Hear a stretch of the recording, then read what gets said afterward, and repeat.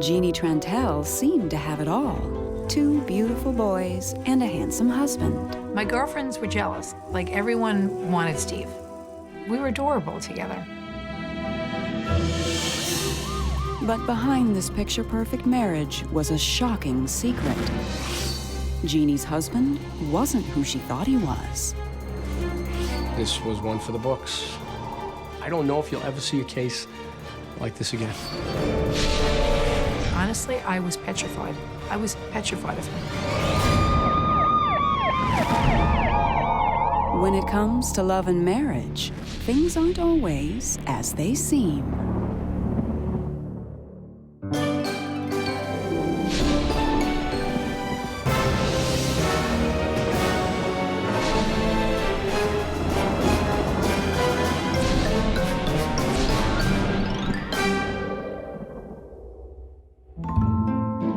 A good marriage is built on love, trust, and honesty.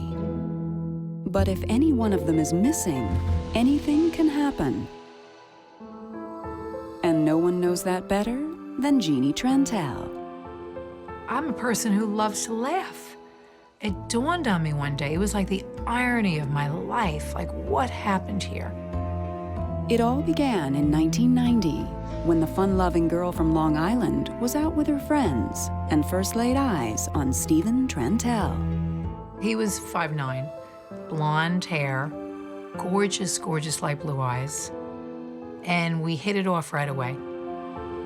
He was perfect for Jeannie because they both had that outgoing, vivacious personality. I'm like, oh, we like him. As a commodities trader on Wall Street, Stephen had a good job and seemed to know exactly what he wanted in life. And he believed Jeannie completed the picture. 3 years after they met, Jeannie became Stephen's wife. It was amazing. I had the most beautiful wedding dress. I remember walking up the aisle and my heart was melting. We're about to celebrate this marriage in your presence. They couldn't wait to do the kiss, because they're both kind of show people. Jeannie and Stephen eventually bought a home in the close-knit community of Rockville Center, Jeannie's hometown. And before long, they were the parents of 2 beautiful boys. Jeannie quit her job in sales to stay home full-time. Stephen was an incredible dad. He was very, very involved with the children right away. Stephen wanted to make everybody happy, whether it was his family, his neighbor, his boss, his Little League team. That was what he wanted to do. Proud mommy and daddy. For Stephen, providing for his growing family appeared to be a top priority. Stephen's main goal all the time was money, money, money. He talked about Wall Street, making it big on Wall Street all the time. But the world of trading has its ups and downs. One week you are flying, you have made $25,000, you're paying your mortgage, you're going on a vacation, you're going shopping, money's no problem. The next week, we're dead broke. We have nothing. Jeannie weathered the ups and downs by finding solace in her family. Stephen had his own passion. He loved to fish. That was his escape from life. Fishing was his relaxation, I think. By November 28, 2003, the couple had been married for 9 years. But their perfect life together was about to change. And it all started with one of Stephen's fishing trips. He left in the morning. I remember him walking down the stairs and then walking up the stairs again to kiss me. Stephen left with Jeannie's Uncle Rod. They planned to return just after lunch. At noon, Stephen called to say he was almost home. But by 1:30, he still hadn't arrived. I called Uncle Rod, and Uncle Rod said no. He dropped me off about 12 o'clock and called you. So I'm thinking from my mother's house to my house, what could have happened to this man? By 5 o'clock, I realized, you know what? He hasn't called her. He hasn't come home. Something is desperately, desperately wrong. I called every hospital. They asking if there was a man that came in and some kind of car accident, you know, blonde hair, blue eyes, nothing. By 6 p.m., Stephen had been missing for 6 hours. They were supposed to attend a wake that evening, but Jeannie had to go alone. I was at the wake for about an hour, feeling very strange. Like, why would Stephen miss this wake? Like, he would never miss this wake. It was out of his character. By the time Jeannie and her good friend Brooke returned home that night, Jeannie was panicked. It was eerie out. It was dark out. And that's kind of the mood that we were in the house. Then at 9:20 p.m., 9 hours after Jeannie last spoke to her husband, a call came in that would change her life forever. As the caller on the other end was speaking, I watched the color drain out of Jeannie's face. I was totally in shock.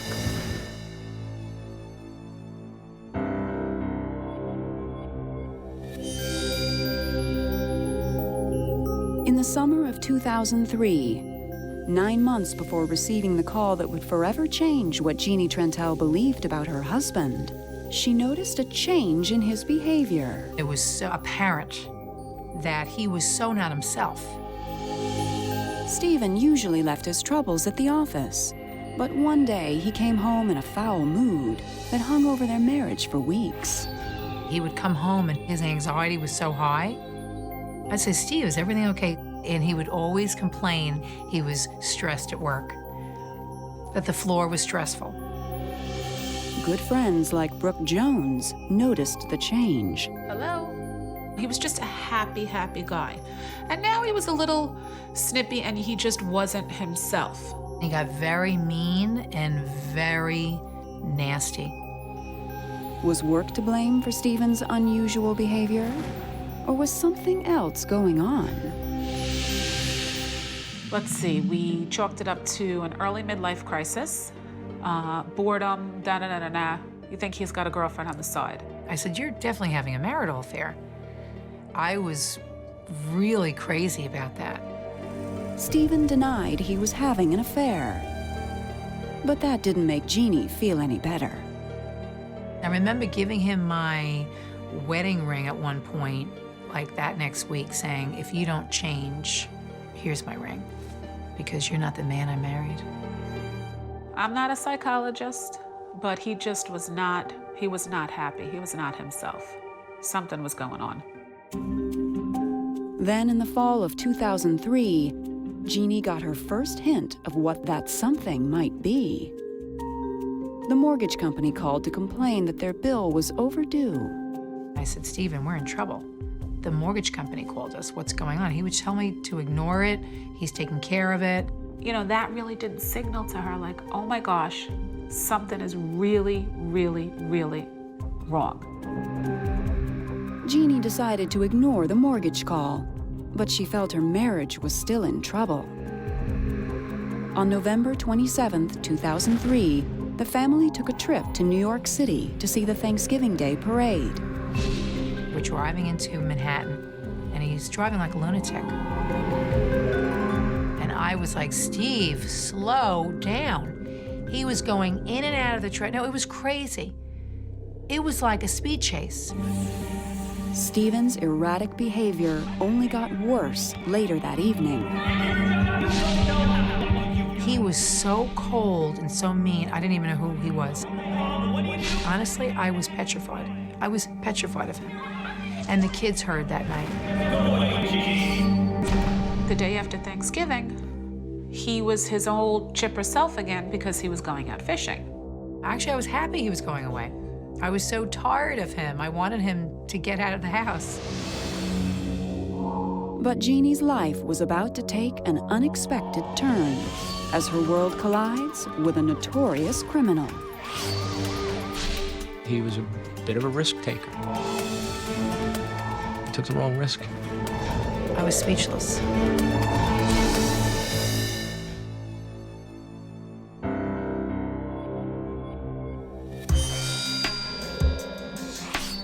Nine years into her marriage, Jeannie Tantel's picture-perfect life with her husband Stephen seemed to be falling apart. Meanwhile, not far from Rockville Center, Detective Sergeant James Skopak was having troubles of his own. He was trying to catch the most uncanny criminal. The problem with this was every step I moved in the chess game was matched. For 4 months, the man known as the Long Island bank robber had given police the runaround, easily nabbing over $65,000. Each heist was caught on tape, but police had no idea who the robber was. If you notice, he knew where the camera was because with his baseball hat, he is now looking downward. So if you look at this first frame, he knows that cameras are running and you can't get any facial features from him whatsoever. Skopak knew he was dealing with a suspect who'd done his research. A man who stayed ahead of the game by carefully hiding his identity under a baseball hat, glasses, and gloves. A man who pretended to be a customer with checkbook in hand. A man who waited patiently in line before handing the teller a stick-up note demanding a bag of money. And he did it all with daring panache, always staying one step ahead of police. I'll even give you one example. I set up on the South Shore with detectives, surveillance, helicopters standing by, every bit of resources we have, and the bank gets hit on the North Shore. Catching a thief who thinks of almost everything isn't easy. But investigators finally caught a break when the crime lab examined a stick-up note left behind at the scene of robbery number 9. This note was different than the rest. The last note that I noticed was something that was ripped from a spiral notebook. Think for yourself, when you go to a spiral notebook, are you gonna put on your gloves and then rip that page out of the spiral notebook? It was the mistake police had been waiting for. Lab technicians recovered a clean fingerprint, and they would soon have a name to match it.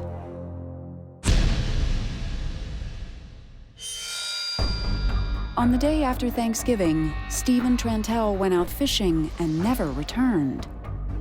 9 hours after he should have been home, Jeannie was frantic. Then, a phone call finally came in. You know when you get a real bad knot in your stomach and you're gonna throw up? I just didn't even want to answer it. But I picked up the phone and he said, Mrs. Tantel? As the caller on the other end was speaking, I watched the color drain out of Jeannie's face. I thought that Stephen, God forbid, was dead. The news was bad, but not at all what Jeannie expected. Stephen had been pulled over by police for driving with a broken taillight. Then he was promptly arrested for something else entirely. He said, we have Stephen in custody for robbing fleet banks all over Long Island. I didn't believe it. I said, you have the wrong man. Stephen would never rob banks. The first thing that I did, and I'll be honest, was I almost laughed. I said, what? That is the most absurd thing I've ever heard. I said, all right, who's playing a joke on you right now? But it was no laughing matter. Stephen was not only being accused of 1 bank robbery, but 10. Jeannie's husband, the son of a retired cop, was facing charges that could land him in prison for decades. I said, may I speak to him? So Stephen got on the phone. He said, don't worry about it, don't panic, it's not true. Well, we all agreed that they had the wrong person and that this couldn't possibly be true. And Jeannie was convinced he had the perfect alibi. I would say, Steve, you have records of you working like on the floor. So I said to him, I said, of course this is gonna be fine. So was it a case of mistaken identity, or was Stephen Tantel fooling everyone? Do I think Stephen had it in him to do this? I don't think so.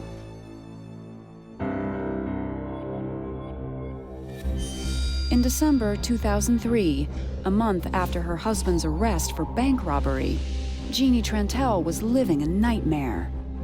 I did not sleep, did not eat. I was so nauseous and sick that I was totally in shock. Investigators were certain they had the right man, but Stephen claimed he was innocent, and Jeannie was sure he could prove it. I would say, Steve, you can clear your innocence because you have records of you working like on the floor. So I said to him, I said, of course this is gonna be fine. He would always be blank when I would say that. Meanwhile, the evidence against Stephen was overwhelming.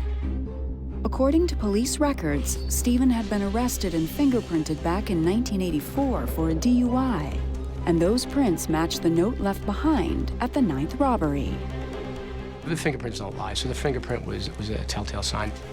Then we did lineups, and he was identified by the victim tellers and witnesses on several of the banks. So we were locked. It was locked. My dad came into my house and he said, Jeannie, I have to talk to you. We went into my den. We went on my couch and he told me, Stephen robbed the banks. He's guilty. Jeannie's dad, a retired New York prosecutor, had reviewed the evidence and convinced Jeannie that Stephen was guilty. Jeannie also sought out some of Stephen's colleagues at the commodities exchange. I had quite a few people that also came over and started saying, like, he wasn't on the floor. I had people that used to work with him that said he's been missing for months. No one knew where he was. So I started getting angry at Stephen because he wasn't telling me the truth. Finally, after weeks of crying foul, Stephen came clean. He had been banned from the New York Commodity Exchange 4 months earlier for losing too much money. But that's not all he confessed to. That's when I had to, like, really pull it out of him. And he said he did it. He ran out of money. He didn't know where to go. He was in fear. He was stuck. We were losing our house, and he thought to himself, one day, I have to rob a bank. And that's what he did. Every day he got up, he put on his work clothes, and I gave him his lunch. I kissed him goodbye. And he would call me during the day, talk about work, it's so stressful. But really, the guy was out robbing banks. According to investigators, Stephen carefully studied the ins and outs of bank robbery at a local library before making his first heist. Almost every time, the plan was the same. Stephen walked into a bank as a customer, then within seconds walked out with a bag of money, dumped his disguise in the trash, then calmly walked away sipping a cup of coffee. I mean, he was very, very good at it, actually. I mean, he was up until he was caught. You know, he was good at keeping his clues hidden, and he lived a life of a lie for a long time. And all along, Jeannie was completely fooled.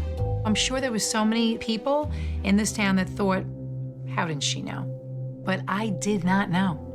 I did not know.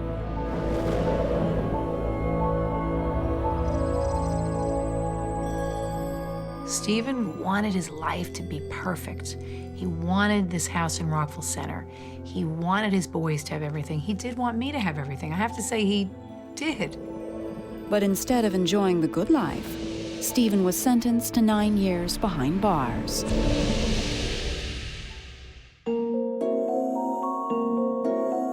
I still, to this day, can't wrap my whole brain around what happened.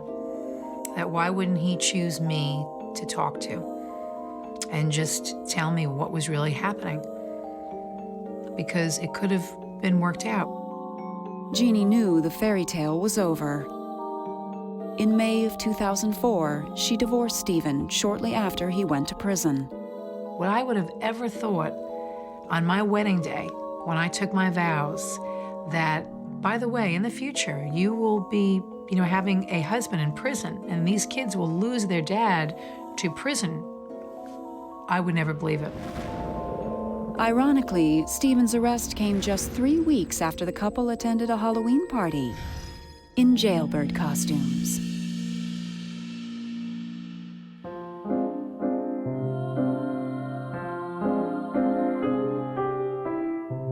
After years of letting her husband call the shots, today, Jeannie is fully in charge. I'm working 3 jobs to pay the bills and the mortgage, and I know what it's like out there. Jeannie went from being someone who was always taken care of. Now, she was the person who was taking care of the boys. So that was a dramatic 360 for her. I'm a changed person now. There's no going back to what I was. With her eyes wide open, Jeannie Tantel now knows that in love and life, anything can happen. How would somebody think, being with somebody for 10 years, married to, your closest friend, sleeping with him every night,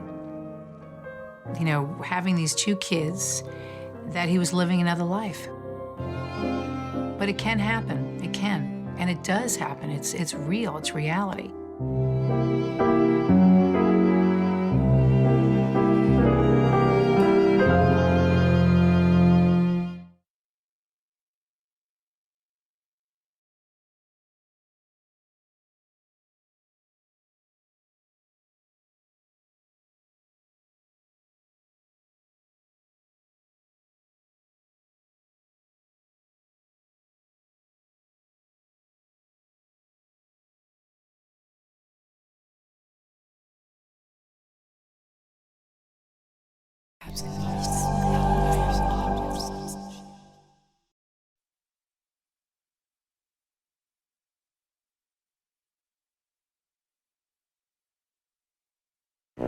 Kathy Spires thought she had found the love of her life.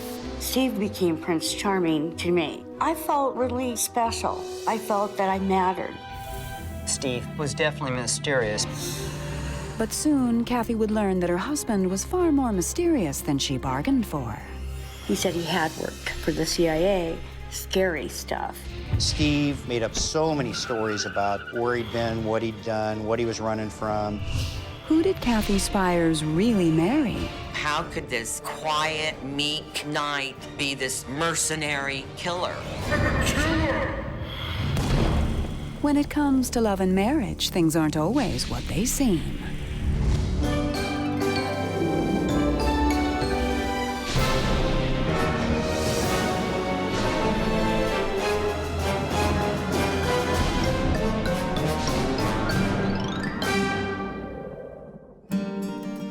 When your past is something that you would rather forget, sometimes a fresh start is all you need. Kathy Spires knows this firsthand. I grew up in Southern California where I drank and partied, and drinking got really out of control for me in my life. As a single mother to a 9-year-old, Kathy knew she had to make a change. By the time she turned 30, she had finally beaten her addiction to alcohol. I wanted to go to a new place where I could build new memories with my daughter. We would, fresh start. In the summer of 1980, Kathy and her daughter moved from Southern California to Denver, Colorado, to start a new life. I wanted to open up a beauty salon, and it took me some time to do that. So I was working part-time as a waitress.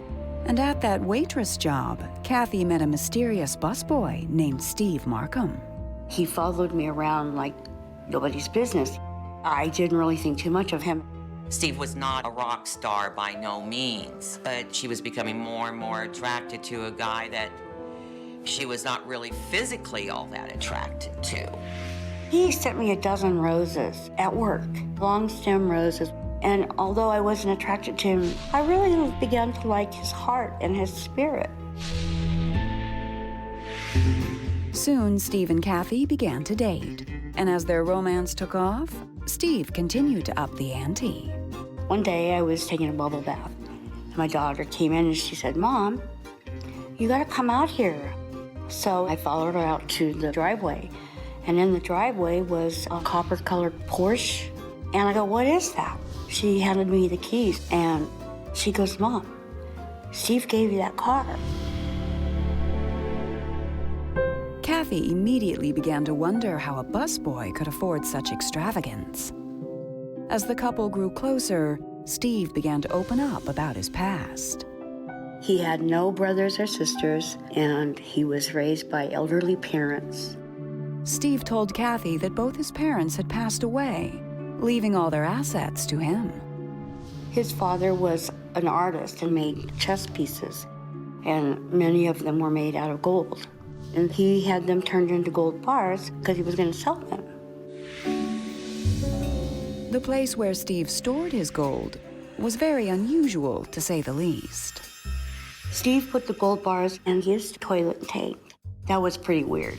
And when I asked him, why don't you go take it to the bank, he didn't trust the banks. All of the intrigue made Kathy fall even harder for Steve. But her good friend Nancy Valentino wasn't as easily impressed. These stories were so bizarre. My thought was, Kathy has flipped out. Kathy had flipped for Steve. And in the summer of 1981, less than a year after they met, Steve and Kathy were married. It was really a fun day. It was in a Golden, Colorado, in a hunting lodge. Beautiful surrounding nature. Couldn't have been more beautiful in every way. Back home in Denver, the couple settled into their new life together. But just a few months later, Steve made a shocking confession about his past. He said he had worked for the CIA, and apparently he had killed this guy in a bar, defending his girlfriend's honor. The person he killed was a civilian, which was something that you don't do. Fearing retribution, Steve claimed he had left the agency without its blessing and was now on the run from a former CIA operative.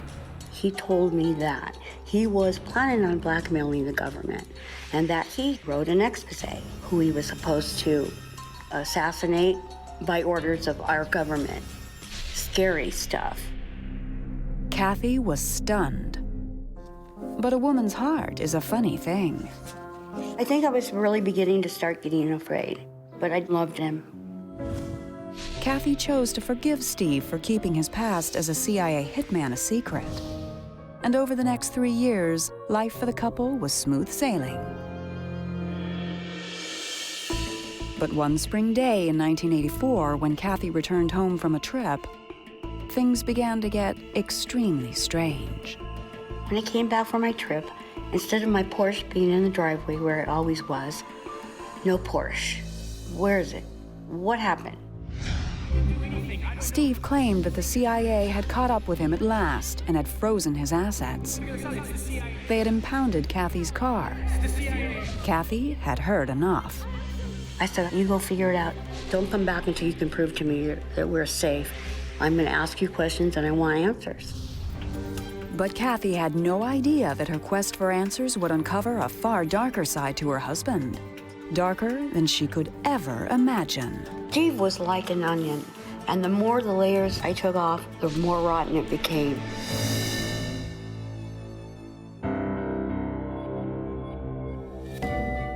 Three years into her marriage, Kathy Spires had no idea who her husband really was.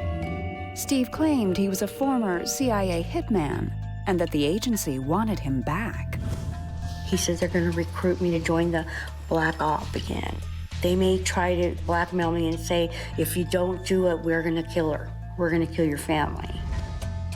Terrified for the safety of herself and her young daughter, Kathy asked Steve to leave their home and not return until he severed his CIA ties for good. Steve went to Florida, where he said he would speak with his former boss. A few weeks later, he contacted Kathy. Steve gives me a call from Florida and says that he's pretty sure it's cleared up. But when he comes back, he didn't give me proof. And I said, what do you have? And he couldn't really answer me. Steve's dubious response didn't sit well with Kathy. She pressed him for more information. Steve told me my real name is Eric Stone, and I'm not lying about that, and that's the truth. And I was building up the point that I cussed probably for an hour. Man, I can still feel it raging. And I said, I need to find out who you are. I need to know where you're from. So Steve, now Eric, volunteered to take Kathy to his hometown of Exeter, California. I said, if I catch you in any more lies, I'm going to drop you off on the freeway, and you will not be with me. Once in Exeter, Eric led Kathy to his childhood home. So we end up in front of this field of dirt and weeds. It's vacant, and there's no house. And it was explained, you know, that there was a fire, that everything he had burned up in that fire. The next stop was the local cemetery, where Eric said his parents were buried. So I get out of the car, start looking on the ground for headstones, and I'm looking for a last name, Stone, because his real name was Stone. But his parents' graves had mysteriously vanished. Distraught, Eric claimed the CIA must have moved them. He's on the ground, and he's pulling at the grass. He begins to sob, screaming. Tears are coming out of his eyes. He's wailing. After such a display of anguish, Kathy believed her husband must be telling the truth. Still, she needed more reassurance, so Kathy made Eric take her to a place where she was sure to dig up his past. His old high school. So he asked for the yearbook, and the first thing I see is a message from Eric, president of the class. I went, wow. But I go down and read it. It's Eric Wright. W-R-I-G-H-T. It was yet another lie. Eric's last name wasn't really Stone either. It was Wright. And he flips over to another page, and I see Eric Wright, most dependable. Another one, Eric on the debate team. And I don't know what to do or what to think. He just lied to me again. And true to form, Eric had another excuse for Kathy. Eric told me that his name was Eric Stone because it was just too dangerous for me to know the truth. Kathy returned home to Colorado with far more questions than answers. I never really quite felt about him the way I did in the beginning. But again, I'm stuck, I'm married, I made vows. Kathy wanted to believe him. And the fact is he had spun such a story in the beginning that he was able to kind of tie some facts together. Kathy decided to accept Eric's story and pressed no further. But over the next 8 years, their relationship suffered ups and downs of a different kind, as Eric turned cold and detached. Eric was not caring, not coming home, not being supportive in any way in my life. And that was just the beginning. Eric's behavior was about to take a sinister turn that would leave Kathy fearing for her own life. And he was on top of me and he said, "Don't F with me. I am a killer. I will kill you."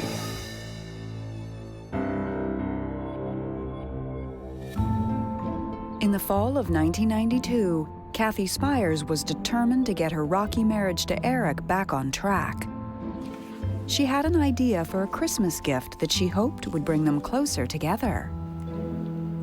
I started thinking about Exeter High School and that all of his family's gone, and I thought it'd be just nice, since he had a fire in his house, to get him a high school yearbook so he'll have those memories. Kathy called the school, and in a fortuitous twist, the man on the other end turned out to be her husband's old buddy, Chuck Knox. Eric was very well liked, kind of a fair-haired golden boy at Exeter High School. He was a very intelligent, articulate, and was definitely Casanova. But that wasn't all Chuck knew. And when Kathy dug for more details, she got the shock of her life. Chuck says, he had a sister. I said, no, he didn't have any sisters or brothers. He said, well, I went to school with his sister. I said, well, but you know, his mom died. His mom died when he was in high school. He said, no. I'm going, what? Kathy couldn't believe it, and I could tell the wheels were spinning in her head. Oh my God. I'm trying to be cool because what if, I'm imagining in my head how this could be. Pressed by Kathy, Chuck went on to reveal one disturbing detail after another. One of the gals he'd gone out with apparently died at a young age. It was suspected suicide. The speculation that she went off the deep end after Eric broke up with her. I hung up the phone and I felt sick. I didn't know what I was going to do. But confronting a potentially dangerous pathological liar is a risky proposition. And I'm like, oh crap, what am I going to do? What am I going to do? What am I going to do? So I acted like nothing happened. Kathy desperately tried to ignore the truth about her husband, but Eric was rapidly becoming her worst nightmare. And when she turned to a therapist for help, Eric went off the deep end. He started a fight, and he threw me into a wall, and he was on top of me, and he said, "Don't F with me. I am a killer. I will kill you if you don't leave my past alone." I'm a killer! That's when I met Eric Wright. He hurt her. He hurt her. He physically hurt her. Kathy's a little bitty thing. She did not know who he was. After 12 years together, Kathy now knew she could no longer stay with such a dangerous man. I wanted to get her over with, to move on. I gave him far too much of my time. But on February 13th, 1993, Eric beat Kathy to it and served her with divorce papers. When Eric moved out, Kathy concocted a plan. I'm sitting there just thinking about all of the stuff. I'm going, I gotta find some answers. And I started making phone calls. No longer fearing her husband's wrath, Kathy embarked on a desperate search to uncover everything about Eric's secret past. She began by placing another call to Chuck Knox. Kathy was very upset at what he had done to her. This became her life goal, is to find out the secret. I found out not only was he married before, but that he had been married to 2 other women, and he'd had 2 children. So this blew her away, and she was not going to let him get away with it.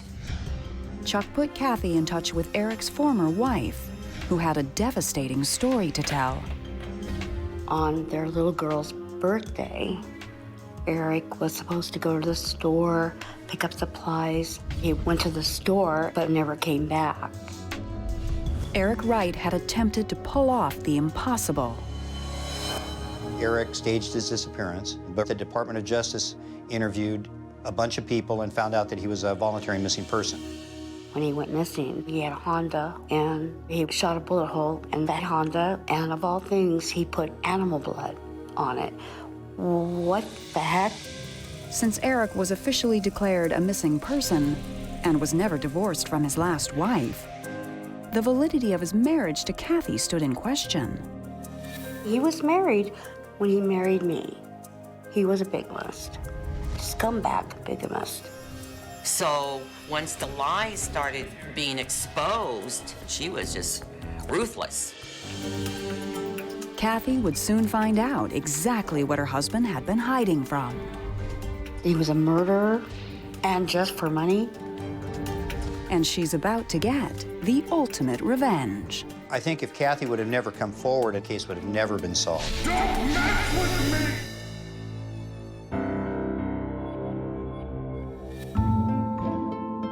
By the spring of 1993, Kathy Spires was well on her way to uncovering the truth about her ex-husband Eric's secret past. And she had just formed a new ally, San Joaquin County Assistant Sheriff John Huber.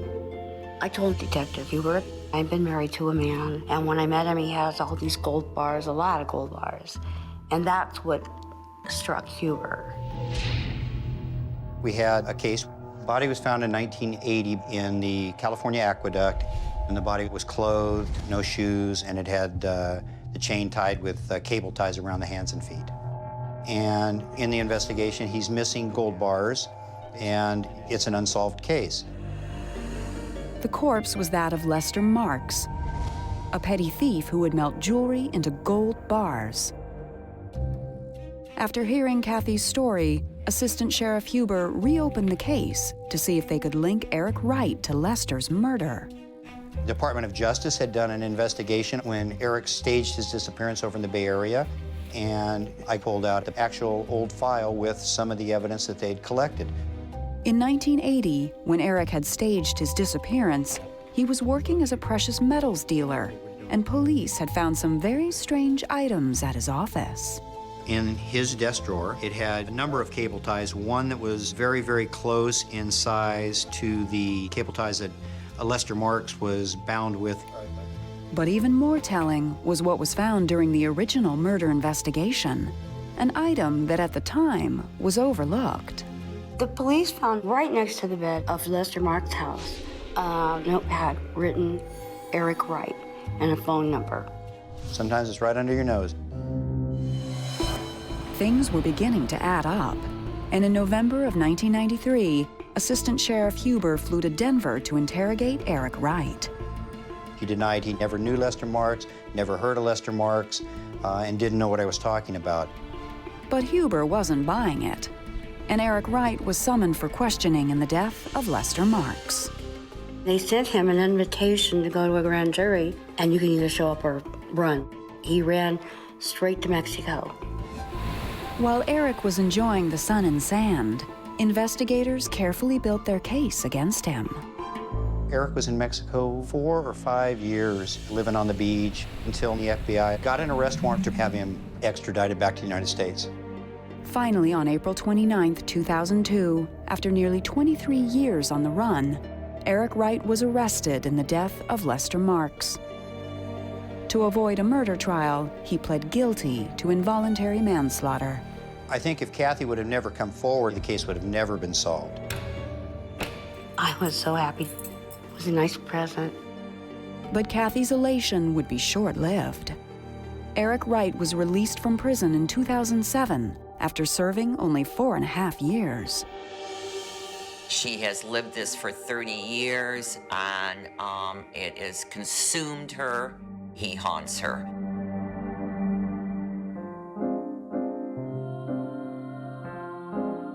Today, Kathy lives a quiet life in Arizona and will never forget her biggest mistake, marrying the wrong man. At this point, I don't think Kathy will marry again unless she leaves this behind her. And I don't know if Kathy has let it go yet. The lesson that I learned is, if you have low self-esteem, this is no time to be looking for Mr. Correct, because you're vulnerable to anybody out there that's preying on someone to hide behind. And today, Kathy has a very different take on dating a man of mystery. I would never date a man that came to me and said, I have a mysterious past. And that's when it's a good thing to be quiet, and you just agree, and you back up slowly.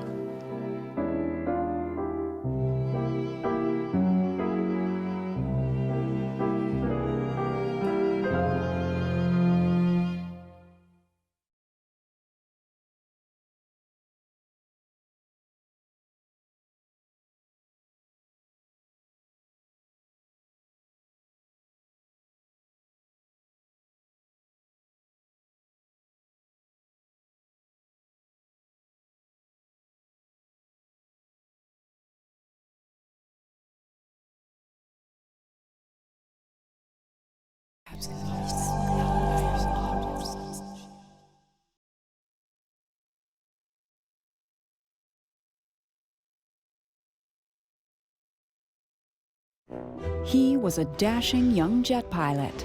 She was a beautiful divorcee. I felt that this was going to be for keeps, and I felt that this was something forever. But Ana Margarita's sexy husband had no intention of living happily ever after. Juan Pablo was very good at fooling people. I think he was an expert at it. This was just too bizarre. Nobody could have seen this coming.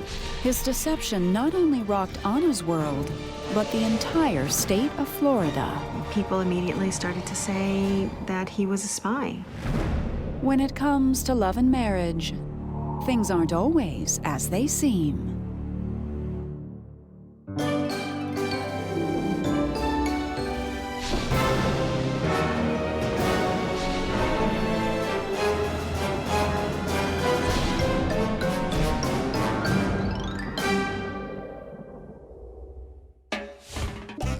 Any good Cuban girl knows the importance of finding a husband. And Ana Margarita Martinez is no exception. My mom and my grandmother wanted me to have a partner in life, to have someone to share the good and the bad with. But finding love would not be easy for Ana. By 1992, the beautiful 32-year-old Cuban exile was living in Miami, twice divorced with 2 small children. Because she was a single mom, she didn't date that much. So when she was dating somebody, it would spread word around the family. Ana had practically given up on meeting Mr. Right when Cupid struck in the most unusual place. I went to church one Sunday morning as usual, and I met Juan Pablo Roque. He was a Richard Gere look-alike, and there was something mysterious about him. He was a defector from the Cuban military who I believe swam to Guantanamo in order to get here. So it was like a heroic story of escape from Cuba. Juan Pablo's defection made headline news. He quickly became the darling of Miami. I was impressed with the story, as everyone else was. Lucky for Ana, Juan Pablo singled her out. He said, "Have you ever been told you have such a beautiful smile?" And then I just looked and I started like counting, like saying, "Yeah, I've been told like many times." They really looked good together. They were almost like the Latin Ken and Barbie. Just 6 months after they met, Juan Pablo popped the question. But Ana took her time. 3 years later, she and Juan Pablo tied the knot on April 1st, 1995. April Fool's Day. I just remember feeling peaceful. Like, this is the person I'm gonna be with for the rest of my life. Ana's new husband was already a household name in Miami, and he had become even more popular when he joined the prestigious group, Brothers to the Rescue. Brothers to the Rescue was a group of volunteer pilots who searched the Florida Straits for rafters who were seeking freedom. They were viewed as heroes, going out every weekend, sometimes during the week. I had, more than a dozen volunteer pilots who would fly their own planes, spend their own money on fuel. They were literally saving lives in the Florida Straits. Rafters who would possibly have died if it weren't for these pilots. When he wasn't volunteering, Juan Pablo took odd jobs to help make ends meet. He seemed willing to do almost anything for Ana. She was happy being a wife. She was happy having the family. So yeah, she was happy being in love. But their honeymoon was about to come to an abrupt end. In February of 1996, just 10 months into their marriage, Juan Pablo announced he was taking a last-minute job in Key West, several hours from home. Something told me it was not quite right. Juan Pablo told her he needed to help a friend move his yacht for the extra cash. But Ana didn't want him to leave town. I was so uneasy with it that I asked him not to do it. And he got angry, and so I didn't want to argue about it, so I didn't bring it up anymore. When Juan Pablo left for his trip later that night, Ana couldn't shake the feeling that something was wrong. I had a very, very strange feeling in the morning. I must have tried his number 50 times. The fact that he wasn't answering his phone calls and he wasn't calling us to see how we were doing definitely worried me. A woman's intuition is rarely wrong. Ana's husband was missing all right, and his disappearance was about to cause a media frenzy. Well, the phone call from my editor said that 2 Brothers to the Rescue planes had been shot down. I was so extremely nervous.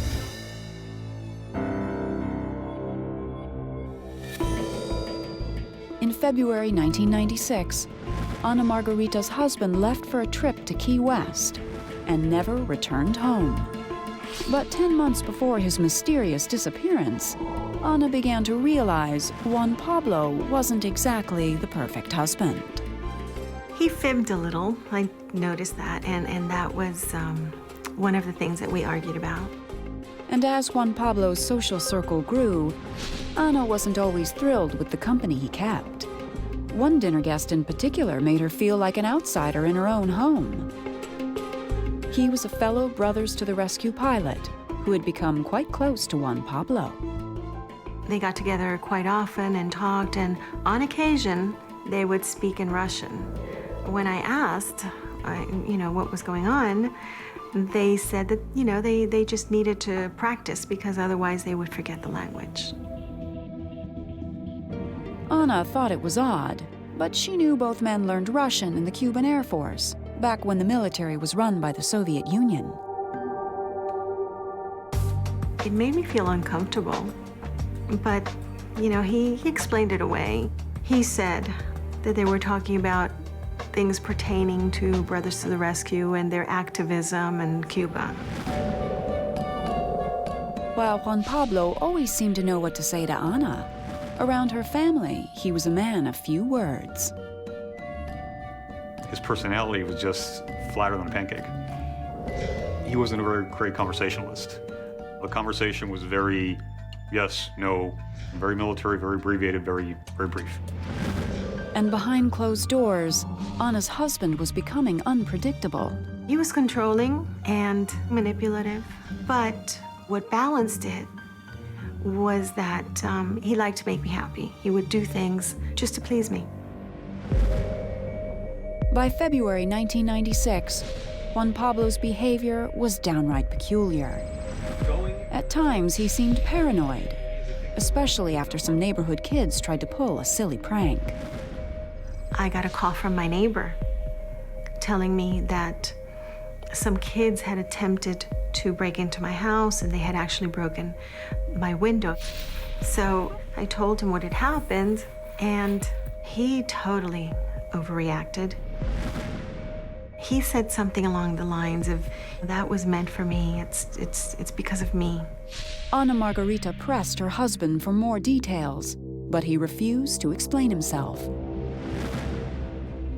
From that night on, Juan Pablo seemed like a different man, always looking over his shoulder. He was getting agitated. He was waking up in the middle of the night, tossing and turning a lot. He was very stressed. And I couldn't understand what was going on, and he said it was just all work-related.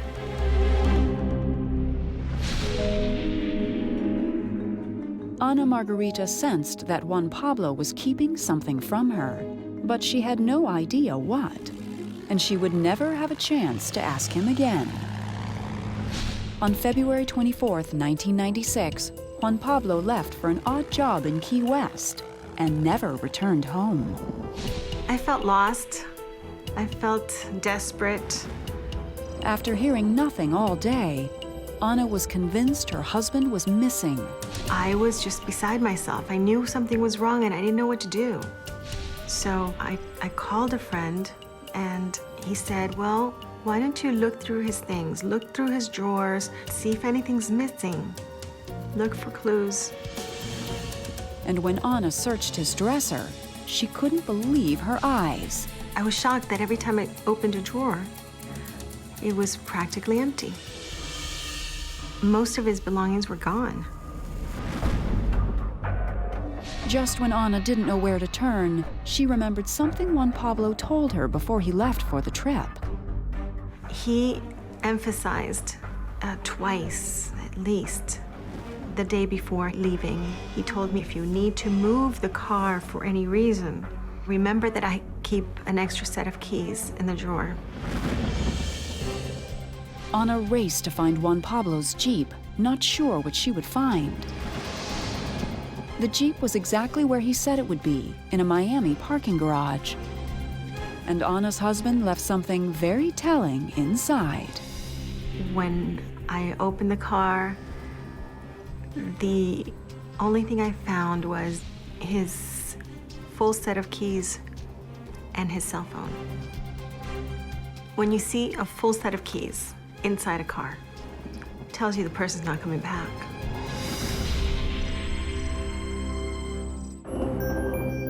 Two days later, confusion turned to panic when Anna awoke to startling news. Oh, he hit that thing and toppled about 3 times and fireballed. According to news reports, several members of Brothers to the Rescue were dead, shot down by Cuban MiGs over the Florida Straits. I mean, 4 Americans are killed in, 2 planes by the Cuban government. It's a big story. Everybody was here from every station all over the place. I was like, oh man, could he have been planning to be with them and not wanting to worry us? And he went off on this mission with them and we don't know. 4 pilots were confirmed dead, but Anna didn't know if Juan Pablo was one of them. Hours after the incident, Anna learned of her husband's fate from a member of Brothers to the Rescue. I asked him, is it possible that my husband may have been on one of those planes? And he told me, no, he was definitely not. So my husband was still missing. Missing, but not for long. Anna's husband was about to cause an international scandal. A reporter came to my door. He said, turn on your TV and watch CNN.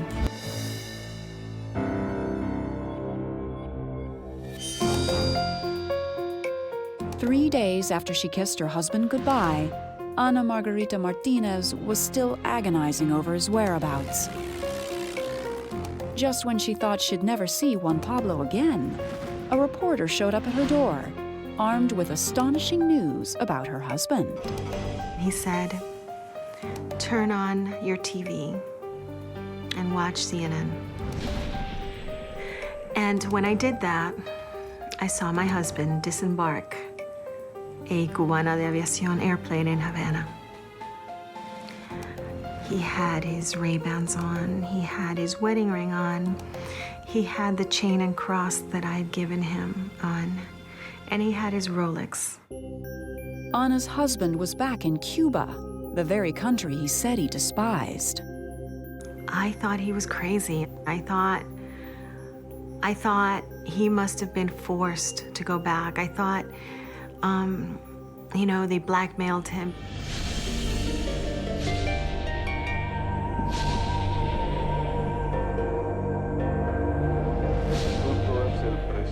When Juan Pablo granted his first television interview that very same day, he proudly denounced the United States, Cuban exiles, and Brothers to the Rescue, claiming the group was really a bunch of terrorists. He just appeared on Cuban television saying that what Cuba had done was stop a terrorist attack. I knew this wasn't true. And I could not understand why he'd say these things. And I remember telling my mom, he looks like he hasn't slept in days. They have brainwashed him, and they are forcing him to say these things. The most important aspect of the whole interview was when he said he had penetrated Brothers to the Rescue. In the intelligence world, that's code for, I am a spy. It was a 3-letter word that Ana didn't want to believe. People immediately started to say that he was a spy and that he had been on a mission here in the States. I just could not accept that. But U.S. officials believed it was no coincidence that Juan Pablo disappeared the day before the shootdown. By volunteering with Brothers to the Rescue, he clearly knew the ins and outs of the operation. They had to have great intelligence to know where everything was going to be, because how would they have known the flight plan? So it was clear to everyone that the shootdown had been premeditated and that he was a central figure in the shootdown. I stood by his side. I felt that he had to have been forced. And no, my husband was not a spy, of course not. But when a woman like Ana realizes she's been duped, she gets even with the help of a lawyer. He said, "We're gonna sue Cuba for rape."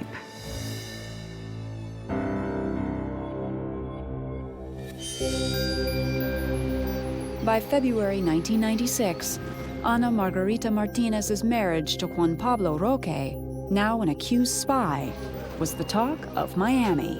In South Florida, they love two things: news about Cuba and soap operas, which in Spanish we call novelas. And here was this combination of these two things, a Cuban novella that you just could not make up. Everyone wanted to know more about the wife who stubbornly defended her husband, even after he told the world he didn't miss her at all. In a published article, they asked him what he missed most about the U.S. And he said, his Jeep Cherokee. I felt that he was saying this to protect me. The Cuban government wouldn't be pleased with him saying, "I miss my wife and I miss my stepkids." That's how I justified it. What she felt was loyalty to her man, which I didn't, and many members of the community didn't feel. 90% of me thought that he was, definitely a spy, and he had hoodwinked everybody, including her. Was Juan Pablo, the famous Cuban defector, really too good to be true? It made everyone second guess his initial story of defection. This magnificent story of a 17-mile swim, getting hit by sharks and swimming into Guantanamo Bay really didn't seem to hold up. But for Ana, the woman who thought she finally had married Mr. Right, that was hard to accept. Accepting that he was a spy was a long process. And it turns out that everything he said was a lie, everything he did was a lie. 4 years together were all a lie. They were part of his mission, part of what he had to do. In 1998, Ana had her marriage to Juan Pablo annulled and gave his beloved Jeep to her brother. But Ana didn't stop there. She was determined to get even. So with the help of her lawyer, Ana came up with a very clever plan for revenge. She sued the Cuban government for rape and won $27 million in damages. In the state of Florida, rape is defined as sex without consent. And since my consent was procured fraudulently, it's not valid. If I learned now that my ex-husband was a Cuban spy and had only married me as part of his cover, and that all the intimacy that we shared was fake, I think that, yeah, I'd feel violated. Definitely. The reason the lawsuit is against the Cuban government is because he was acting under their direction 100% of the time. He could never have married me without the Cuban government's approval. In order to pull off his role as a spy, Juan Pablo needed the perfect cover, an unsuspecting wife. That makes him a much more believable, solid person if you're married and you have kids and you have a family. If you're a single man, you're much more suspicious. If you're hunting for an American wife, where are you going to find the most unsuspecting women? And the answer is at Sunday school. And Ana Margarita Martinez was already divorced, so she could not have been more vulnerable at that point in her life. I think he smelled blood on the water. While the U.S. sees Juan Pablo as a fugitive, in his homeland he's a hero, protected by the Cuban government.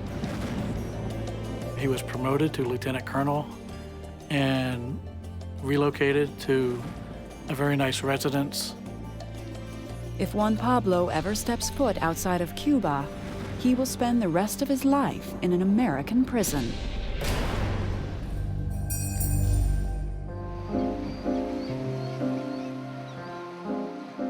It hasn't been easy, but Ana Margarita is determined to finally put Juan Pablo's deception behind her. How does it feel when you trust someone with your life, with the lives of your children, and he turns out to be someone that you never really knew? It's extremely traumatic. how do you trust again? When you fall in love, you pretty much got to prepare yourself. Anything can happen.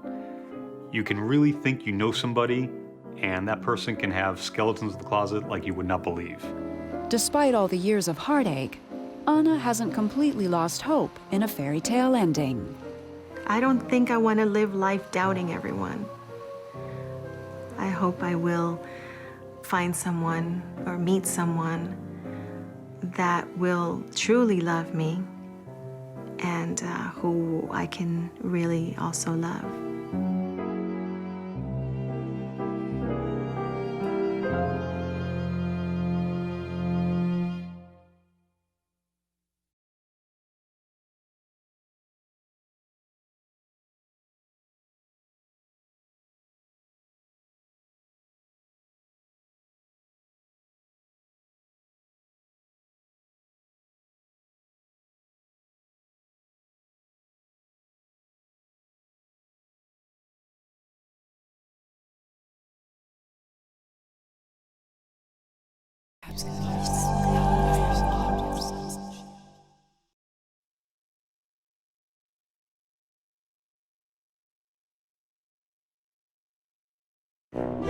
Barbara Mastromarino loved being a doctor's wife, and for a while she had it all.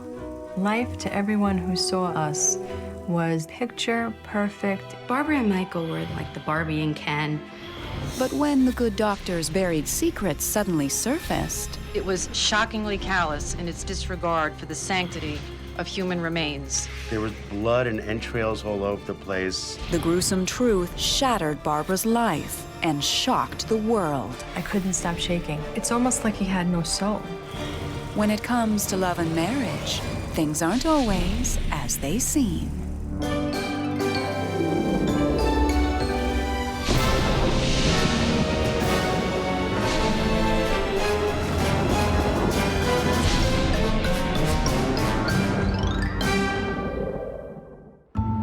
In January of 1989, Barbara Mastromarino was just another hard-working Brooklyn girl following a dream. I was working in a tanning salon as a second job, working as a dental assistant full-time.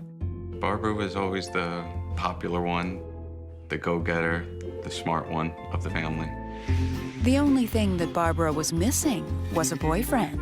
Until one day when a handsome dental student named Michael strolled into the tanning salon. He was just a strong, silent, gorgeous guy, big. I was like a giddy schoolgirl, is what I was. Michael was definitely athletic, intelligent, had a slight bit of arrogance to him. You know, he knew who he was. A few weeks after they met, Barbara had a first date with Michael. And from then on, she was smitten. Michael actually, as we began to date, told his friends that I belonged with him. I was just over the top, you know, just like I found my Mr. Wonderful.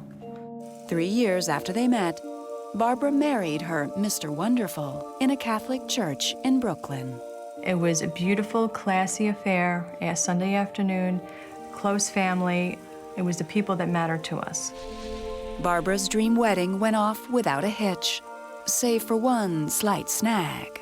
When I went to go light the candle in church, it didn't light.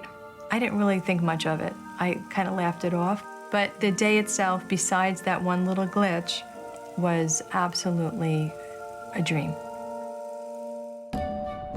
A few months later, Barbara put her own career ambitions aside to focus on Michael's.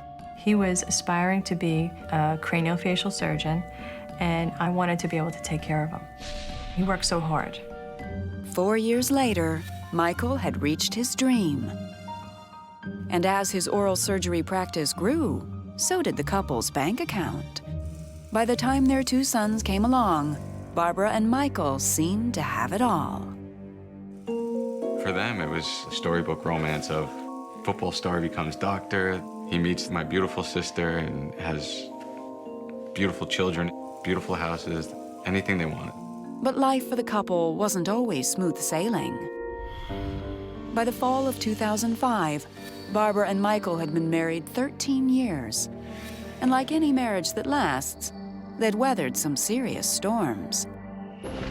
But one day, Barbara got a phone call that was more like a hurricane. Michael had called me from his office, whispering and kind of very tense.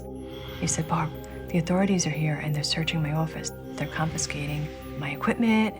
And I was like, "Well, why?" One body.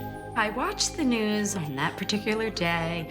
I see Michael Mastromarino, ghoulish, crime. Comment on the case? Not right now. And I said, what the heck is going on here? Michael was being accused of one of the most bizarre and gruesome crimes of the decade. My mom got the call that Michael is going to be arrested and he's going to have to answer for what he did.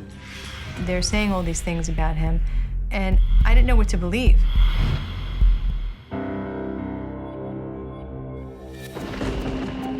"5 years before the phone call that would change everything, Barbara Mastromarino was married to the man of her dreams, a successful oral surgeon named Michael. Life to everyone who saw us was picture perfect. Everything about us exuded envy. But behind the flawless facade, things were beginning to fall apart. The young couple's troubles started in early 2000. The first time I noticed anything in his behavior change was really being more irritable. He was always easily set off. His temper was a bit frightening. While his anger was a problem at home, longtime friends noticed a change in Michael's appearance. One particular evening, he just seemed disheveled. He seemed like something wasn't right. He wasn't himself. When Barbara brought up her concerns, her husband had an easy answer. He had a back injury from football. He's like, "You know, I took some medication. I took some of the Demerol from my office for my back, and I must have just taken a little too much." But Michael's colleagues at work had noticed something too, and one day they had no choice but to tell Barbara about it. One of the associates called me up. He's like, "Barb, do you notice any kind of different behavior in Michael lately?" I said, "No." I said, "He just seems a little bit more on edge. Maybe he's just spreading himself too thin." But it was much more than that. He said, "Well, we did find him today in the bathroom with a needle sticking out of his arm." And I said, "Well, is he okay? Is anybody else okay? Are the patients okay?" I didn't even know where to start. He was practicing medicine under the influence. And to me, I was like, well, what would make him do something like that? It was clear to Barbara. Her handsome husband was a drug addict. And I was upset and I was angry. How do you treat a patient and then go in the bathroom and shoot up? And I knew that this problem was so much bigger than I really hoped it would be. But the damage to his reputation had already been done.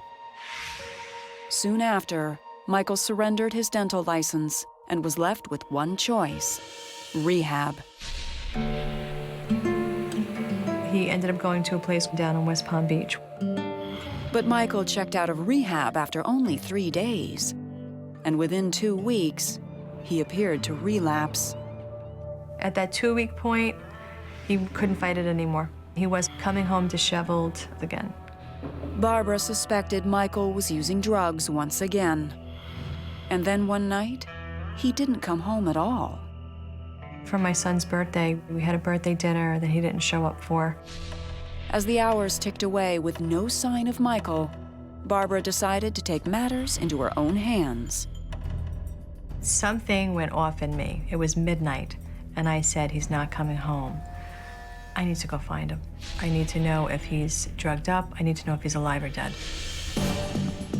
Barbara jumped in her car and drove around the neighborhood, frantically searching for her husband.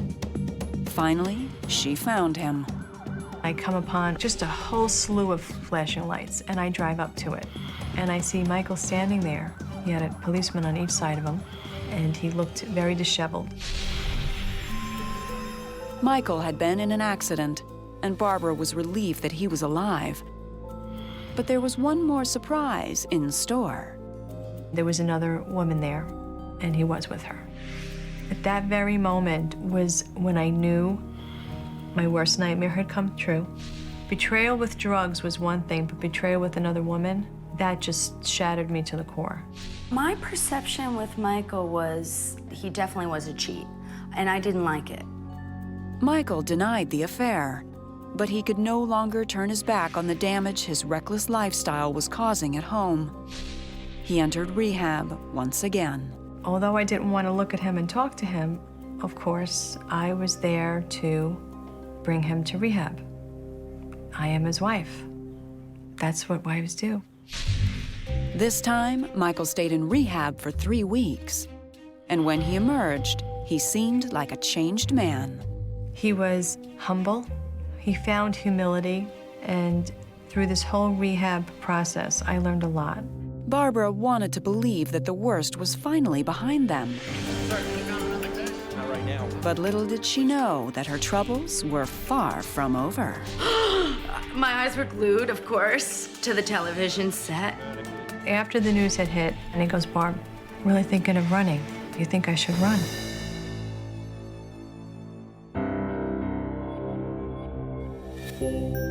By the fall of 2000, Barbara Mastromarino had seen her husband through drug addiction, the loss of his dental license, and an alleged affair.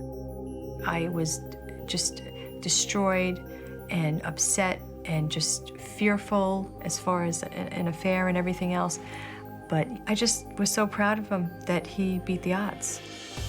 Still, without his dental license, Michael needed a new career. So he tried to reinvent himself, and he came up with a career for tissue recovery. It was just the perfect fit. In 2002, Michael launched a company called Biomedical Tissue Services, which sold body tissue for transplants, research, and bone grafts. With the family's consent, tissue harvesting is legal. It seemed that he could practice medicine without practicing medicine because it's not a live person anymore. It was tissue harvesting. Michael partnered with several funeral homes in the area, and in a matter of months, his new enterprise took off. Once again, he seemed to have the Midas touch and a head for business.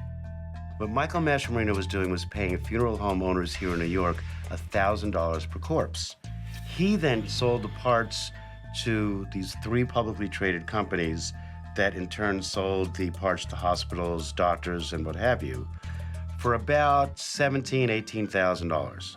So he had a huge markup. Before long, Michael's company was harvesting an average of 20 bodies a month.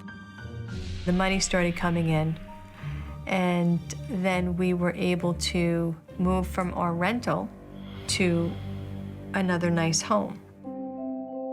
While basking in their good fortune, Barbara kept a tight eye on her husband. As the years went on with no sign of Michael's demons, she finally let herself believe that life was back on track. The business was growing, and he was expanding to different places, and he was able to spend more time with us as a family. All of it was like a dream come true. But sometimes things that seem too good to be true really are. Nearly 5 years after Michael lost his license, Barbara got another devastating call. And this time, Michael would stand to lose even more. Michael told me that his office was being searched. I asked him why, and he said, "I don't know." He said they have a warrant, and they are confiscating everything from my erasers to my lab equipment. When Barbara pressed her husband for answers, he claimed he had no idea what was going on. He said, "No," he goes, "I didn't do anything." He said, "I think it has to do with my partner." But the charge was ugly: harvesting human remains without consent. The DA claimed Michael had been doing this for years. Michael Mastromarino, according to the authorities, was stealing bodies and body parts. And he was doing this without the permission of the next of kin, which is illegal. Sir, can you comment on the case? Not right now. And it wasn't long before it made headline news. It was shockingly callous in its disregard for the sanctity of human remains. My eyes were glued, of course, to the television set. And I phoned her. And I said, "What is going on?" And she said, "It's going to be okay.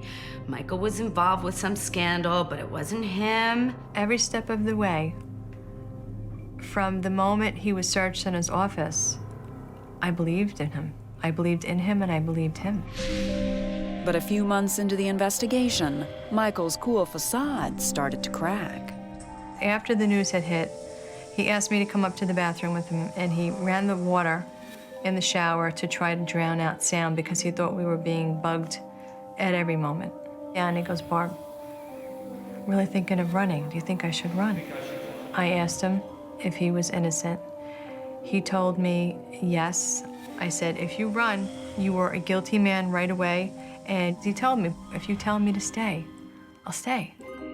Michael stayed, and over the next few months, Barbara remained at her husband's side, while others had their doubts. There were friends, definitely in the group, that said, "Is she crazy? Is she stupid?"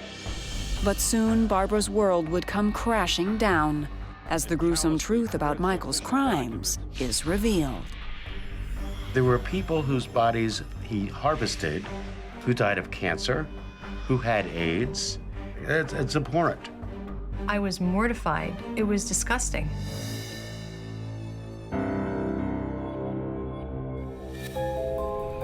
After 13 tumultuous years of marriage, Barbara Mastromarino's husband, Michael, stood accused of one of the most grisly crimes imaginable: body snatching.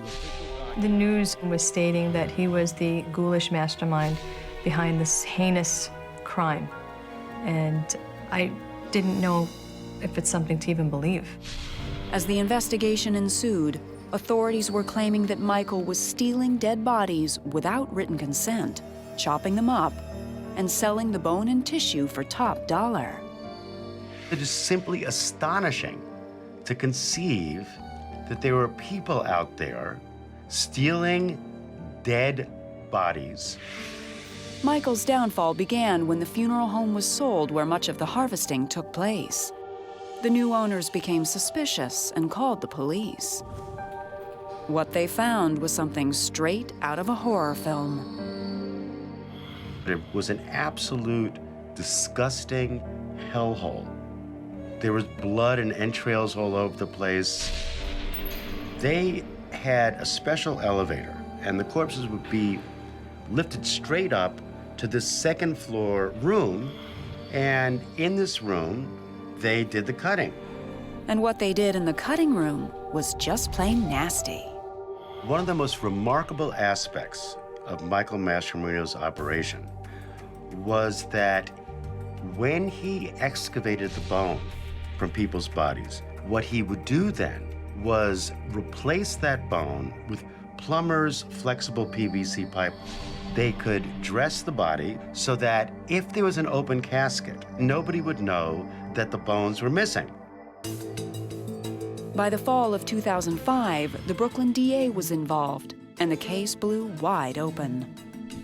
What Michael was doing was unimaginable. And it didn't stop there.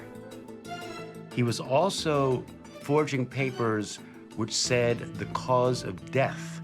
And in the United States, you cannot use body parts of people who have died of cancer or venereal disease or AIDS.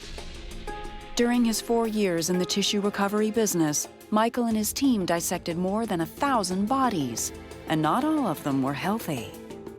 The gruesome part to me was that, according to them, they were taking tissue from unviable donors. If somebody was 85, is suddenly on paper 65. Or if somebody died of a cancer, they actually died of a heart attack. I couldn't believe what was going on. It was something out of a 17th century novel. In February of 2006, Michael Mastromarino was arrested. 4 days later, he was out on bail, still insisting that he had done nothing wrong. We were still being led along that it wasn't him, it was the funeral directors. It was other people that forged documents, and he was just the guy that came in and said, oh, documents are good. I could take the tissue. The investigation into Michael's involvement lasted almost 2 years. While Michael fought the charges and maintained his innocence, Barbara continued to stand by him. She definitely believed he was innocent. We all did. Then, in March of 2008, Michael finally came clean. He pleaded guilty to multiple charges, including body stealing, reckless endangerment, and enterprise corruption. Barbara had no choice but to face the cold, hard truth about her husband. He told me, Barb, I'm guilty of it all. And I was in a state of fury. That's it. I was done. And done she was. Immediately after Michael was convicted, Barbara Mastromarino filed for divorce.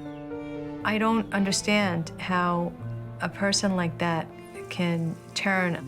So, to me, it's all been a big fat lie. When her divorce became final, Barbara got the chance to ask Michael the one question on everyone's mind. When I asked him, why, Michael, why did you do it? He said, greed. He goes, plain and simple, Barb, it was greed. And that's all. This doesn't seem good enough. Barbara Mastromarino will never forget the trail of heartache left behind by her once Prince Charming. The trickle effect was so just unbelievable. The victims, they are truly victims. As far as what they've been through, they will live with that for the rest of their lives. And I wouldn't even begin to know how to apologize for something like that. And today, Barbara's life is very different than the one she had with Michael. My sister Barbara, she started fresh. And she's mainly focused on bettering herself. And she's writing a book. She wants people to know what they can do to empower themselves. So I like the message that she's creating. It's a shame that I had to learn how strong I was from the experiences that I had to go through with him. And I think that hopefully looking at stories like this would help other people to really look at themselves and say, you know what, no matter what it is, I'm gonna get through it and I'm gonna be okay.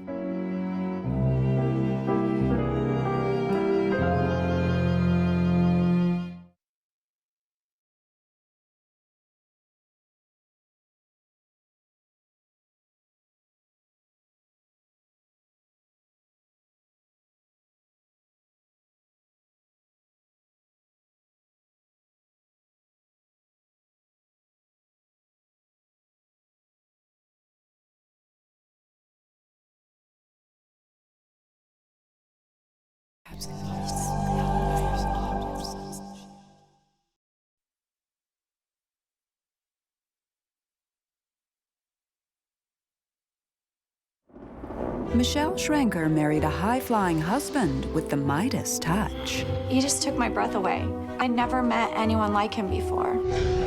They were the couple that everybody wanted to be. It was an ideal life until Michelle's husband did the unthinkable. A lot of people are greedy, and they don't care who they hurt to get it. The news was saying that he had faked his own death. Michelle's husband was now a wanted man, and their marriage front page news. The story in itself is just so fascinating.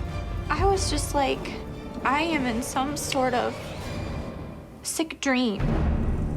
When it comes to love and marriage, things aren't always as they seem.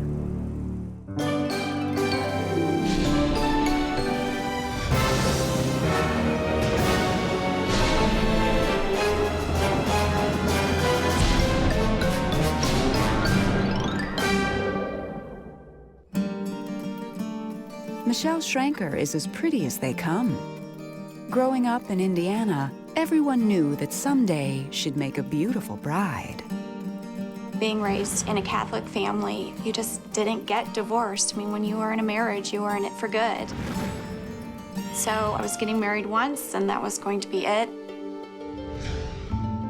Michelle never expected to meet her match when she was just out of high school.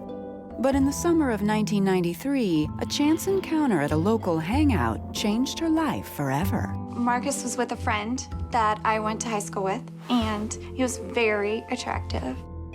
He just kind of caught my eye as I was standing there, and apparently I started staring at him, not knowing it. For Michelle, it was love at first sight. And Marcus, a college student, seemed to feel the same. He literally swept Michelle off her feet. My first date, he took me flying. I really don't even like to fly, but I liked him so much that I just went for it. It was a really exciting first date. Marcus, an avid pilot, was determined to impress Michelle. And it worked. 2 years later, she became his wife. I didn't have any wedding jitters, you know, like girls sometimes do. I knew this was the man I was meant to be with. Michelle was always very, very devoted. She would just put him on a pedestal and really admired him. It was the love of my life, and I just felt so at peace about it. Once they were married, Marcus and Michelle lived life in the fast lane. Marcus landed a good job as a financial advisor at an investment firm. During his free time, he flew in air shows, performing death-defying stunts. I would definitely say he's a risk taker. That's why I think we balance each other out. I'm more of, you know, the one that kind of settles him a bit and grounds him more. By the late 1990s, the couple seemed to have it all. Marcus started his own company, managing million-dollar pension funds.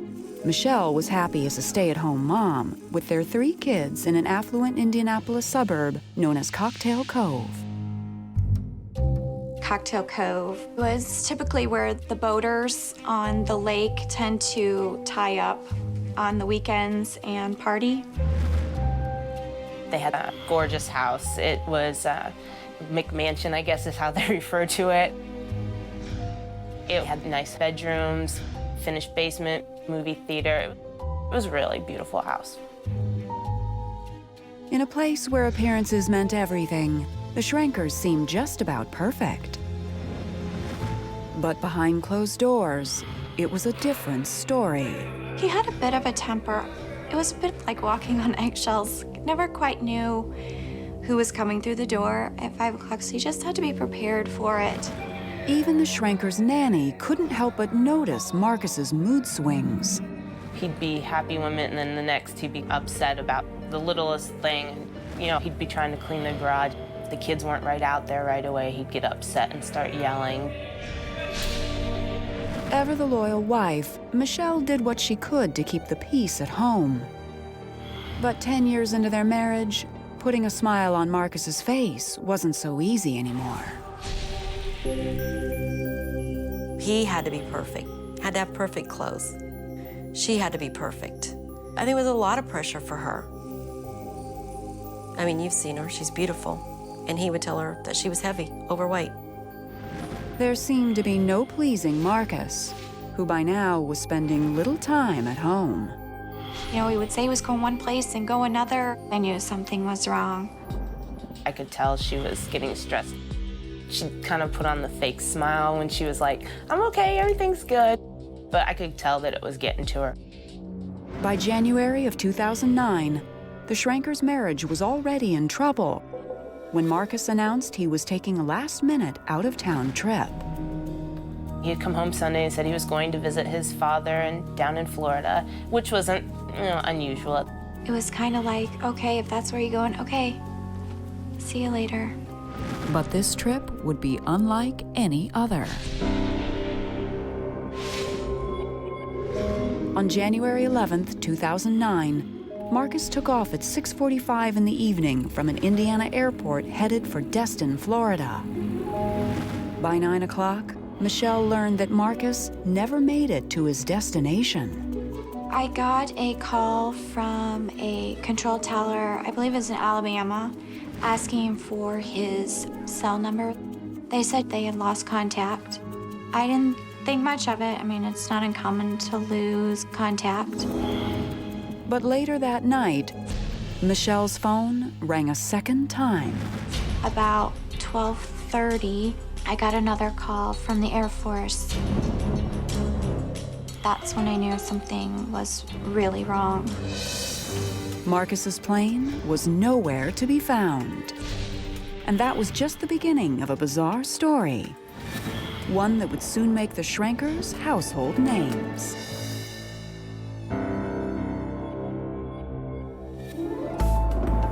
In December of 2007, a year before Marcus Schrenker's mysterious disappearance, his wife Michelle had a sneaking suspicion he was up to no good. He was spending so much time away from home that Michelle began to wonder if there was another woman. Something in my gut just said, this isn't right. Just something's not right about it. And that's when I started checking the phone bills. I started looking in just to see if I could find a similar number that was called over and over again. And I happened to find one that was called every day about the same time every morning and about the same time every night. The phone number belonged to a woman who worked at the airport where the Schrenkers stored their private plane. When I confronted him, he said she was just a friend. Nobody talks to a friend for 2 months, 5 times a day, every morning, every night. Michelle was determined to prove that Marcus was cheating. So she enlisted her nanny Rachel to help her do it. The other woman lived in Rachel's apartment building. There were nights when he would not show up at home, so I would ask Rachel if she would look outside her window to see if she could see his car.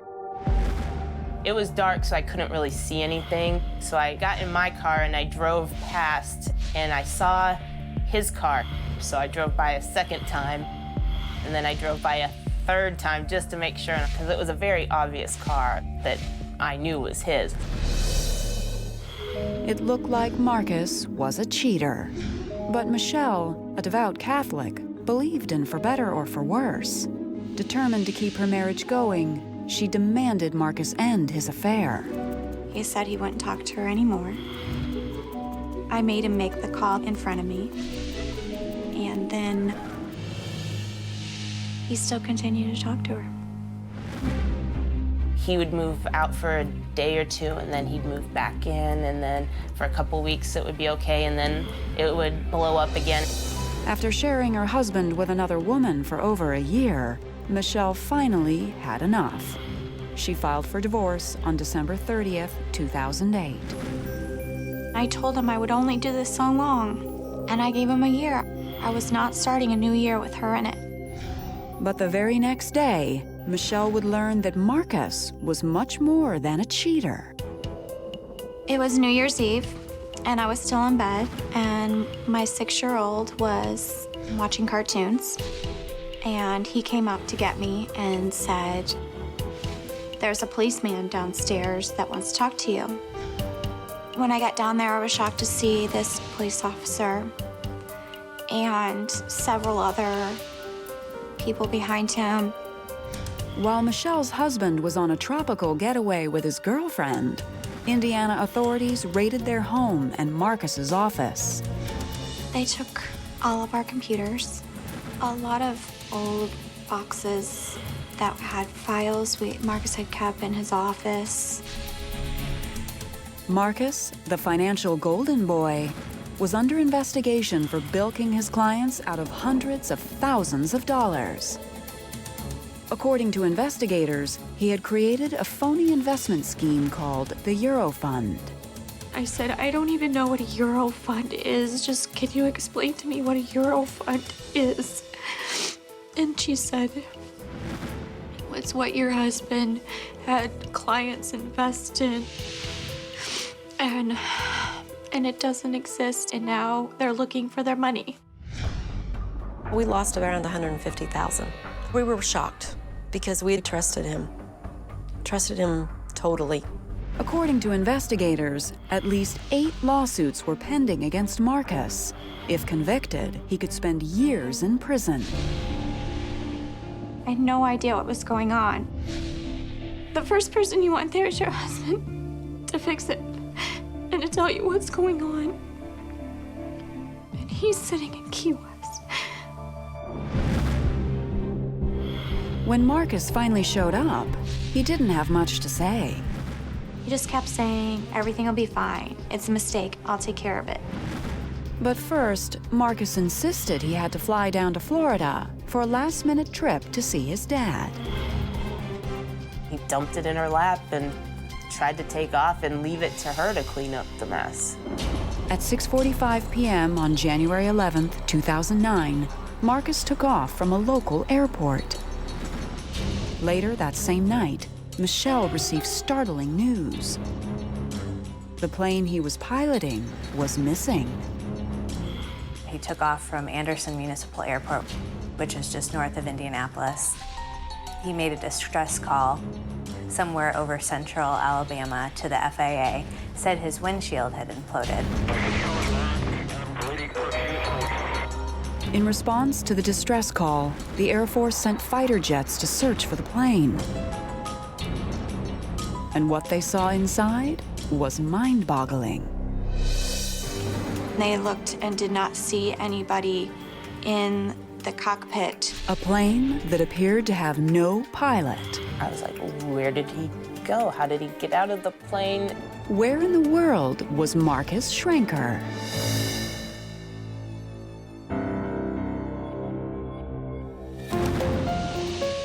Just 2 days after he was accused of investment fraud, Michelle Schrenker's estranged husband disappeared into thin air.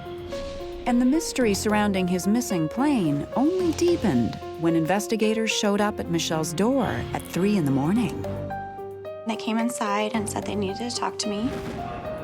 They told me his plane had gone down, but that they were out looking for him because there was nobody in the plane, which I just found a little puzzling, but a little relief that there was still hope that he was okay. Investigators had discovered Marcus's empty plane crashed in a swamp in Milton, Florida. At first I was thinking, well, maybe he did hit his head and he's wandering around in the swamp, confused or hurt or something. But what investigators found next told a much different story. When he radioed the FAA, he said that his windshield had imploded, and when they later found the wreckage, they found the windshield of the plane to be intact. So it's pretty clear that that was a fake distress call. Investigators were no longer convinced this was an accident. They began to wonder if the daredevil pilot had jumped out of the plane in mid-flight, leaving the airplane to crash on its own. I was just like, I am in some sort of sick dream of something. What do you mean parachuted out? There were a lot of things in his life that kind of all came down at the same time. And that suggests, I guess from a psychological standpoint, what would be his motivation for bailing out of this plane. Could it be true? Had the embattled financial investor tried to fake his own death so he could escape mounting legal troubles back home? I think that he thought that he was smart enough to autopilot that plane right into the Gulf of Mexico. He'd already radioed in that the windshield had imploded and he was bleeding profusely. So if the plane goes down in the ocean, they can't find him, they can't find the plane. I definitely think he thought he was going to get away with it. But that's not how it played out. Marcus Schrenker was now at the center of a nationwide manhunt. I know his world was caving in on him, but there's no way to get away with all of this. There's nowhere to run. It's all going to catch up with you. You can't leave 3 kids behind and your family. Marcus was in big trouble and taking his family down with him. As soon as word got out that Marcus had disappeared, the Schrenkers' financial assets were frozen.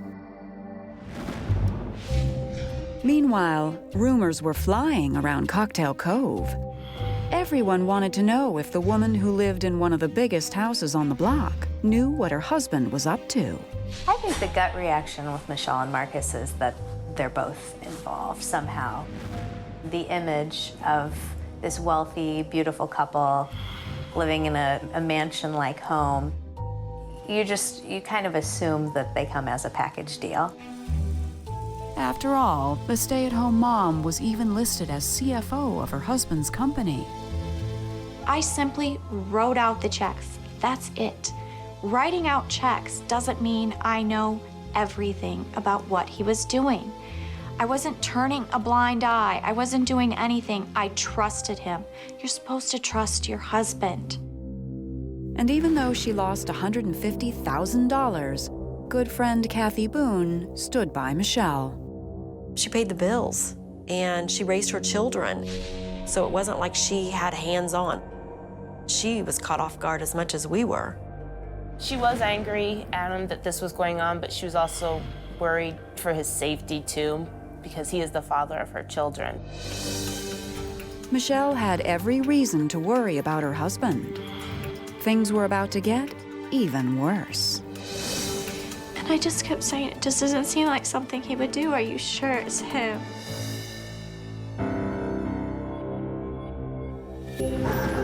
On January 12, 2009, the search was still on for Michelle Schranker's missing husband. It appeared that Marcus tried to fake his own death by parachuting out of his plane in midair. Who imagines in 2 weeks you're filing for a divorce, your house is being, searched, and then within another week, your husband's gonna crash a plane? No one in their right mind can anticipate something like this happening.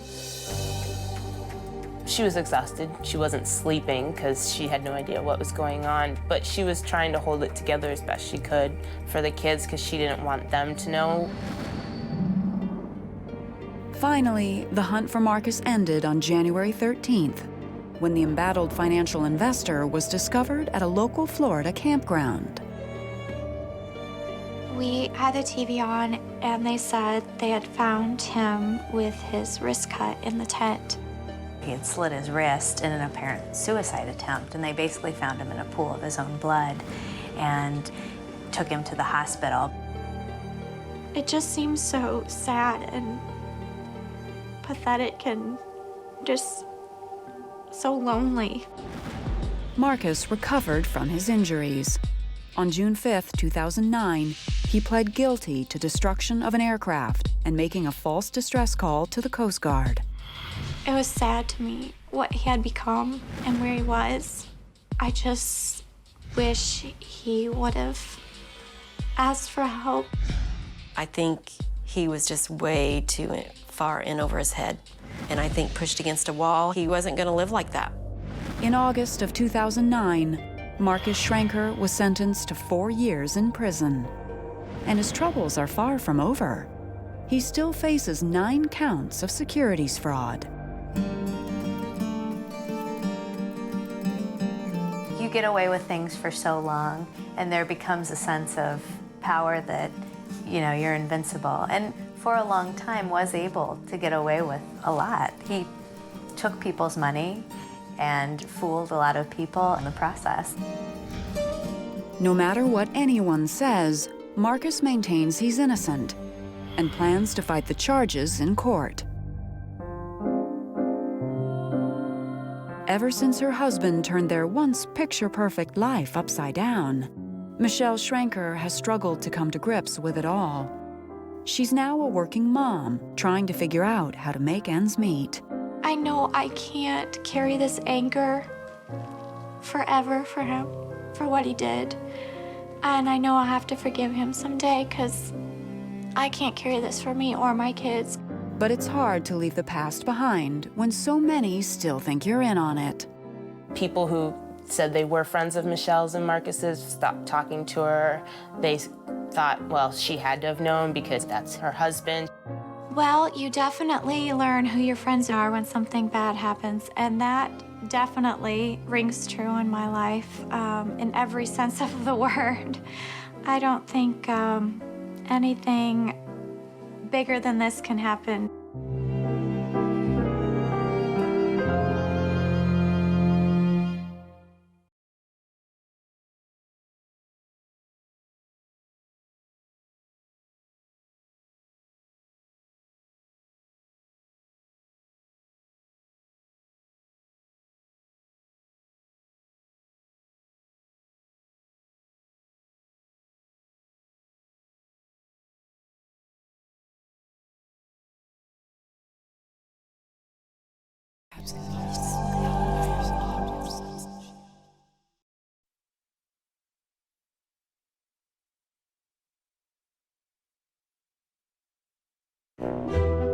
Linda Bergstrom married a Navy man who promised to keep her safe forever. We were in love with each other. You can feel it. James is very protective of her. He really cared what she thought. But Linda would soon discover the hideous truth about her husband's disturbing double life. During the day, all he ever thought about was attacking women. And at night, that's all he dreamed about. Tied her hands behind her back and told her I would never hurt her. What do you do when the man you once loved turns out to be a monster? I didn't know when he would snap. And only you can put him behind bars for good. He did way too much. He needed to be caught. When it comes to love and marriage, things aren't always as they seem.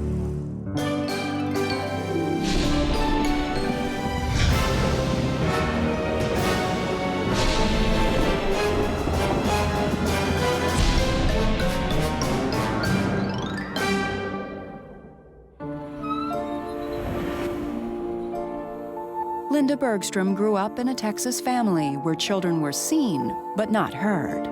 We were Catholics. There's 2 brothers and 2 sisters.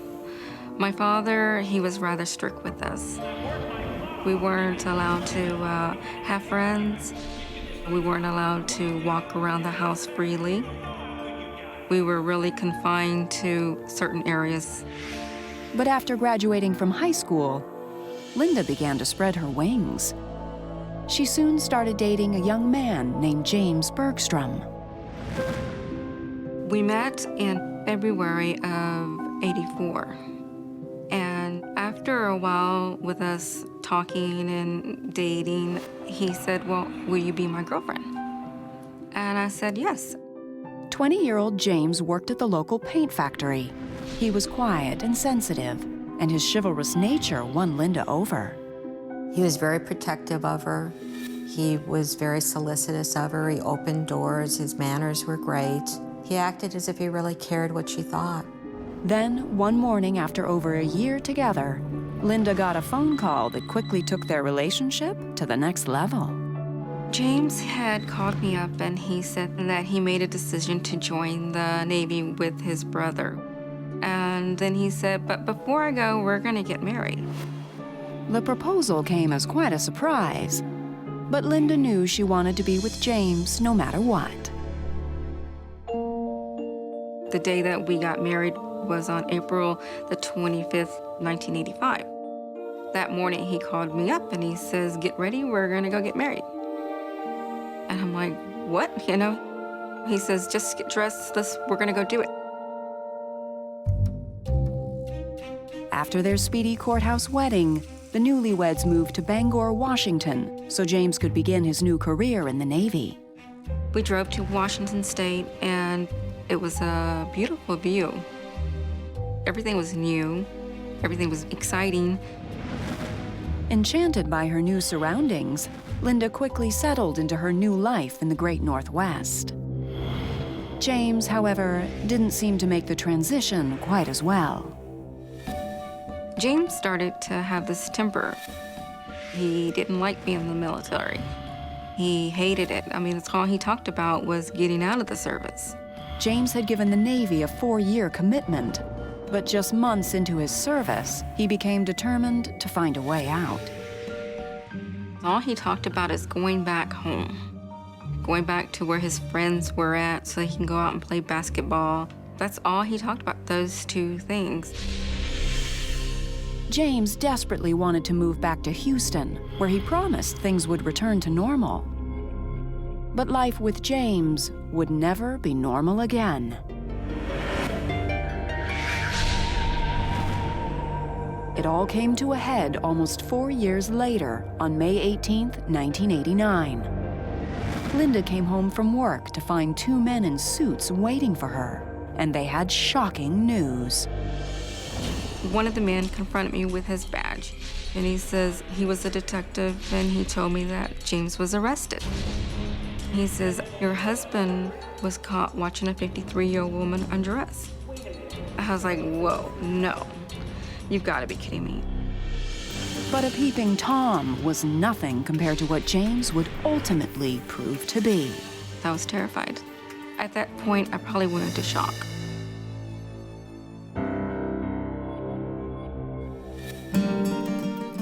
In the fall of 1985, 4 years before James was arrested for peeping on a female neighbor, Linda's new husband was having trouble adjusting to Navy life in Washington State. James hated being in the Navy, and he despised being out on the submarine.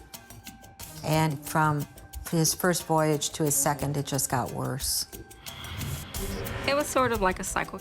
We would get into arguments before he went to sea. When he came back from sea, we would get into arguments again. As the months passed, the pattern continued. But soon, James appeared to have finally found a healthy way to deal with the stress. In order to relieve the stress and the anger, James started to take jogs at night, and they got longer and more frequent. Linda didn't mind him taking the jogs. She thought it was a great idea. And for a while, the nighttime jogging seemed to work. I noticed that he would kind of mellow out. So everything seemed like it was going okay. And that life continued without interruption until one night when Linda saw something she was never supposed to see. It was October of 1988. Linda and James were unloading groceries when James suddenly disappeared. I went upstairs and I turned back and I said, well, where's James? You know, I thought he was helping me with the groceries. So I went downstairs and I kind of looked towards the right and I saw him between the fence and a window. And I looked at him, I says, well, what are you doing? And he saw me and then he picks up a screen and he says, oh, there's this screen, you know, we need a screen for our window. Linda wasn't sure what she had just witnessed, but she couldn't shake an unmistakable feeling of dread. I says, no, you were looking in the window, weren't you? He says, no. He says, I wasn't doing that. I questioned that, and he looked rather sincere, you know. He said, I didn't do anything. Linda was hopeful that the incident was just a misunderstanding. And before long, life returned to normal. Everything sort of mellowed out, you know. That's when we'd go out places and do things together, and he seemed to be fine. And life was fine until the spring of 1989, when Protective James began to worry about his young wife's safety. There was a rapist who had been terrorizing an area called Parkwood for quite some time. He'd been breaking into houses, and James was terrified that this man had shown up at their door. Parkwood wasn't far from their new home outside of Bangor, Washington, and the media had seized upon the story of the Parkwood rapist. James told me, you know, there's somebody wearing a ski mask. Lock the doors, you know, make sure the windows are locked. Linda took appropriate precautions and never thought much about the rapist until just a few weeks later on May 18th, 1989. That was the day when Linda learned that James had been arrested for peeping. I came into the apartment. There were detectives in the house. They had told me that he was arrested for peeping through a window. Was James a peeping Tom? The thought was bad enough, but nothing could have prepared Linda for what investigators told her next. The detective said, we think he is the Parkwood rapist. And I says, look, okay, peeping Tom, maybe, but a rapist, no way. So I said, you know what, I don't understand this. I think at that point, I probably went into shock. Fearing the worst, Linda went down to the station, where James had already confessed to the peeping incident. I asked him, I said, did you commit this rape? He says, no. He says, I didn't do any of that. After several hours in custody and heavy questioning, James was finally released.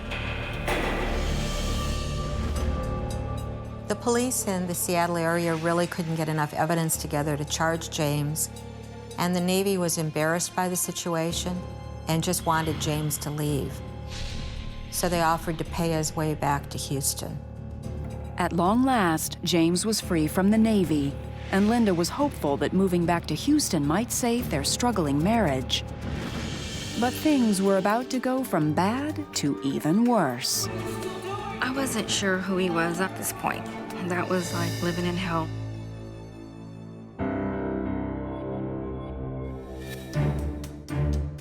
By the fall of 1991, 6 years into their marriage, James and Linda Bergstrom were back in Houston and caring for their 18-month-old daughter.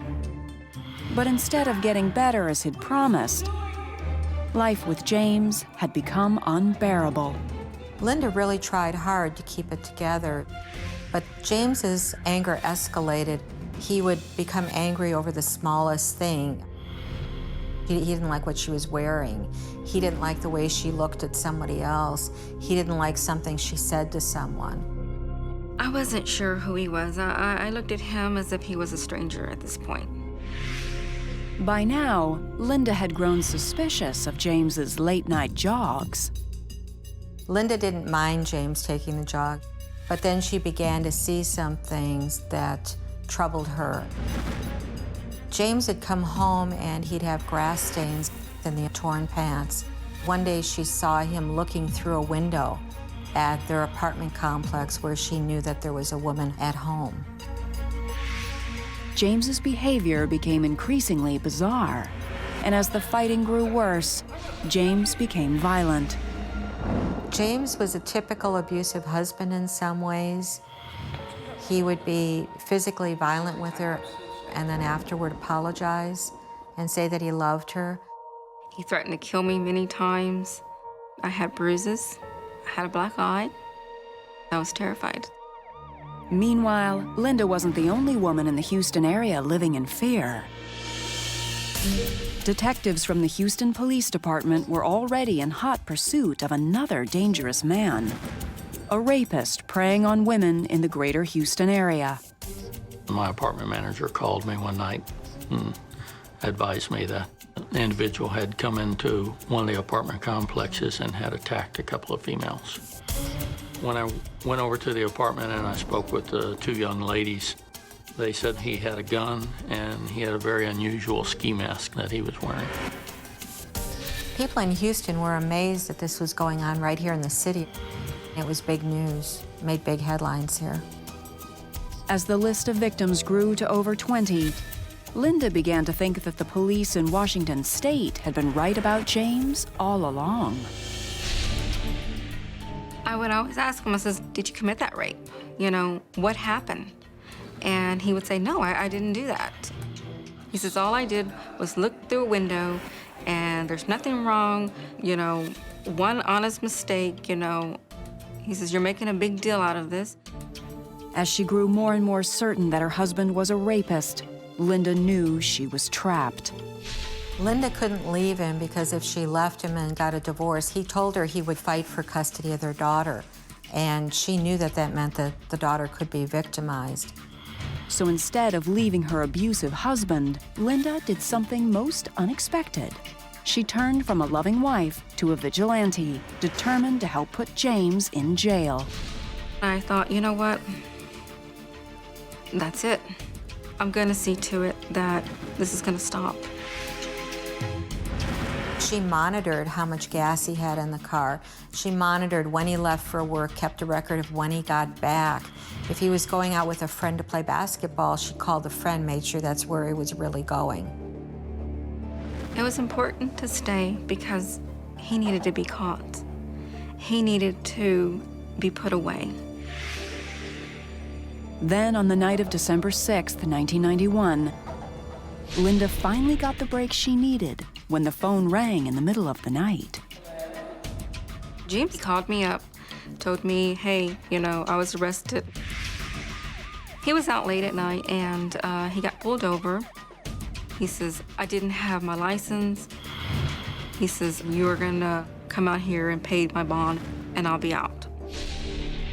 Early the next morning, after James was released, Linda went to retrieve his car from the impound lot.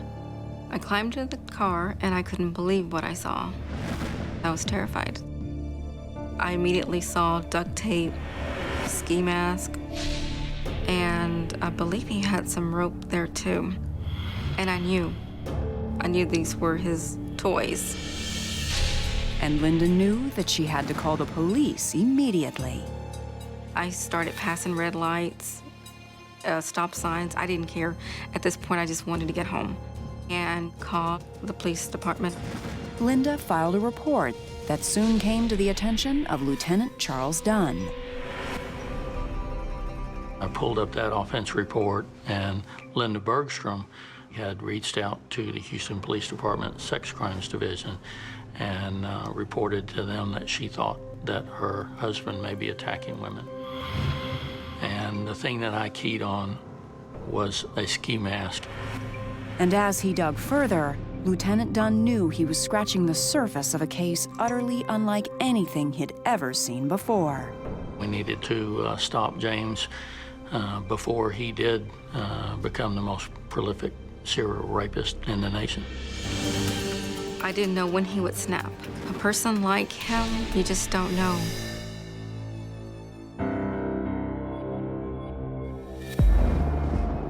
By December of 1991, Linda Bergstrom's worst fears had been realized. It appeared that her husband James was a serial rapist. But there wasn't enough evidence for the Houston police to make an arrest just yet. Well, they didn't have any DNA or anything that tied James to these attacks, and so they really needed an eyewitness. They needed someone who could identify him. The wait was excruciating. For 3 months, Linda lived a nightmare, fearing for her life. That was like living in hell. Then, on December 27th, 1992, detectives finally got a huge break in the case. It began that day when I came into work. Crime analysis was waiting for me. They had the case of the 17-year-old girl, and she actually saw his face. A 17-year-old girl had heroically fought off the rapist, and her positive ID finally broke the case wide open. She gave a great description of what happened, what occurred. It was really all we needed to make the case. James Bergstrom was arrested in the parking lot of his apartment complex that afternoon. I spotted this vehicle first with the license plate. I immediately went up, removed him from the car, and handcuffed him.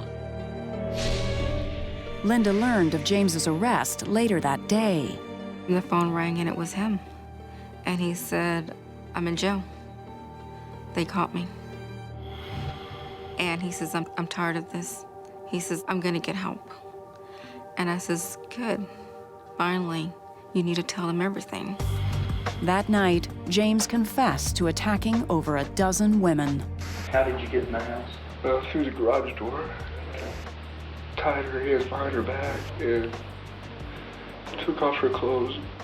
And I touched her and caressed her and told her I would never hurt her. Then I left.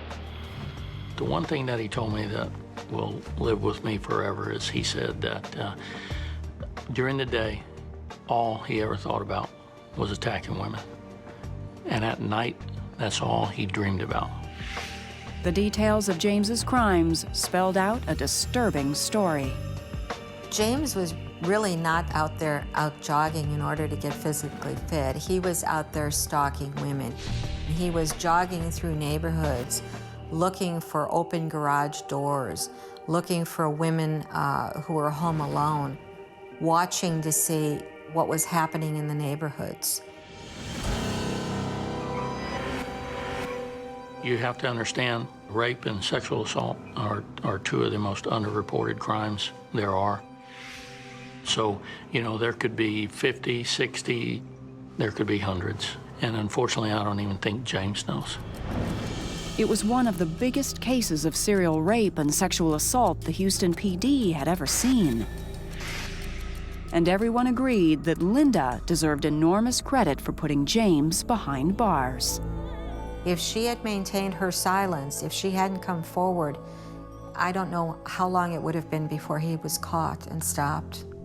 Because she elected to stay and because she elected to reach out to law enforcement, we were able to stop James before he did become the most prolific serial rapist in the nation. James Bergstrom was indicted on 13 counts of aggravated sexual assault and robbery. After pleading guilty to multiple charges, he was sentenced on September 30th, 1992. I saw the victims as they entered the courtroom, and I felt bad for every one of them. They gave him 4 99-year sentences, and I was very glad to hear that. Today, Linda lives a quiet life with her daughter and new husband in suburban Houston. And she's removed everything that reminds her of the man who made her life a nightmare.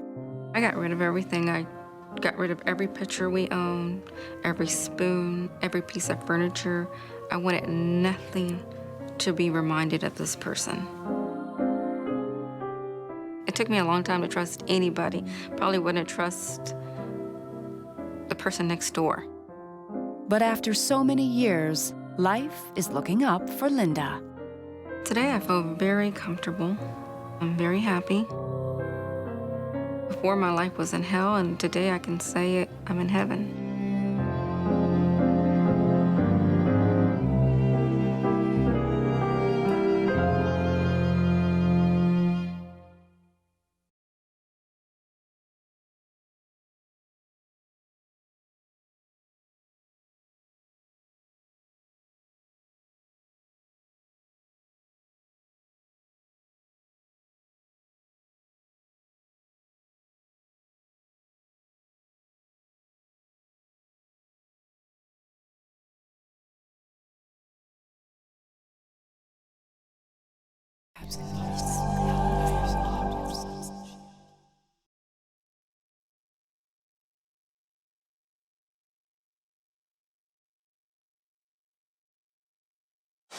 Judith Mawson wanted nothing more than to be a devoted wife, and she thought she had finally found a man who appreciated her. Gary was my friend, my lover, my companion, my everything. She couldn't wait to come home. She'd run to the door with open arms. They couldn't have been happier in my eyes. It was like a marriage made in heaven. But Judith's happy life would vanish when her husband Gary was accused of being one of the most notorious criminals in American history. There was just these continual calls of more bodies being discovered. It was the most famous unsolved murder case in America. I remember going over and sitting down on the couch, and I just sat there and cried and cried. When it comes to love and marriage, things aren't always as they seem.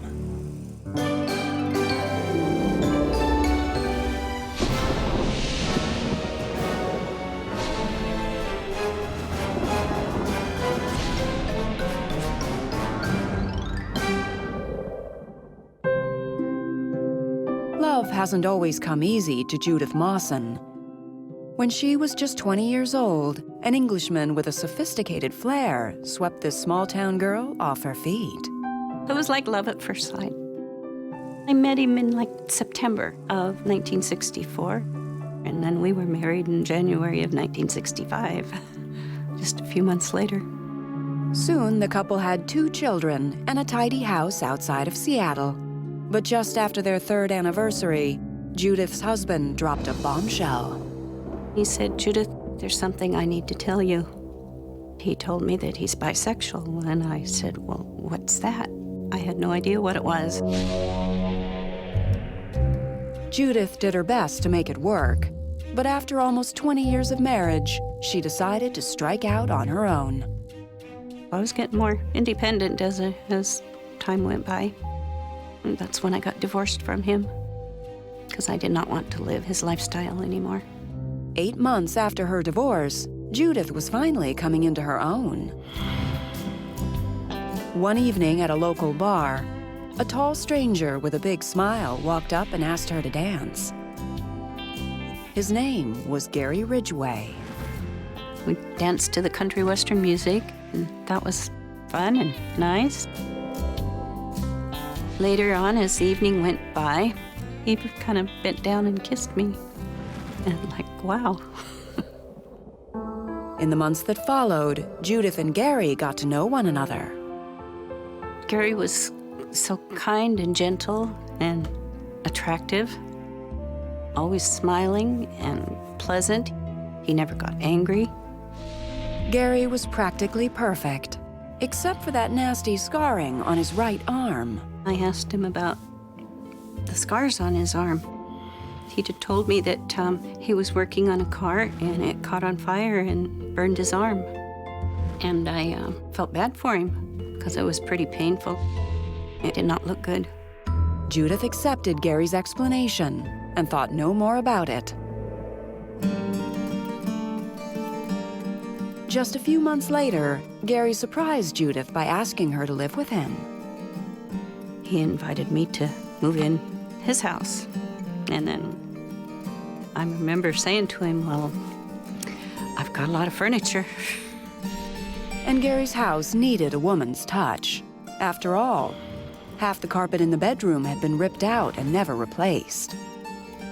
He invited her to go with him to the carpet store, and he asked her opinion on color and style of carpet, and of course she was delighted to do it. As odd as the ripped carpet was to Judith, she was thrilled her boyfriend wanted her help in making a home together. She would just look at him with them eyes, and you know that she loved him. This was her man, you know. After so many years, life and love were finally good to Judith. She found part-time work at a daycare center and happily kept house, while Gary worked long hours painting trucks at a plant outside of Seattle. But just 2 years into their relationship, the couple's cozy life together was shaken by an unexpected visit. In 1987, I was working in the daycare center, and 3 very big and tall detectives said they wanted to talk to me, and I had to go with them. I was scared. I didn't know what was happening. And they started questioning me about Gary. Detectives told her that they had picked up Gary that day and that they were questioning him. Was Judith's perfect boyfriend keeping a dark secret? I didn't know who to believe or what to believe. Judith told me, they have the wrong guy. This cannot be possible.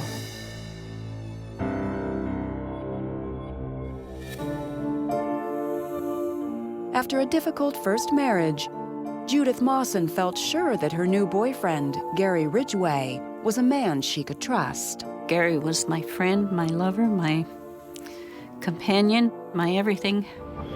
So Judith was shocked when just 2 years into their relationship, she was visited by several detectives from the local sheriff's department. They wanted to talk to Gary in connection with the Green River Killer investigation. That was the first time I'd ever heard about it, the Green River Killer, because I never listened to the news, so I didn't know what was going on. The notorious Green River Killer had been terrorizing the Seattle area for over 5 years. The Green River Killer was the most famous unsolved murder case in America. It was the biggest case that I know of in the country. Beginning in 1982, the bodies of strangled prostitutes began to surface along the Green River, a body of water that runs parallel to the Pacific Highway.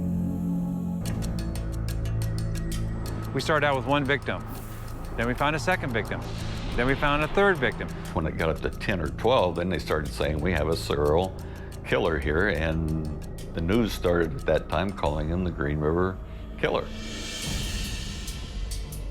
By 1987, the Green River Killer had murdered over 40 women, making him the most prolific serial killer in American history. There was no distinct pattern. Sometimes it would literally be back to back, maybe 1 or 2 days apart, and then weeks would go by and we wouldn't have any victims, and then suddenly it would start again. Desperate for leads, detectives focused on regular drivers on the Pacific Highway, And one of those drivers was Judith's boyfriend, Gary Ridgway. We had thousands and thousands of tips, and we had to follow up on all of them. Judith did her best to cooperate, and Gary was brought in for questioning. He seemed unnaturally calm. He was not asking any questions. He was just quiet. Gary insisted he had nothing to hide and fully cooperated with the King County forensics team. We did get a saliva swab and hair samples. He'd taken a polygraph, had passed it, and that was it. It was dropped. Gary was released several hours later. When he arrived home, he reassured Judith that his interview with police was just par for the course. You know, he kind of shrugged it off. He told her that they took in many men and questioned them. Obviously, he didn't do it because they let him go. He told her to just forget about it. It was just a mistake. Let's just get back to living life. I asked him point blank, Gary, do you have anything to do with this? He says, absolutely not, Jim. He said, it's not me, I didn't do it. And we never spoke any more about it. Life soon returned to normal for Judith and Gary. They settled into a comfortable, predictable routine. Gary would go into work 2 hours early for overtime. He would get up about 4 o'clock in the morning, and then he would go down and make coffee and take his vitamins and set out vitamins for me. And then he would pack up his lunch, and then after he got all ready to go to work, he would come up and give me a kiss goodbye. And I always look forward to him coming home. Gary was methodical in the way that he approached everything, and Judith appreciated that. She liked that predictability. And after another year together, Judith and Gary knew they were finally ready to tie the knot. I forget exactly how I said it, but I had told him that, well, we're going to get married. You're not getting rid of me. And he said, all right, let's get married. Good friends Jim and Linda Bailey volunteered their yard for the occasion. It was a very pretty day. Jim was Gary's best man, and they just seemed so excited. They couldn't have been happier in my eyes. It was like a marriage made in heaven. And I just was so happy to become Mrs. Gary Ridgway. Meanwhile, the search for the Green River Killer continued. Detectives had begun to notice a strange new pattern in the murders. We were not finding fresh victims. It appeared that whoever this killer was had either moved away or had decided for whatever reason to either stop or really, really slow down. Despite a 40-member task force, $15 million, and over a decade of painstaking police work, the investigation had gone cold. There was a theory at one time that maybe he moved on to a different state. You know, the Green River Killer became really like a legend around here. As the years passed, Judith and Gary planned for retirement and took pleasure in the little things. Tending their garden, raising 2 poodles, and watching movies at night. We had a wonderful life. Judith was sure she'd finally found the man of her dreams, until November 30th, 2001, when her life would be shattered forever. I heard a car drive in the driveway, and there was this knock on the door. I just kind of lost it. I said, no, this can't be.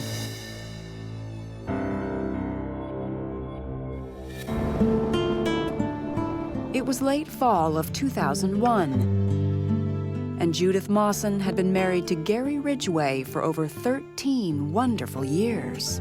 Gary made me smile every day. I had the perfect husband, I thought. November 30th, 2001 began like any other day for Judith. Gary'd already gone to work in the morning, and I heard a car drive in the driveway. And I thought, oh, it's too early for Gary to come home. And there was this knock on the door, and it was the detectives. They were telling me that he was a suspect for the Green River killer. Though Gary had been questioned and released 14 years earlier, he never stopped being a suspect. They said, we want to talk to you, we want to ask you some questions. And I just sat there and cried. She was just very disbelieving. And she did say, you guys have already questioned him. You guys have already cleared him. But this time, detectives could back up their accusations with scientific facts. DNA wasn't part of our vocabulary in '87. By 2000, new techniques for being able to get DNA profiles out of smaller and smaller and smaller samples. And that's what broke the case for Ridgway. All that evidence that was gathered in '82 and '83 now could be processed, and now they could get a DNA profile. They were able to link his DNA to some of the bodies that were found. And in addition to that, there were some flecks of paint that were known to be used at the plant where Gary painted trucks associated with some of the bodies. After almost 20 frustrating years, advancements in forensic science had finally blown this old case wide open.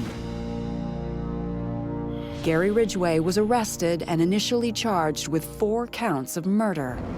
It's like a big brick wall just dropping down and stopping my life. I was just in such shock. But Gary insisted he was innocent. Desperate for his wife's support, he called Judith from prison. He called me and told me that he didn't do anything. And I was just so confused. He was begging Judith to believe him, that there's no way, that he was a nice man.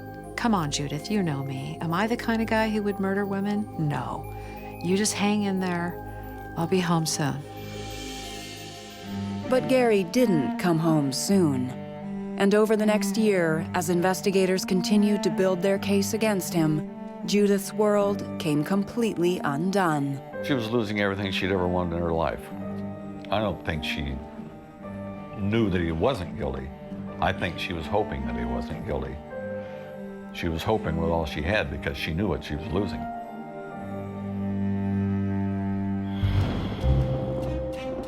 Judith spent 2 agonizing years waiting for the case to go to trial. It's like having your heart ripped open and your life stop. There was a moment there when she really thought it might be better to just die. She didn't deserve to have that done to her. And that was hard, to watch her cry. She was out there all alone. In desperation, Judith clung to Gary's promise that the evidence was wrong and that he would soon be released. He would tell me, no, he didn't do anything. Everything will get taken care of, it'll all disappear, it'll all get better. Judith's hopes were about to be destroyed. How do you plead? I just sat there with tears going down my face, like this is real.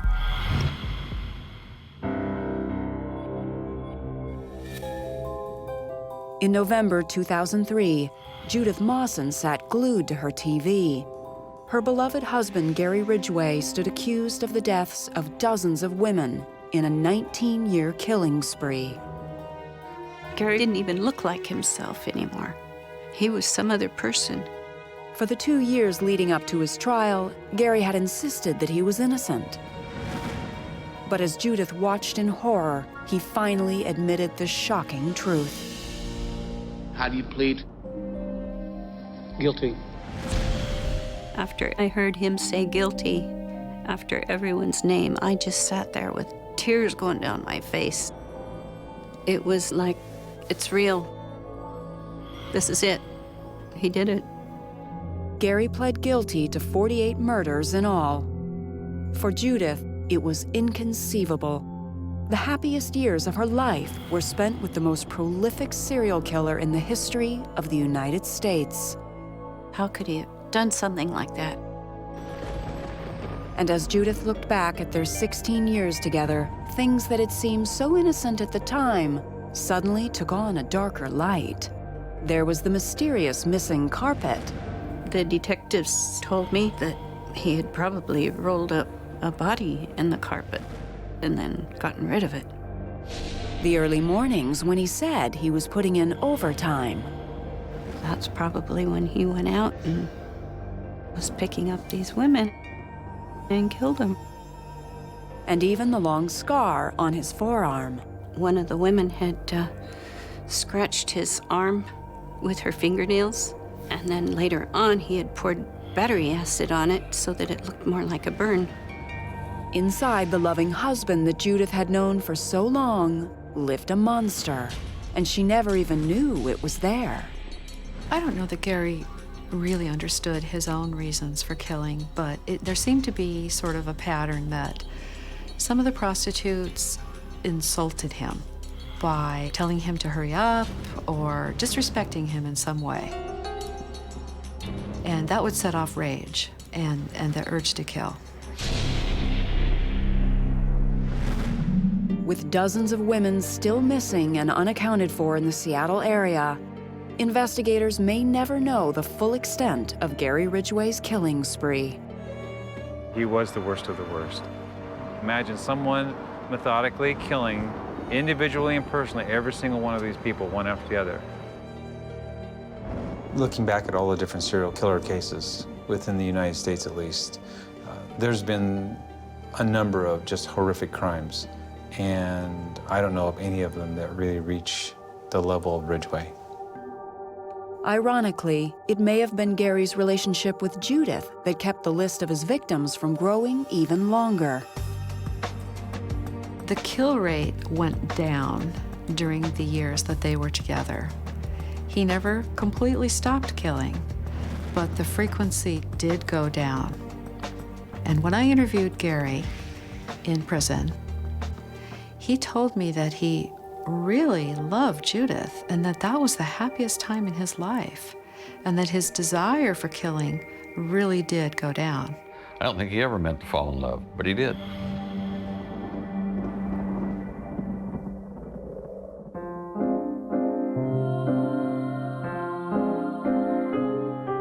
Sometimes I still kind of tell myself that, I'm not sure if I'll ever trust another man. So I'm going to be real careful if I ever do meet someone. It has been very traumatic. From his small cell at Washington State Penitentiary, Gary writes to Judith often. Before I met you, I had a big empty hole in my heart. When I met you, I knew you were the only one who could fill it. I will always love you. Love you forever, Gary. In 2003, Judith stopped writing back and filed for divorce. I want to keep all that poison out of me and get on with my life.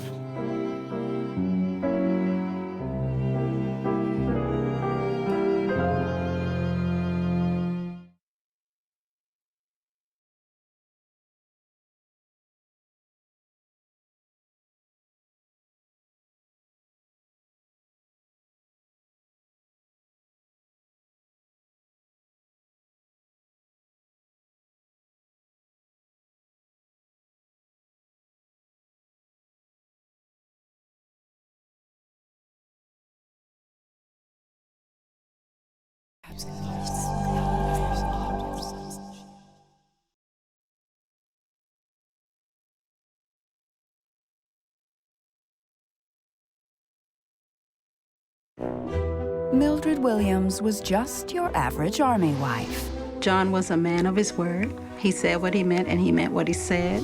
But when her husband finally returned from the Gulf War, Mildred found herself sleeping with the enemy. John said to me, "You have become my enemy." and as my enemy, I will kill you. I never thought that John would be capable of this. This was just totally out of character. And before long, the whole world would know just how diabolical her husband had become. There was no stopping John. He was a killing machine. When it comes to love and marriage, things aren't always what they seem.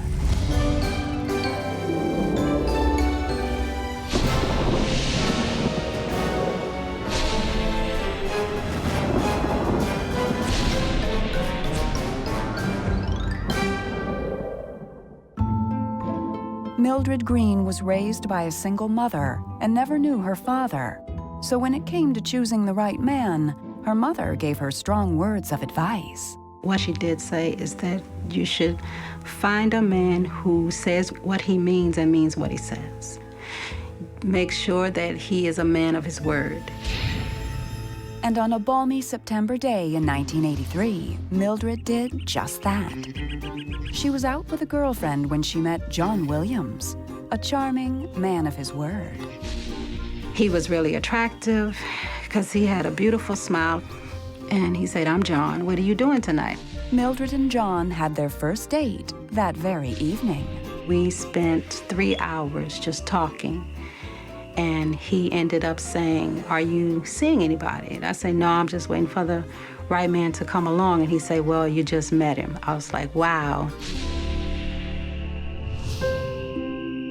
The couple dated exclusively for 2 years until John, who was in the Army Reserves, was called up to serve at the Army base in Fort Lewis, Washington. But only a month after his departure, John couldn't get Mildred out of his mind. He sent me an airline ticket, and he said, "I need you. I can't make it without you. Can you please come?" And so I told my mom, I said, "Gotta go, Mom." John was in love with Mildred, and Mildred fell overly in love with him. It was her and John. And he said, "You know, I never want you to lose that sparkle in your eye for me." He said, "I'm gonna do everything that I know how to make sure you keep that."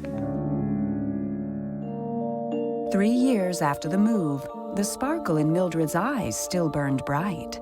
And on March 10th, 1988, Mildred and John were married. The day of our wedding, I was the happiest woman in the world. I loved John. There was no doubt in my mind that he was all that I was looking for. John was dressed in his military uniform, and Mildred was in her white wedding gown. We was very happy for Mildred. 2 years after they were married, a lifelong dream of Mildred's was fulfilled as the couple welcomed their first son, John Jr. John was a good dad, and he really took time. He came home from work, he ate dinner, he played with his son. That was the routine. A year after their first child arrived, John received orders to serve in the Gulf War. I was a little nervous because John sat me down and he said, "Look," and he had wrote out a plan for me to carry out should he not make it back alive. Much to Mildred's relief, in March of 1991, just 3 months after he left, John returned home with just a minor shoulder injury. But the man who walked through the door was a far cry from the man Mildred had married. He would sit in a chair and rock back and forth. And I'd say, "Honey, is this something I can do?" "No, there's nothing you can do. I don't want to talk about it." To Mildred, it seemed like she was living with someone else entirely, and life for the couple continued on a downward spiral. 8 years and 2 more children later, John would end up driving Mildred away. His behavior had escalated to a point now to where it was about his manipulation and control of Mildred. By the summer of 1999, Mildred had filed for divorce, and John moved out. They agreed that he would get the kids every other weekend. On March 23, 2000, John had scheduled a visit, so we had the kids starting on that Friday. On Monday, Mildred received what she thought was just an ordinary phone call. I get a call from John, and little John is on the phone. And I say, ask your dad, what time are you coming back? He said, tell her we'll be back in an hour. I said, okay. So 8:30, right? He said, yes, ma'am. But when 8:30 came and went with no sign of the children, her mother's intuition kicked in. She said, something's wrong. They should have been back. And so it was 11:35 p.m. John called and said, we are en route from Seattle. We will be there shortly. And Seattle is 45 minutes away. And as soon as I hung up the phone, I was like, something's wrong. Mildred was about to face every parent's worst nightmare. And I waited in the living room in a chair. And they didn't come home. Now Mildred had no idea where her children were or if she would ever see them again. The situation was unimaginable, and things were about to get even worse. I only thought he was gonna kill me. I never, ever thought he would include other people.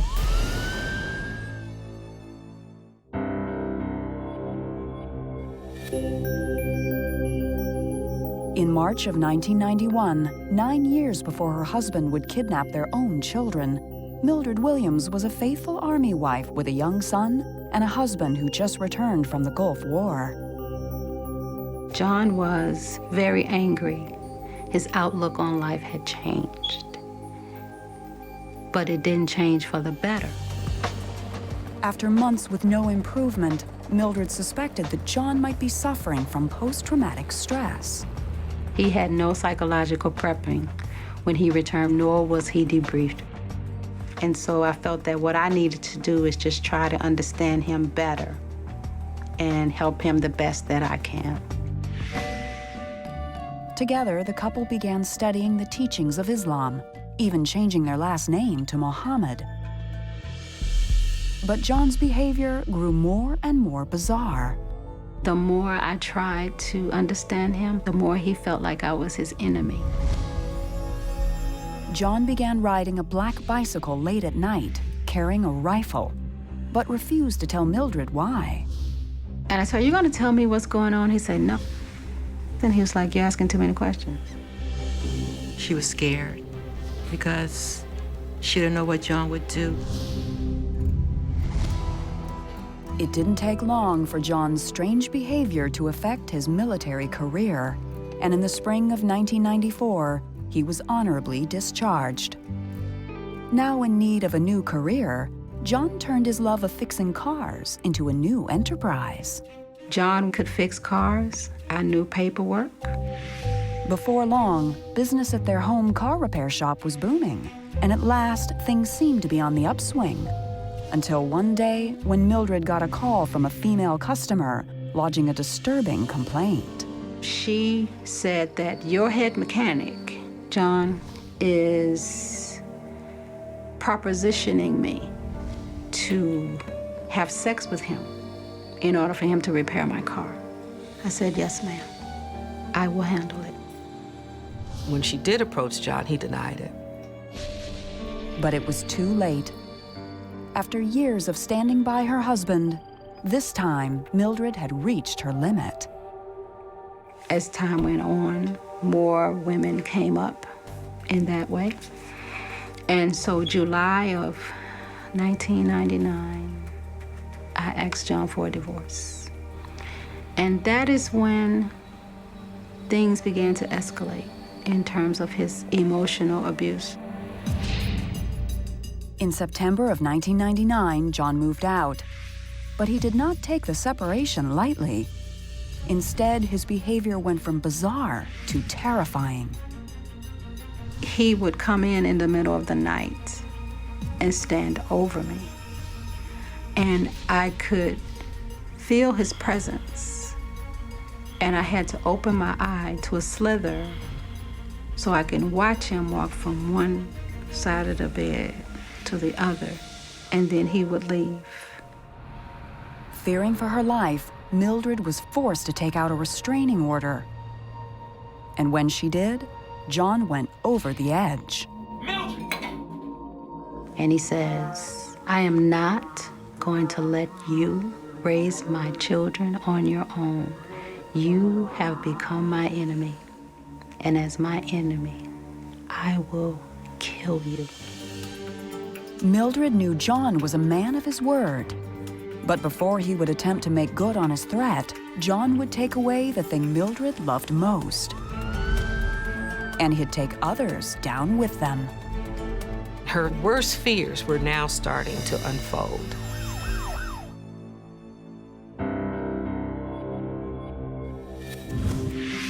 With a divorce from John underway, Mildred Mohammed had a restraining order against her husband, but he was still allowed to see their 3 children. On March 23, 2000, he took them away on a weekend visit and never returned. Every moment was a hard moment when my children were gone. I had to stop living day by day, which was reduced to minute by minute. The life had been sucked out of me. I just thought maybe John took the children for a while and would bring them back. But as days kept passing and weeks kept passing and months kept passing, then we was very alarmed. It was all too much for Mildred to bear.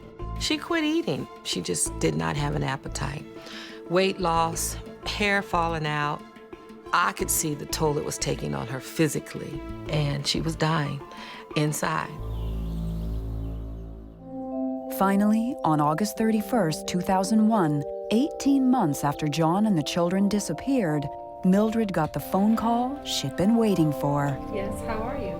The detective called and he said, Miss Muhammad? I was like, yes, sir. He said, we got your children. Oh, I dropped the phone. I started screaming and running up and down the stairs.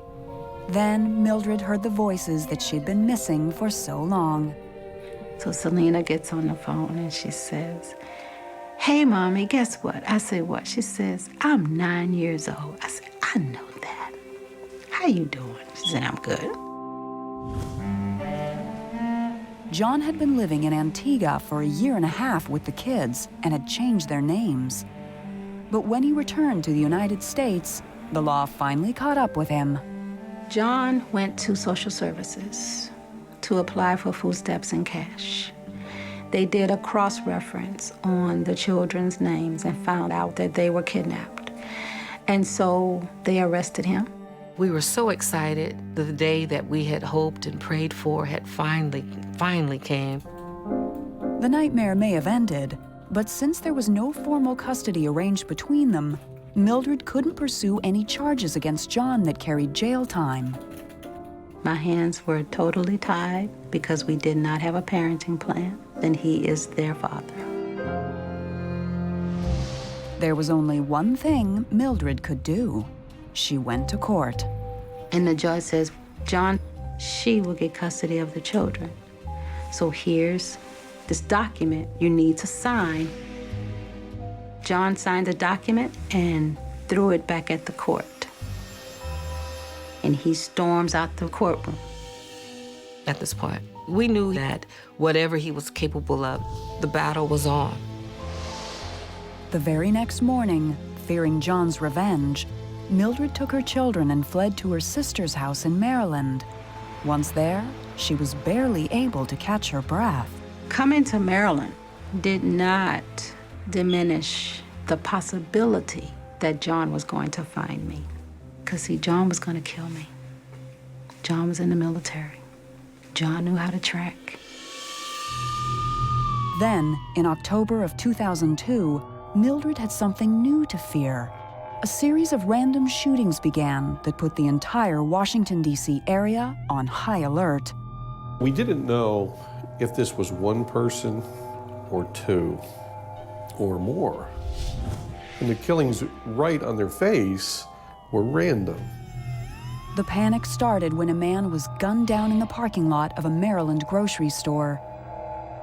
Then, the next morning, 4 more people were shot to death in a series of random shootings across the D.C. area. We were like, oh my goodness, we are in for some vast and evil days. Now Mildred was faced with the added stress of not only keeping her kids safe from her ex-husband, but from a crazed sniper as well. We were just as fearful as everyone else. We didn't go outside. And on top of that, I was looking for John too.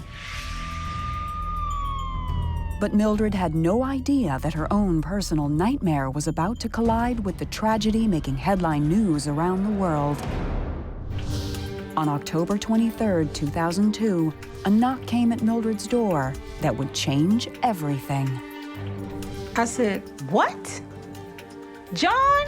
Can you imagine a federal agent telling you, oh, by the way, that was someone you married? I mean, it's like being punched in the head.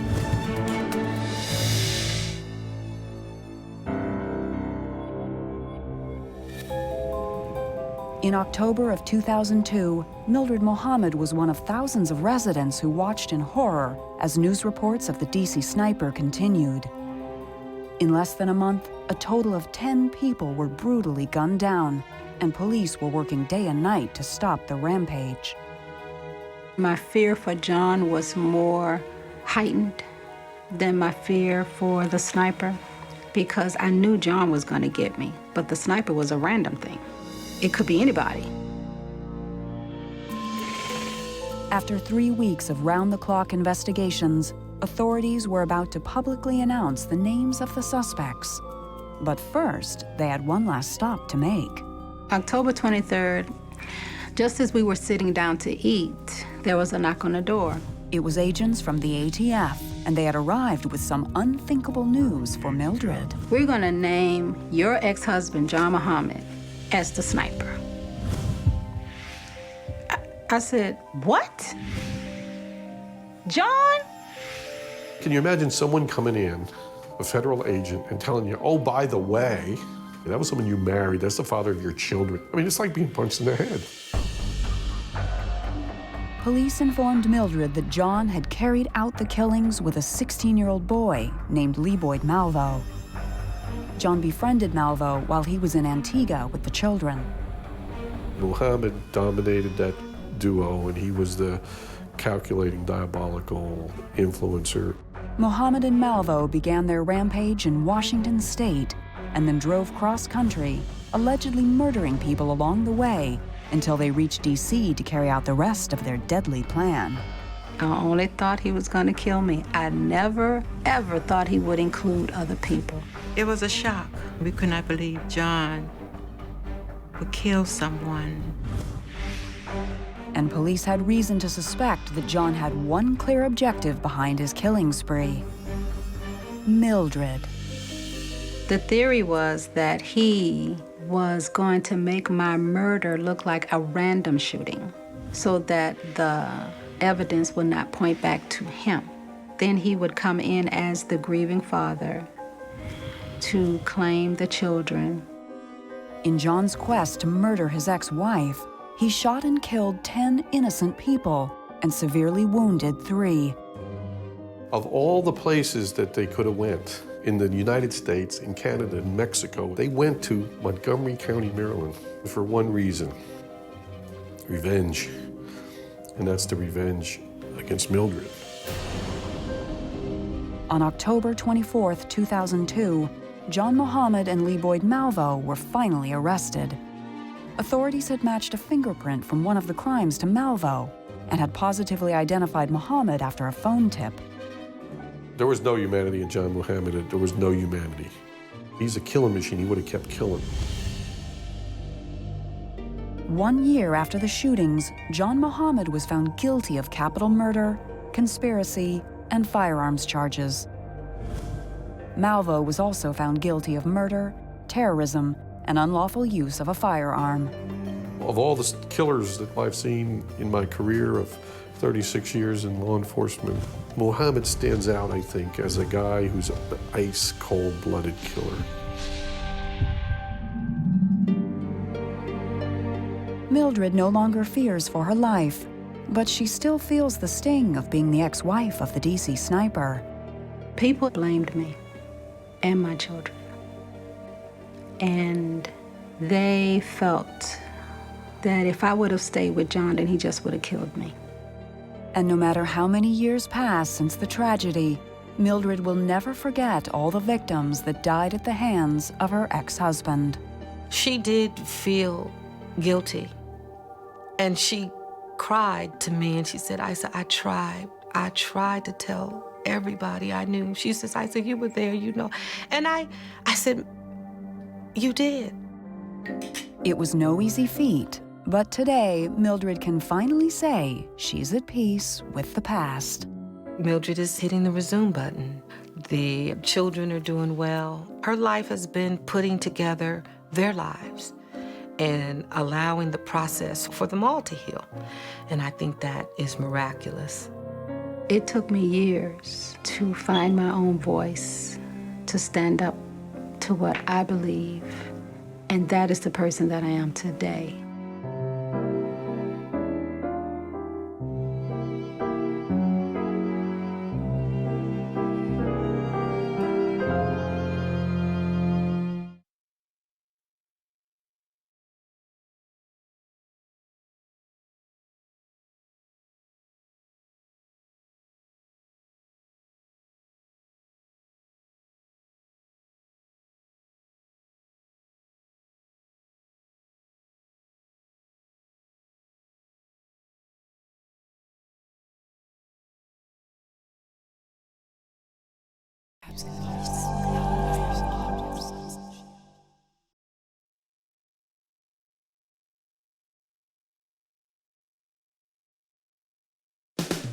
Mary Jo thought she had the perfect life. I had a beautiful son and a beautiful daughter and this funny, exciting husband. But her decision to marry a man named Joey Buttafuoco would have disastrous consequences. It turned into a media circus because it was such a bizarre story. She meant to kill me. I wasn't there to get hurt. I was there to die. We've all heard the story, but never like this. For in matters of love and marriage, things aren't always what they seem.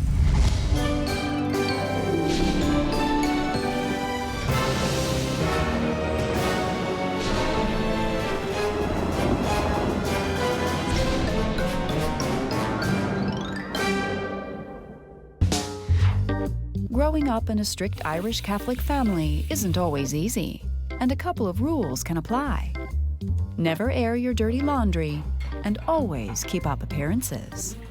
I never aspired to be anything more than a mom. So it was ingrained in me from an early age to be a caregiver. I felt that was my destiny.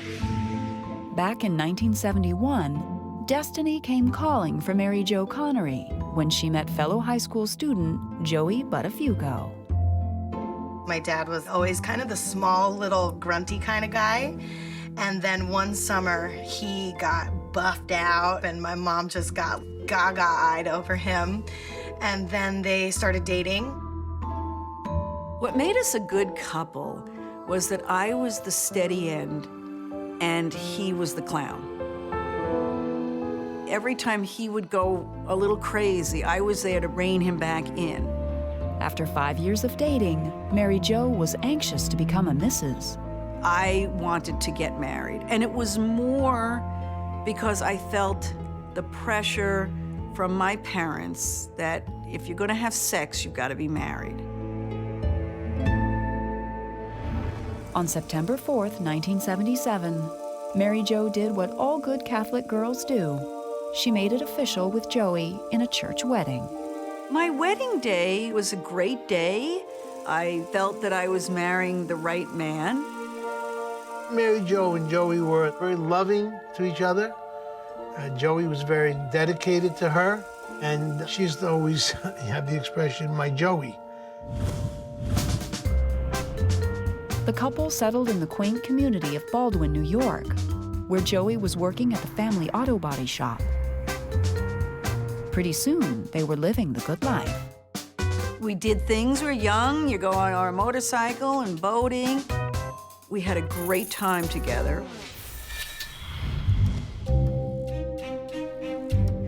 But it wasn't always easy. 15 years and 2 children later, Mary Jo and Joey had weathered some serious storms.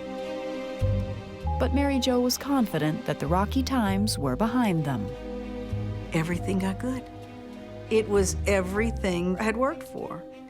And I thought, I did it. We made it. We've gotten through this. But on May 19th, 1992, Mary Jo found out just how wrong she was.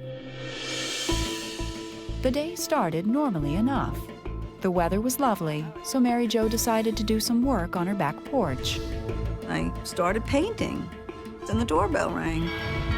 And I could see a girl there. The girl had a message for Mary Jo. She told me that Joey was having an affair with her little sister. It was just unbelievable. But that wasn't all. What came next would shock Mary Jo and an entire nation. Were you in love with her husband? It was like you pulled open the rock and maggots came out. It was hell on earth. There were times when I wished I hadn't woke up.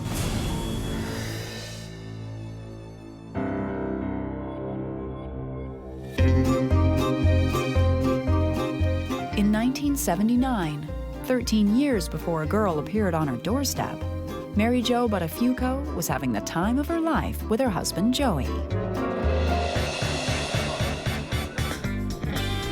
When we first got married, it was great. We had a lot of friends. Disco just started, and so we'd go clubbing. But before long, Joey and Mary Jo took their fun to a whole new level. In the late 70s, cocaine got introduced into our lives. It was this great new drug, and you don't have a hangover. I mean, we bought into the hype. But when Mary Jo became pregnant with their first child, she put the partying aside. Unfortunately, Joey carried on, and soon his behavior became unpredictable and erratic. Everything would be wonderful, and then he'd go on a binge, and then come home with his tail between his legs, and promise it was never going to happen again.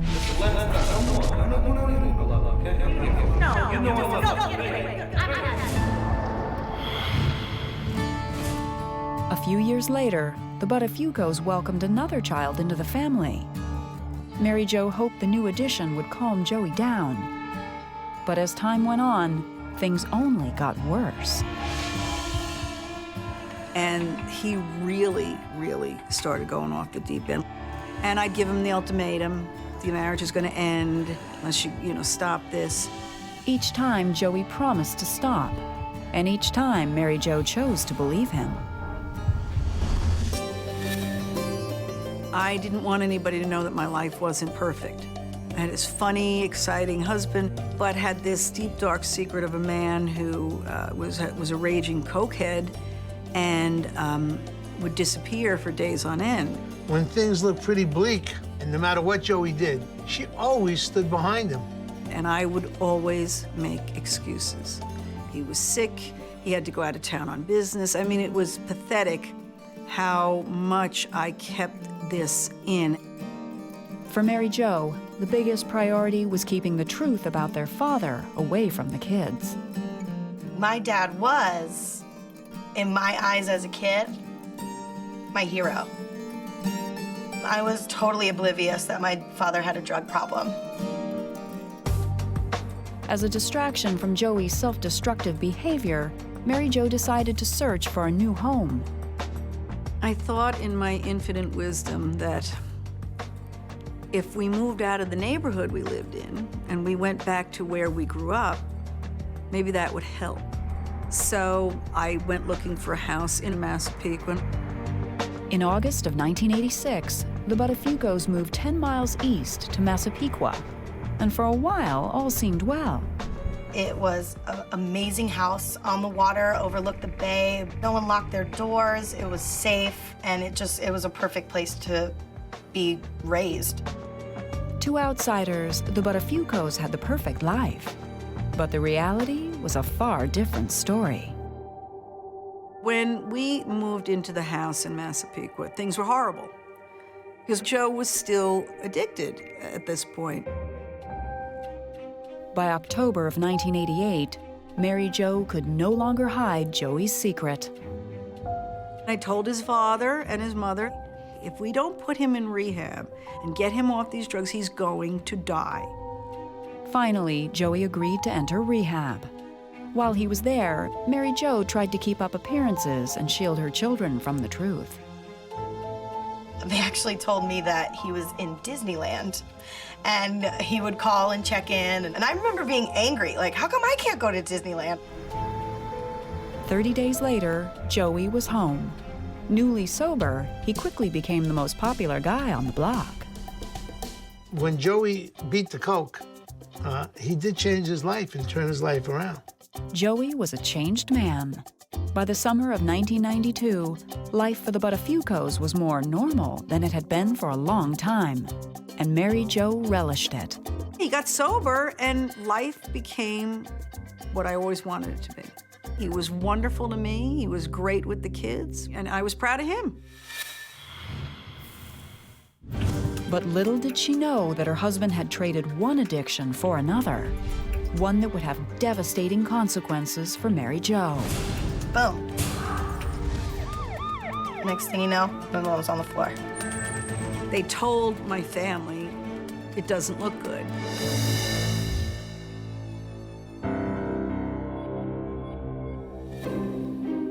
By the summer of 1992, life for the Buttafuoco family seemed better than ever. And on one sunny morning in May, Mary Jo had big plans for the day. I was gonna paint this bench that in the back that I'd been wanting to do all winter. So I got the kids off to school. It was the first day I rode my bike to school. I got the paint and all the equipment and went out back, and now it's like 11:30 in the morning. Mary Jo was in the middle of her painting project when she was interrupted by the doorbell. And I looked through, and I could see a girl there, a teenager. And I said, "Can I help you?" And she said, "Are you Mrs. Buttafuoco?" The girl claimed her name was Anne Marie, and she was armed with some shocking news. She told me that Joey was having an affair with her little sister. And I said, "How old are you?" And she said, "I'm 19. But Mary Jo wasn't buying it. So Anne Marie said she had proof. She explained to me that Joe left this T-shirt. She produced this T-shirt. And I said, "Look, Anne Marie," I said, "I'll go in the house, I'll call Joe, and I'll tell him you came by." And with that, Mary Jo turned around to go back into the house. She pulled out that gun in the second that it took me to turn, and in that second it came out, I turned my head and she pulled the trigger. And that's where it landed, in the side of my head. Next thing you know, my mom's on the floor. Anne Marie ran off, leaving Mary Jo lying in a pool of blood on her front porch. Luckily, a neighbor spotted her soon after and called 911. Tragedy struck in massive Peakwood today for Long Island housewife Mary Jo Buttafuoco. Police tell us she was shot at point-blank range on her own front porch. Paramedics rushed Mary Jo to the hospital, her life hanging in the balance. When Mary Jo Buttafuoco was shot, everyone thought she was going to die. The hospital listed her in critical condition. Doctors were not able to remove the bullet lodged in Mary Jo's skull because it was too close to her spine. They told my family, it doesn't look good. It's a 50-50 chance.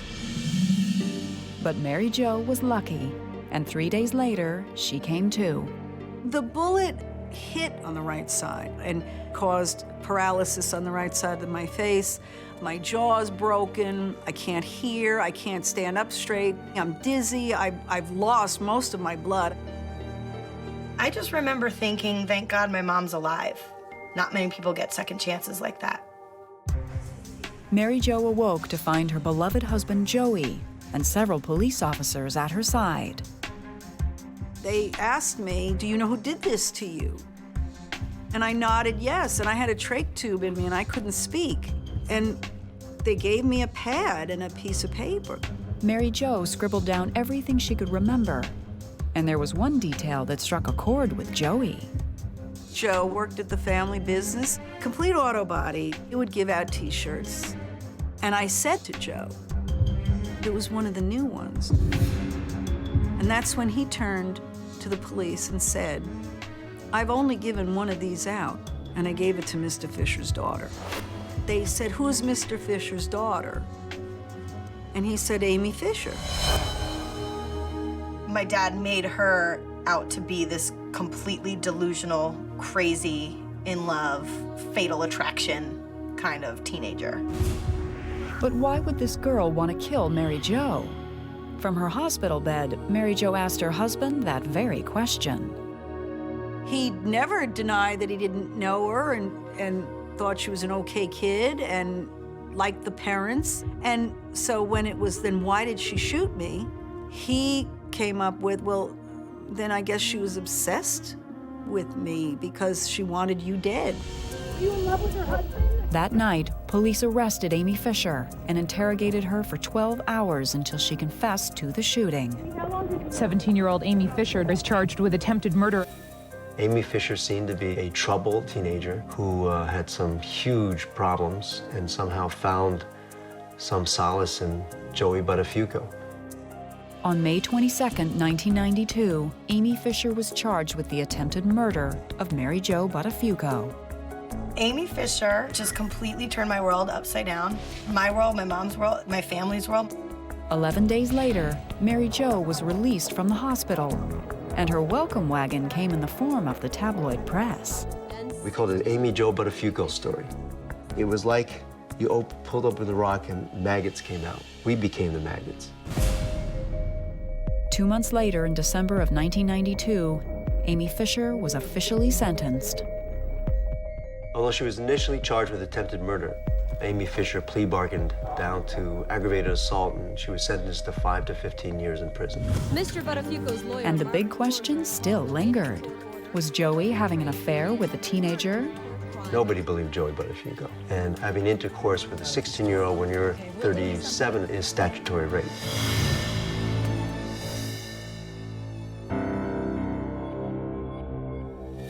By the spring of 1993, Amy Fisher was in prison. Mary Jo Buttafuoco was trying to heal from a gunshot to the head, and Joey was still denying that he had sex with a minor. The reaction of the reporters was, nobody believed Joey Buttafuoco. The police didn't believe him either, and since Amy Fisher was only 16 when she and Joey allegedly had sex, the DA was ready to pursue statutory rape charges against Joey. They had documented evidence of a hotel receipt that showed that he, in fact, had been to this hotel and he had no way to explain why he was there and what he was doing there. I saw the motel receipt, and it looked like his handwriting. Joey's reaction? It must have been forged. He told me he didn't do it, and I believed him because I felt that they were against me. They had let Amy take a plea. I really felt very hurt and angry. Despite Mary Jo's steadfast belief in her husband's innocence, in November of 1993, Joey was sentenced to 6 months in prison for the statutory rape of Amy Fisher. I continued to stay in this marriage because I was too sick to go anywhere. I had a bullet in my head. There wasn't a thought of leaving. Joey served 4 months and was released in March of 1994 for good behavior. I did what I had to do to end it. I did my time, and I'm going home to my family.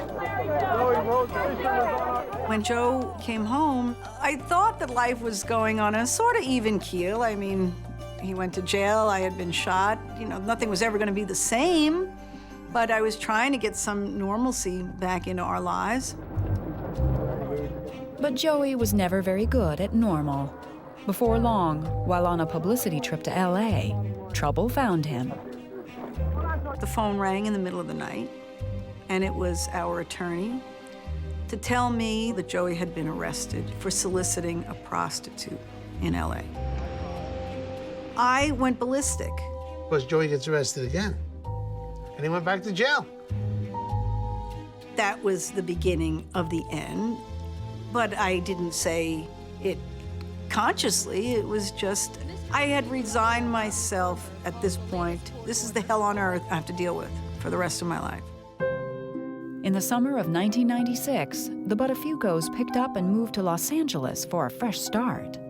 Back in New York, life was just completely unlivable. You know, we became this iconic pop culture phenomenon that was just so recognizable.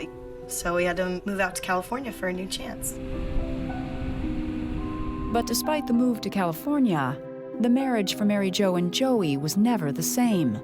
Just a few years later, Mary Jo told Joey that it was over. People ask me, what was the straw that broke the camel's back? What finally made you leave? I was just at a point where all the reasons that I stayed weren't there anymore. In 2003, 11 years after Joey's lover put a bullet in her head, Mary Jo and Joey Buttafuoco officially divorced. Well, I guess it was only a matter of time, but I just selfishly, as their child, wanted them to be together forever. I think Mary Jo, when she finally decided to break away from Joey, made a decision that was very hard for her.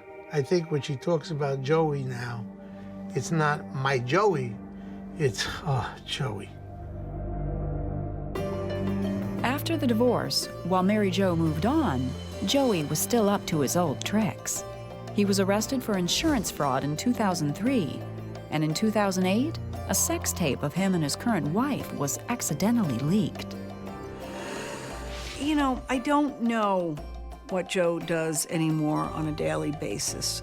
When it comes to Joe, in my brain, I'm always waiting for the other shoe to drop. In 2005, Mary Jo underwent facial surgery to repair the damage she sustained in the shooting.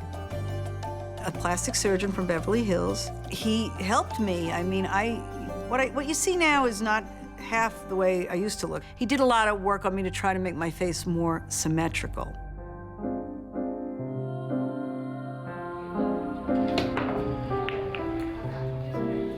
Mary Jo Buttafuoco has moved on and has been happily engaged for the last 8 years to her boyfriend, Stu. Stu is perfect for my mom because he's normal, and that's all she ever wanted. Someone who doesn't need all the drama, who doesn't need all the attention. He's just normal, cool Stu. Give it a shot. It's been a very long road, and one that I never thought I would be on. But I've survived it. I want other people to know that they should listen to their guts and do what they feel is right and not what somebody else thinks is right. And now I do what's right for me. I just know that I'm going in a better direction than where I came from.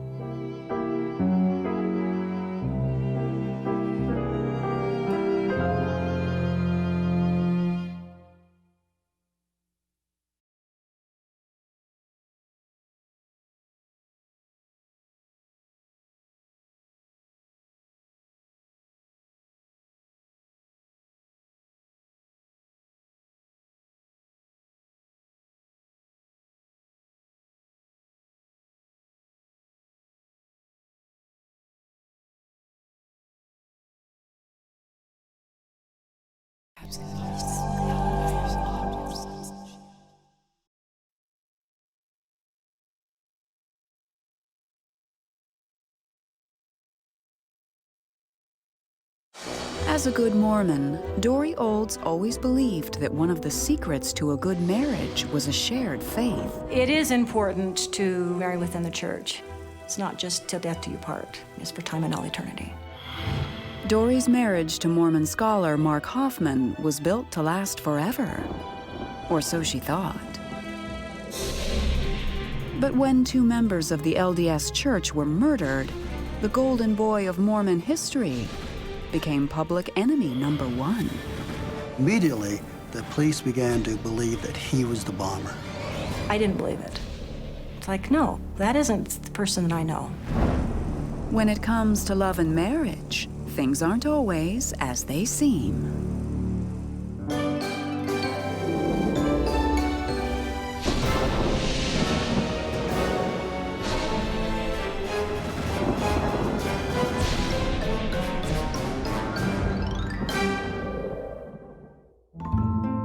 As a Mormon growing up in Salt Lake City, Utah, Dory Olds was taught that family is everything. It is very family-oriented. We had family prayer in the mornings. We had scripture time that we would read. We went to church every Sunday.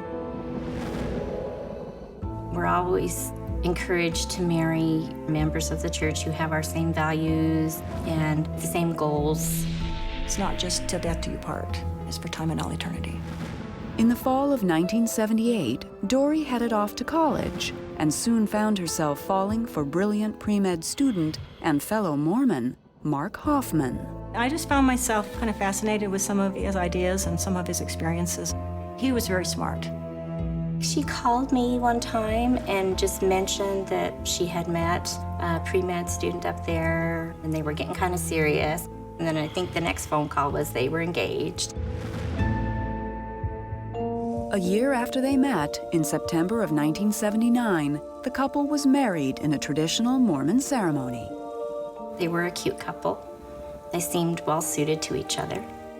I just was standing in the gazebo and he came up and he just gave me this big hug. And I remember just thinking, wow, I'm gonna have a good life. You know, this is gonna be good. After the wedding, Mark continued with his pre-med studies, but soon he decided that he would rather pursue another line of work.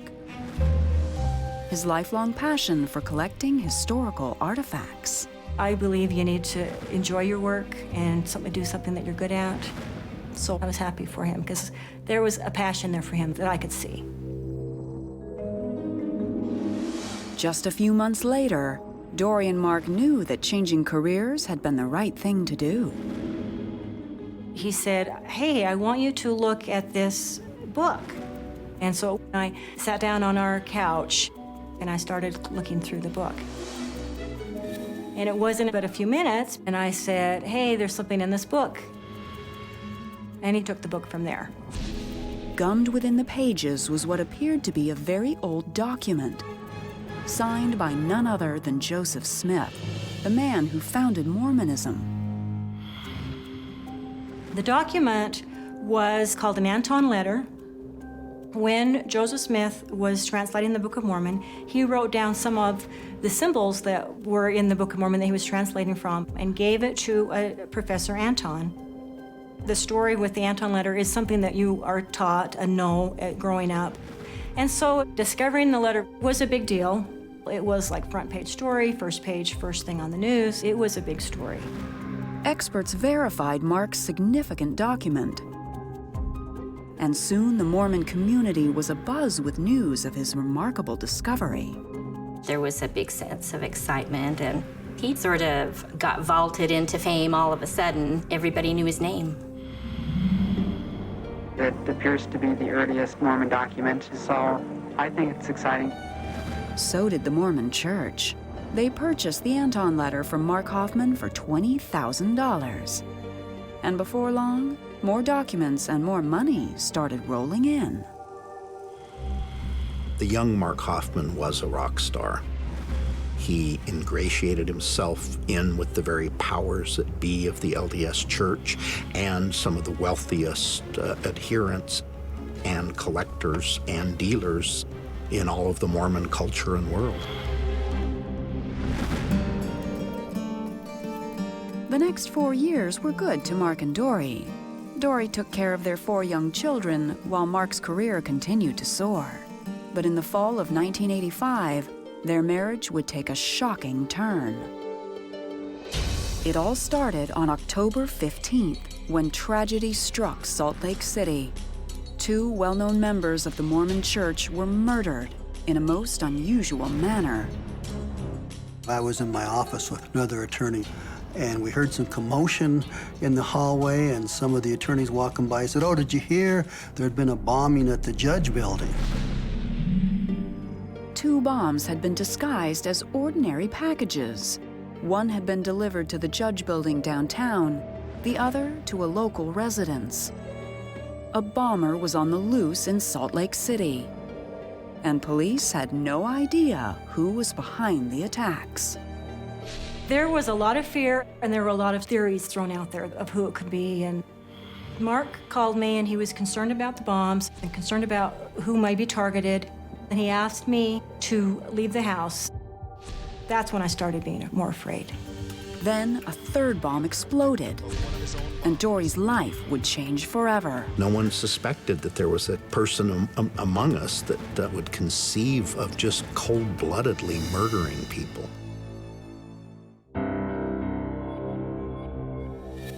In the fall of 1982, 3 years before a mysterious bomber began to attack the Mormon community, Dory and Mark were basking in the glow of his blossoming career researching historical documents. When Mark made the first discovery, it put him on the fast track.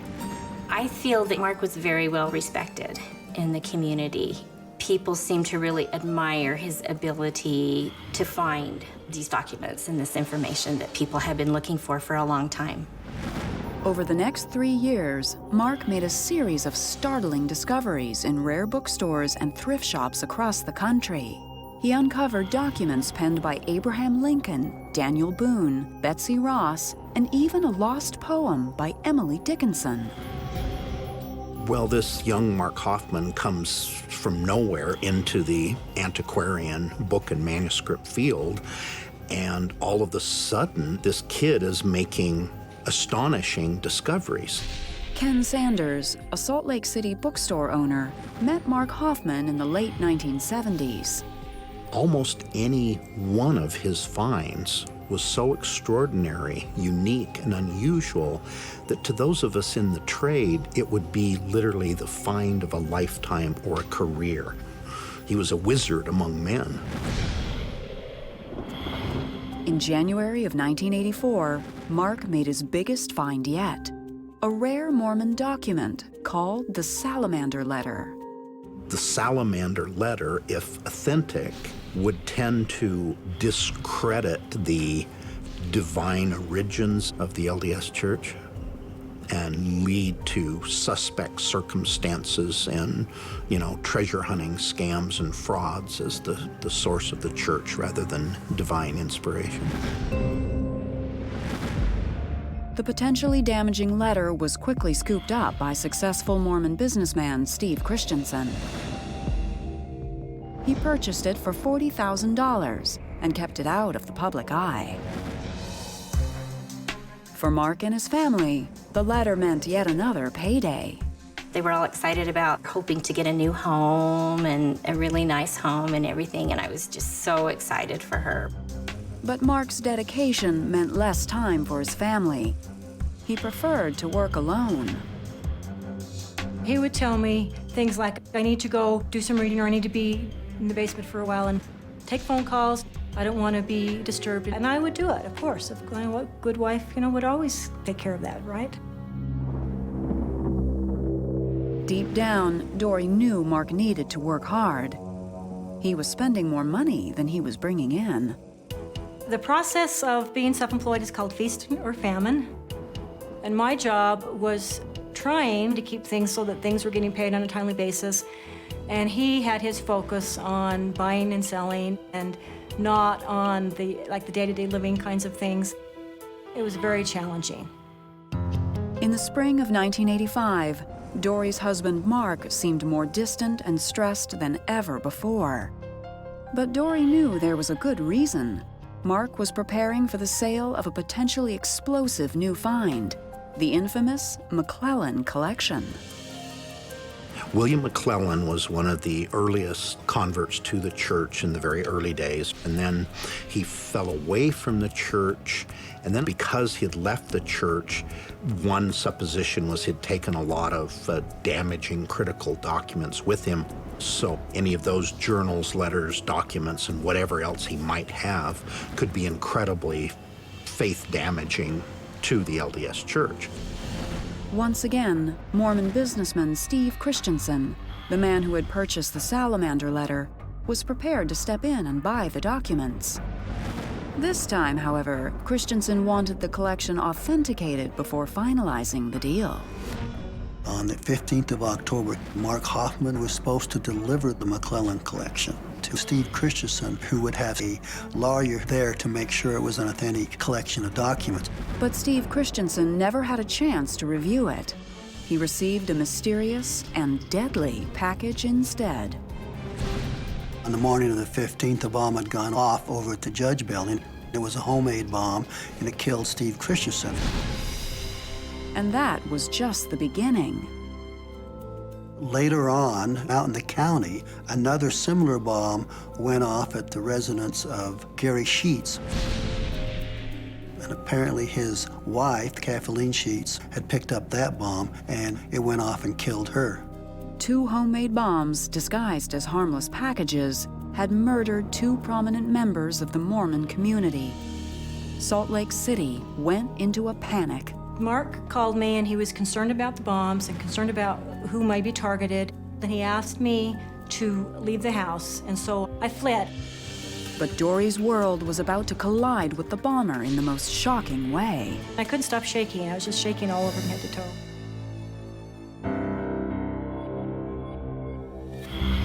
On the morning of October 16th, 1985, Dory Olds awoke to a different city. A pair of bombings had rocked Salt Lake City and left 2 people dead. Steve Christensen and then Kathy Sheets. They were associates in Mark's circle. I remember just wondering what was going on, wondering what was happening and who could be doing this. No one had the foggiest idea what was going on. This is Salt Lake City, Utah. We're more known for, green Jell-O with miniature marshmallows and our per capita ice cream consumption, not for bombs. Dory's world began to crumble when the phone rang. Mark called me in the afternoon, and he told me that he was concerned because of who was involved. He said, I think you need to leave the house. I think you need to go. That's when I started being more afraid. Just hours later, Dory learned that Mark's instincts were tragically on target. My parents got a phone call saying that Mark had been hurt, that there'd been another bombing, that he was in the hospital, and then I needed to go down. And so I started immediately shaking, like, oh no, no, no. A 3rd bomb had exploded, this one in Mark's car, leaving him clinging to life. Hoffman was taken to the hospital, and he was seriously injured at that time. And the police, of course, came to investigate the case because it's another bombing. Of course, it looked like they would be connected. Dory's only concern was the welfare of her husband. When I got there, I just held his hand for a minute, and then I took him into the surgery. Meanwhile, out in the waiting room, speculation was flying. I just thought, oh, this is getting too weird. Someone's going after him, too. What has he done? Mark pulled through surgery and was coherent enough to answer some questions asked by investigators. I thought at that point, okay, this is all gonna go away. They're gonna find out the right person. Everything's gonna be fine. But Mark's account of the incident didn't make sense with the information gathered from the scene. Mark claimed he was standing outside of his car when the bomb went off. The police had called in a bombing expert. He came to the conclusion that the bomb would have exploded when Hoffman was inside the car and not outside the car, as he told the police. For investigators, it was a discrepancy that cast suspicion on Mark Hoffman. So immediately, the police began to believe that he was the suspect, that he was lying, that he was the bomber. If police were correct, then Mark Hoffman was the bomber, injured by his own handiwork. But for Dory, the accusation was absurd. I didn't believe it. It's like, no, that isn't the person that I know. He wasn't a violent guy. He wasn't at all. Making matters even more complex was the growing suspicion surrounding Mark's many findings. The discoveries got more astonishing and lurid by the day or the week, and it's so obvious that no one human being can continue to find material like this, that there had to be something wrong. After that 3rd bomb, he pointed the finger at himself. Could it be true? Was Mark Hoffman really a con man who turned to murder to cover his crimes? His pride and greed got to him, and he felt that he could get away with anything. I think a lot of people really underestimated how smart he is.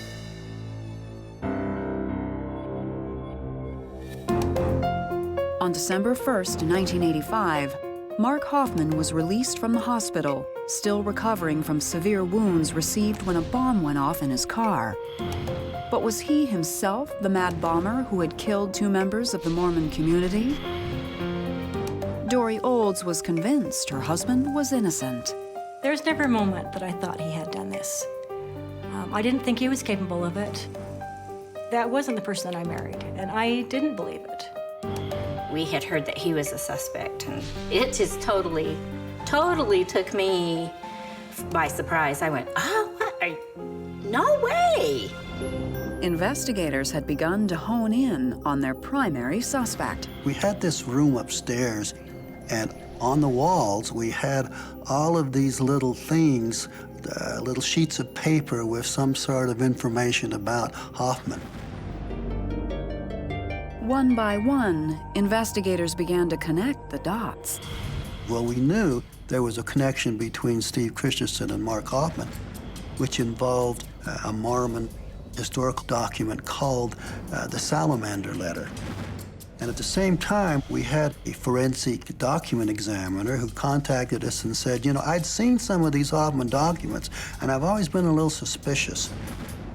Why don't we look into them? We were able to have these document examiners compare the Hoffman documents to documents of historical value that he had nothing to do with. And at that point, we started to realize that there was forgeries. Everything from the Anton transcript to the Salamander Letter, and even the Emily Dickinson poem. Analysis soon revealed that all of them were forged by none other than Mark Hoffman.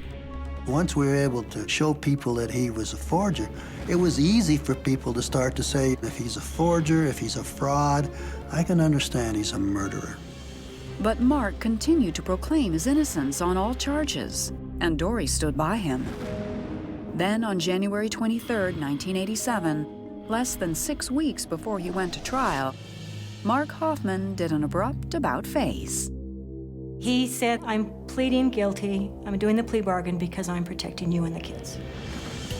For investigators, the pieces of the puzzle had finally come together. Facing financial ruin, Mark had concocted a scheme to make a quick sale of the long-lost McClellan collection. He knew it would be irresistible to any wealthy Mormon collector. Well, it came a point in time when he realized that Steve Christensen was about to find out that he was a forger. And so he killed Steve so that he wouldn't be found out. And he put a bomb over at the Sheets house to deflect the police. But it was only a matter of time before Mark's luck ran out. What happened with so many con artists is that his pride and greed got to him. He made promises greater than what he had, and so he was in debt and he had to produce, and he overextended himself, and that's what got him in trouble. Presented with the evidence, Dory was forced to face the ugly truth about her husband. I was shocked that he had killed 2 people. There's part of me that still wants to say, no, that isn't true, because that wasn't the person that I knew. But it is so. And perhaps worst of all for Dory was one of the motives behind his forgeries. He wanted to embarrass the church, and he wanted to be known of what he did.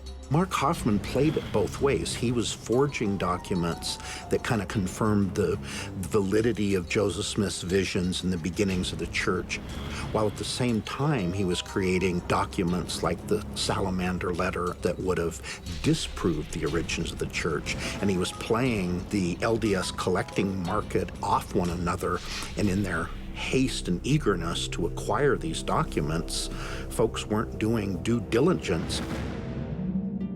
After pleading guilty to a reduced charge of second-degree murder, Mark Hoffman was sentenced to 5 years to life in prison.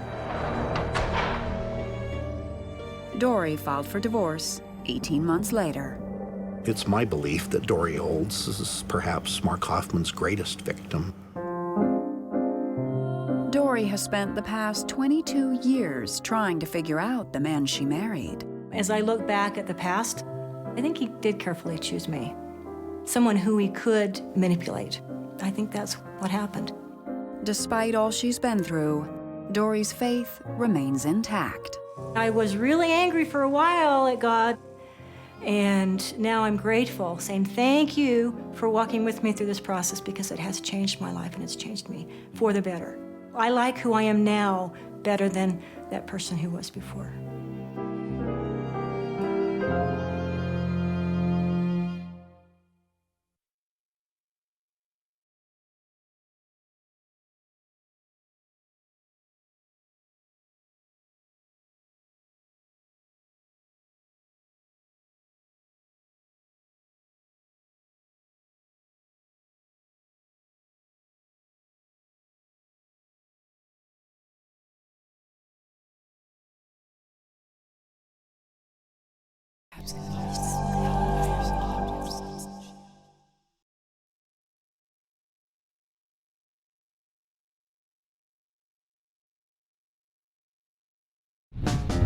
It all started with a personal ad, an Australian businessman looking for love.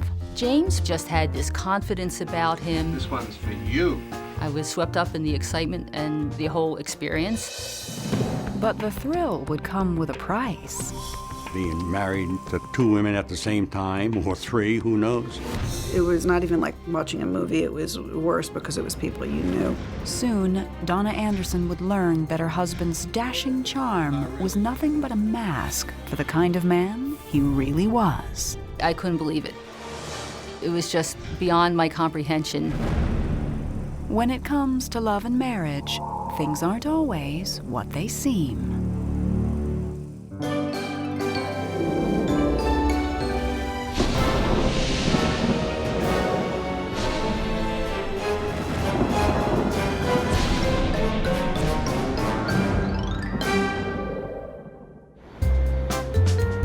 When you're single and looking for love in Atlantic City, sometimes finding Mr. Right can seem nearly impossible.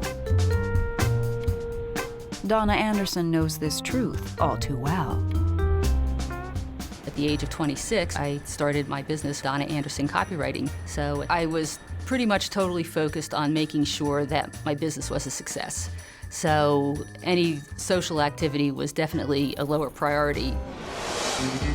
By the summer of 1996, Donna found herself still single. With her 40th birthday rapidly approaching, she tried her hand at internet dating. Before long, an intriguing ad caught her eye. Late 40s, Sean Connery lookalike. Ex-Green Beret, but I baby talk to my dog.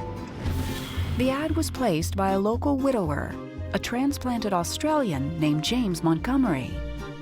Before long, the two set up a time and place to meet. He talked about how he had been a scriptwriter in Hollywood, and he had several businesses that he was in the process of starting. One of them was an electronic theme park for adults, and he wanted to start another television channel here in Atlantic City. So that was kind of exciting. I think James talked a really good game. I think he thought he was pretty impressive. The whole package sounded like amazing. I had never met anyone like it. Wow.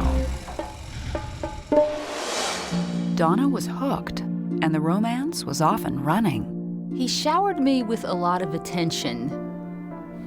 He was always sending me emails, sending poetry, cards. This is the love of my life.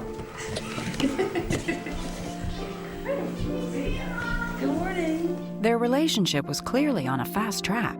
James moved at a dizzying speed. 4 days after their first date, he proposed.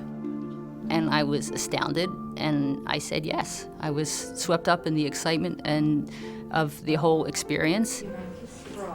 I felt like finally my turn had come, and the knight had shown up on his shiny horse. Donna was sure she had found the one, and just 4 months after they met, she and James tied the knot. Now confirm you, husband and wife. Now you make me.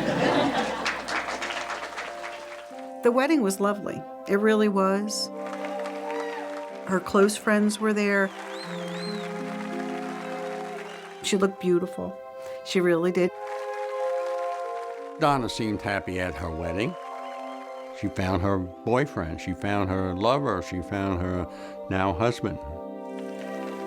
At one point, I was going around saying hello to all my guests, and my younger brother says, "You're the queen." And I did. I felt like the queen. It was a fabulous day.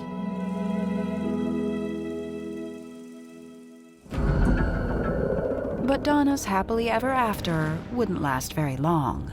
And what happened next played out just like a scene in a bad movie. I never expected that my life would deteriorate to the point that I would be in this position. This was not at all what I agreed to. 2 years into the marriage, money was so tight for the couple that Donna decided to pawn some of her jewelry. James had been keeping her rings under lock and key.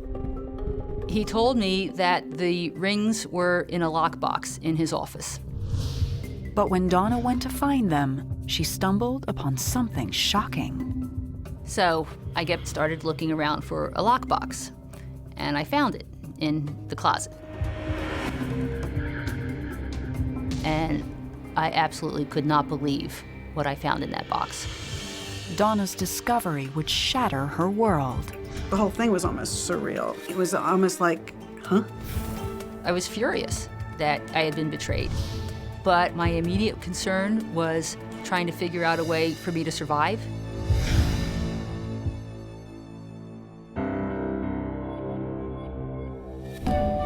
It was the fall of 1996, and after a whirlwind romance and storybook wedding, Donna Anderson and James Montgomery had all the hopes of a bright future. James presented himself as someone who would absolutely accomplish everything that he set out to do. He just had this confidence about him. He was certain that everything he was pursuing would be fulfilled. James had several business deals pending, but none had come to fruition, so money was tight. Supporting the couple fell to Donna. Donna was supporting James because when he moved out of his apartment, he doesn't have to pay rent. He's freeloading on Donna. I didn't like it. Donna not only paid the rent, but she paid for her entrepreneur husband's business trips as well. James traveled a lot for business. He was going to trade show events to find people to get involved with the theme park.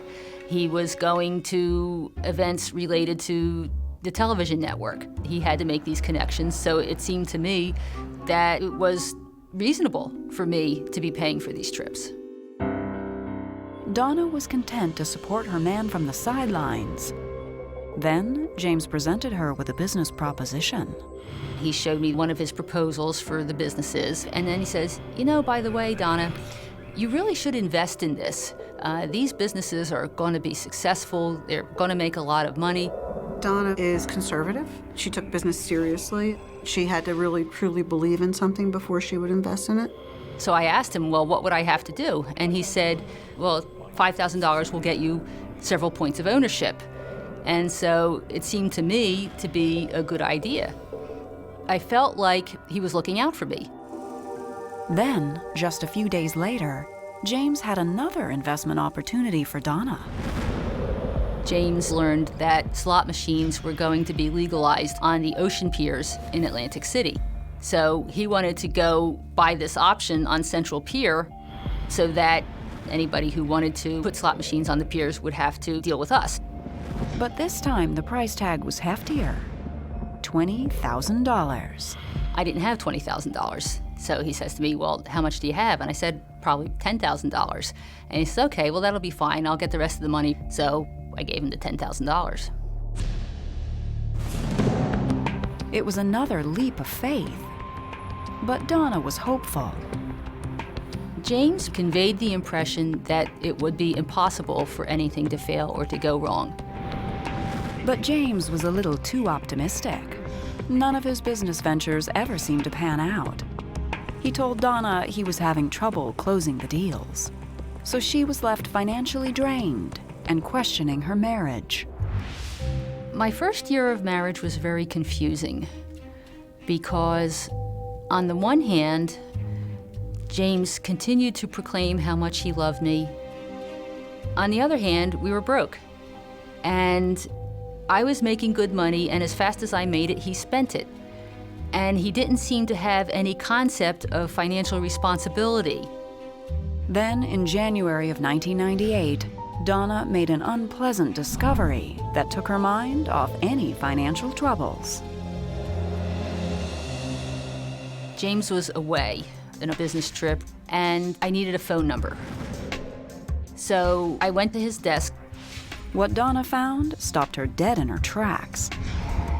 And I open up one drawer, and I find a stack of Polaroid photographs. And they're photographs of naked women. And I was like, what is this? And I was angry. This man is my husband. Why does he have pictures of naked women? A few days later, when James returned home, Donna was waiting to confront him. I said, what are these pictures? And he says to me that they're pictures from his past. He just keeps them for old time's sake. I was pretty upset by this.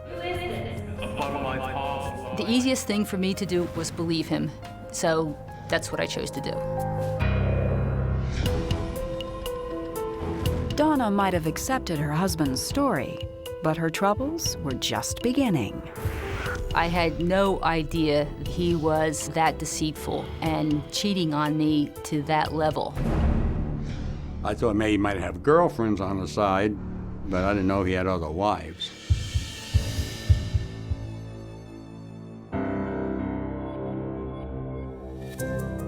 In January of 1999, just 2 years into her marriage, Donna Anderson was left wondering if any of her husband's business deals would ever come through. At this point, I had probably spent $150,000 on him or something like that. I was carrying maybe $30,000, $40,000, $50,000 in credit card debt. When I first found out that she was backing everything, I was like really shocked. I was traumatized, but I felt trapped. I felt like I had chosen this path and I had to see it through. I asked myself, what kind of wife leaves her husband because the business plans aren't working out?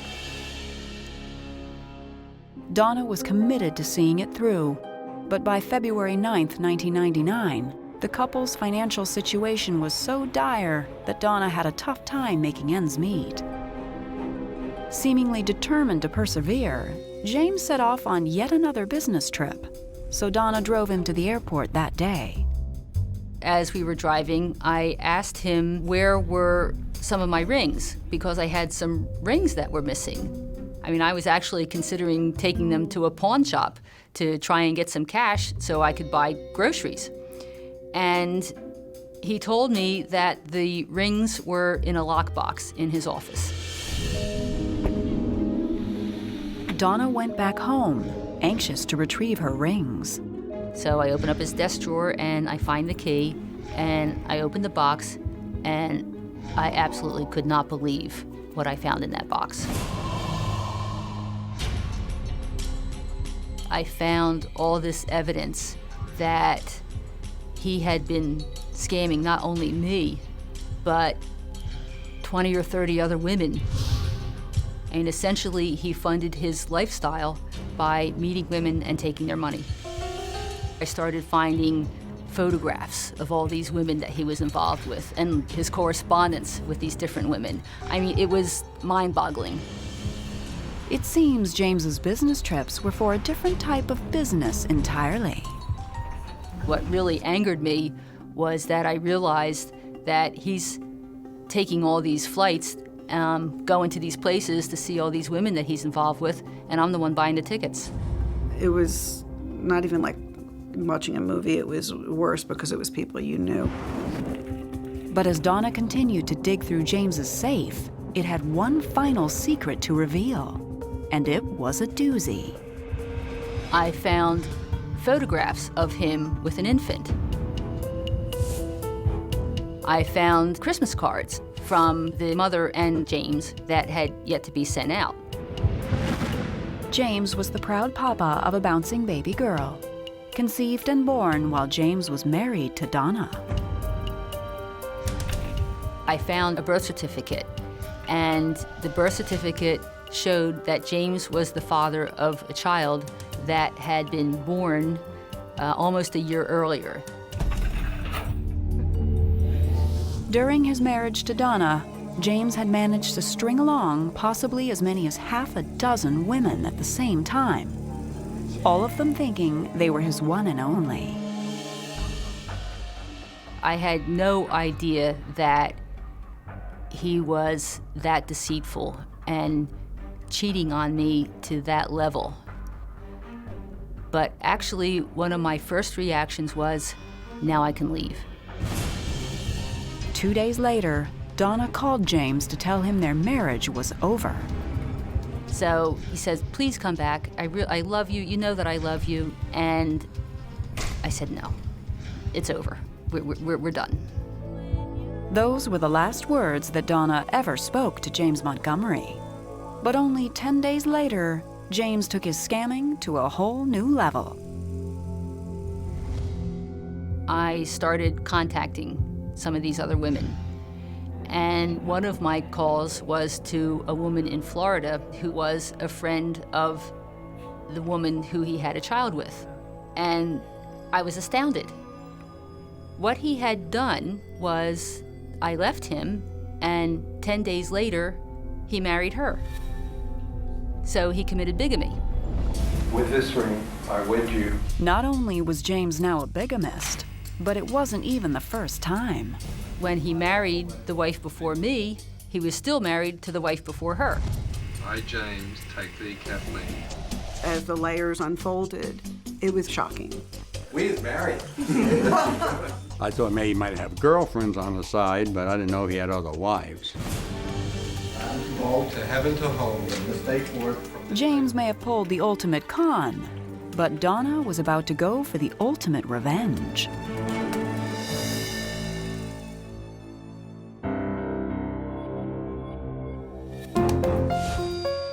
After 2.5 years of marriage to James Montgomery, Donna Anderson now had proof that James was a con man and a bigamist with possibly a half dozen other women on the side.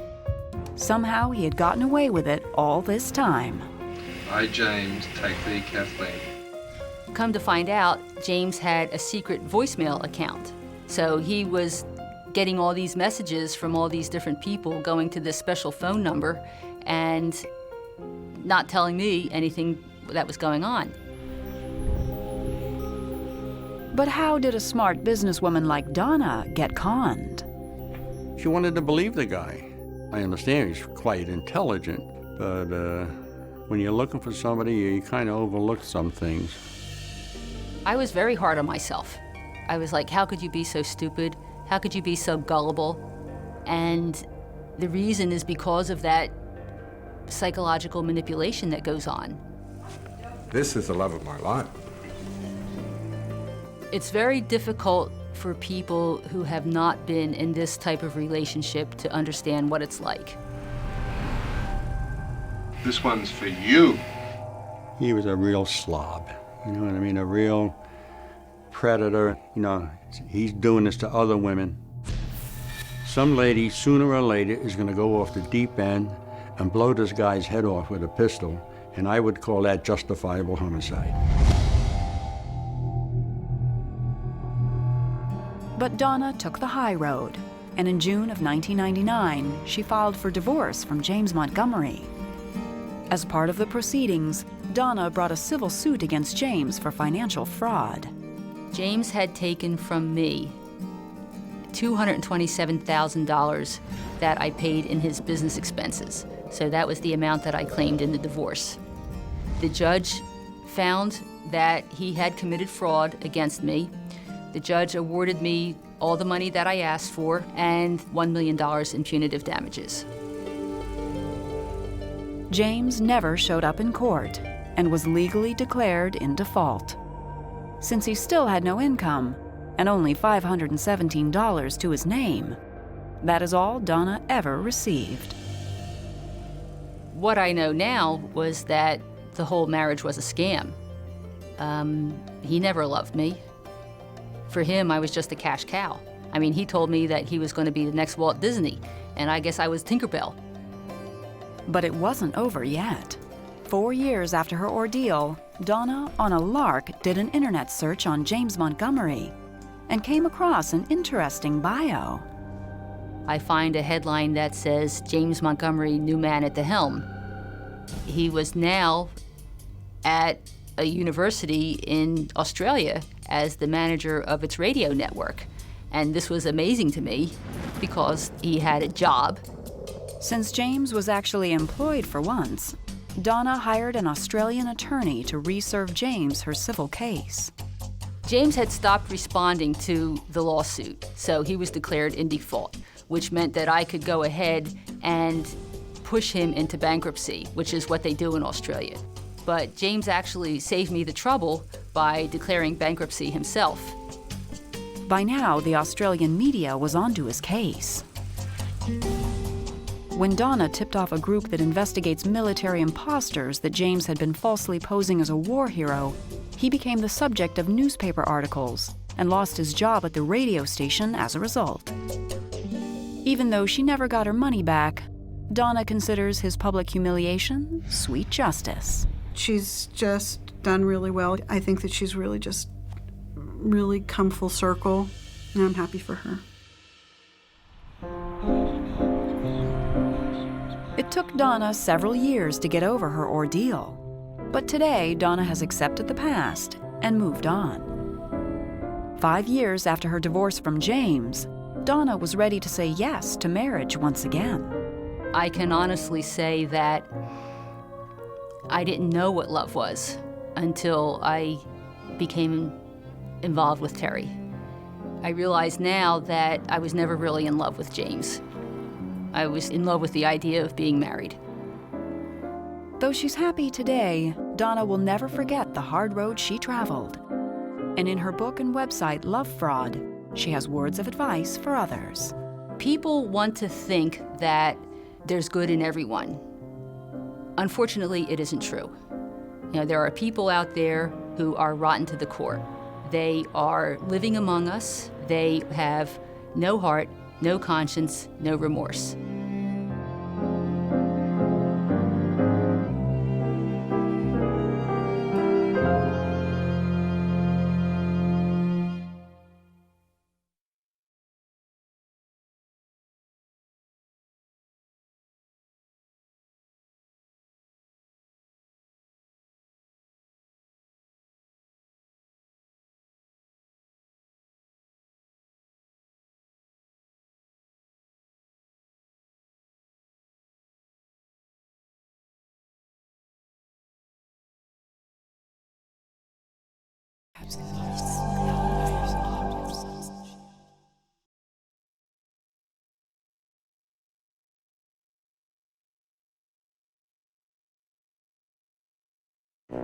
Iraqi war veteran Joe Wood believed that his long-distance love, Shauna Keith, was the perfect woman. She totally blew my mind. I thought she was an incredible person. I was totally swept off my feet.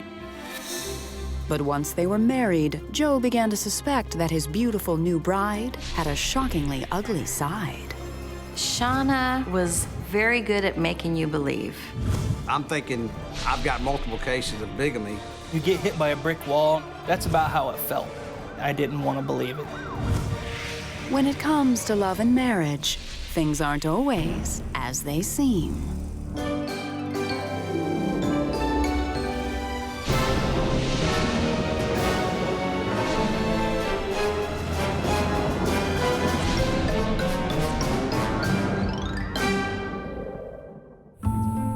In June of 2004, Army Specialist Joe Wood was on leave for a month in Phoenix, Arizona, trying to find some peace of mind. I just got back from Iraq, and I've been kind of by myself for a while, and I was still kind of jittery after being overseas. Looking to get out of the house, Joe ended up at the local mall. And there he met a charming young woman named Shauna. I was in uniform, me and a couple friends. We were eating at the food court, and, she introduced herself. She was real forward. She was telling me about herself. 24-year-old Shauna Keith was a young divorcee who said she worked as a manager for a well-known clothing retailer. She was in town on business from Oregon and made quite an impression on Joe. She told me about her accomplishments. She went to college and she got a degree in fashion design and also business, which kind of blew me away at her age. It's like I was totally swept off my feet. But Joe was disappointed to learn that Shauna wouldn't be in town very long. Shauna was in town for a seminar for like a week or so. So we swapped email and did the phone number. A month later, back on base in Colorado, Joe logged onto his email account and saw Shauna's name. One day I happened to get online and there she was. Well, I was kind of excited, like, cool, you know? Through phone calls and email, their long-distance relationship began to take off. We started talking about more personal things. We started doing the phone calls at night. And after time, we just started getting closer. We came back talking about Shauna, this new girl, and she was this big, you know, success, and he was having a lot of fun with her, so I was happy for him. A little over a year after they first met, Shauna finally visited Joe in Colorado Springs. And just 2 months later, on September 12, 2005, they were married in a Colorado courthouse. Our wedding day was very, as you would say, nerve-wracking. When the judge asked me to repeat after him, I couldn't even do it. I was just tongue-tied. He laughed at me and said, "It's common." He showed up married, and my jaw just hit the floor. I just shook his hand and said, "Congratulations." Just a week after they tied the knot, Shauna headed back to Oregon to collect her things. Shauna said she had to go back to Oregon to finalize some paperwork with the company she worked for because she said she was transferring to Colorado. But as soon as Shauna arrived back in Oregon, she called Joe with some bad news. Her company was holding up her transfer, and she needed to stay in Oregon longer than expected. As the weeks dragged on, Joe's frustration grew. At that point, me and her had gotten a fight. I told her, "You got all these great credentials. You can find another job just like that." I was very upset with the situation, and I told her, "You either need to come down here or we're done." It was the first of several heated phone calls. But then, a month later, Shauna suddenly appeared. I was taking my trash out from the barracks, and she came in a cab. It just shocked me. She had this little bitty bag with her, and I was like, "Where's your stuff?" She says, "I let it go, I don't care. We can get new stuff. I make enough money, everything's done, everything's taken care of." I was like, "Okay, cool." And when they were finally alone, Joe and Shauna discussed some very unexpected news. She said she was pregnant, which really shocked me. I was overwhelmed, you know. I always wanted to have my own family. And it was just like, boom, it's there. So at that point in time, I just wanted to focus on getting everything situated. But then, less than a month later, something odd began to happen with their finances. Shauna took over on her bank account and took care of all the bills and whatnot. And every time I tried to pull some money out for lunch or something, we're vastly in the negative. And when he took a closer look, Joe discovered that all his financial troubles seemed to have started right about the time Shauna moved in. I'd ask her what's going on, where's all our money at? She said she makes about $1,500 every 2 weeks. Okay, whatever, where's it at? Joe would soon have answers to his questions, and he's about to learn the truth about Shauna's real business. I've never seen someone so manipulative. She was a dangerous person, and she needed to be stopped.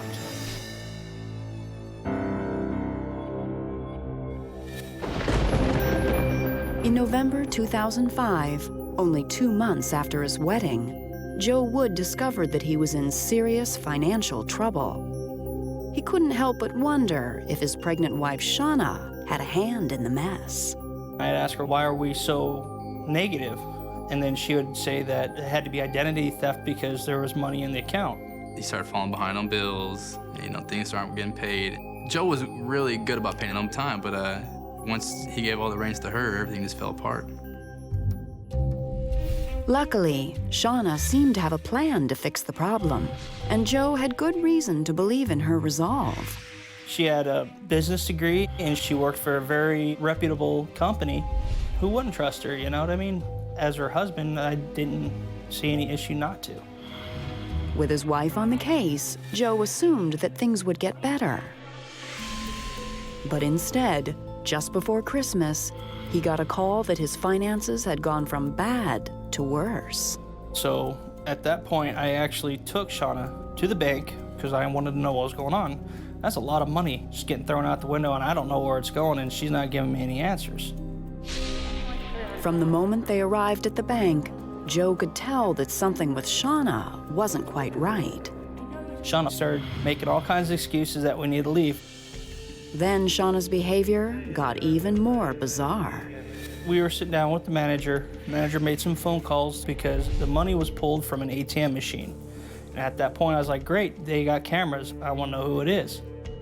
And Shauna starts flipping out. She starts yelling at the bank manager, started yelling at me, making all kinds of excuses. Nothing Joe did could calm Shauna down. She was just very belligerent and very violent. I literally had to drag her out of the bank. We were leaving, and I started saying, "What are you doing? Why are you acting like this?" As soon as they were home, in between tears, Shauna blamed her behavior on hormones and the stress of her pregnancy. Joe wanted to believe his wife, but the situation was taking its toll. Joe wasn't his regular self. His attitude changed. He's more depressed and stressed out. And being his friend, I was able to see that something was wrong. Then, over Christmas, an issue with Shauna's pregnancy added to their troubles. And she came out of the bathroom, and she had like fluid on her leg, and said we had a problem, so we actually called an ambulance. At the hospital, doctors examined Shauna, but couldn't find anything wrong. And they had another piece of information to share. The doctor said that the baby was going to be born mid-June. At that point, I was sitting there doing the math, and I looked at Shauna. I said, "That's not right. It can't be." Based on the dates the doctors provided, Joe had a hunch he and Shauna weren't even in the same town when the baby was likely conceived. She had said, "It's just an estimated date. It's not necessarily true. It could be earlier. It's just a guess." So that was just another thing to add to the fire. Then, only a few days later, Joe's trusting nature was tested again. My command sergeant major got a phone call from Seaport Auto saying Shauna wrote a hot check for $1,500 and wanted to know where their car was. So my boss came up to me going, "What's going on?" And I said, "I have no idea." So I got the phone number to the gentleman that called, and he explained to me that he had talked to her mom a little bit. And I was like, "Really?" I said, "Is there a chance I can get her number?" Joe had never met Shauna's mother and was surprised to see her listed as a reference at the dealership. He wasted no time giving her a call. Hello. I called her mom, and I was like, "I'm Shauna's husband." And all she could say was, "I'm sorry." I understand. And what Joe was about to hear next would unravel his new marriage completely. Shauna's mom confirmed my worst fears. I don't think I could be able to deal with that. If it were me, I'd kill her.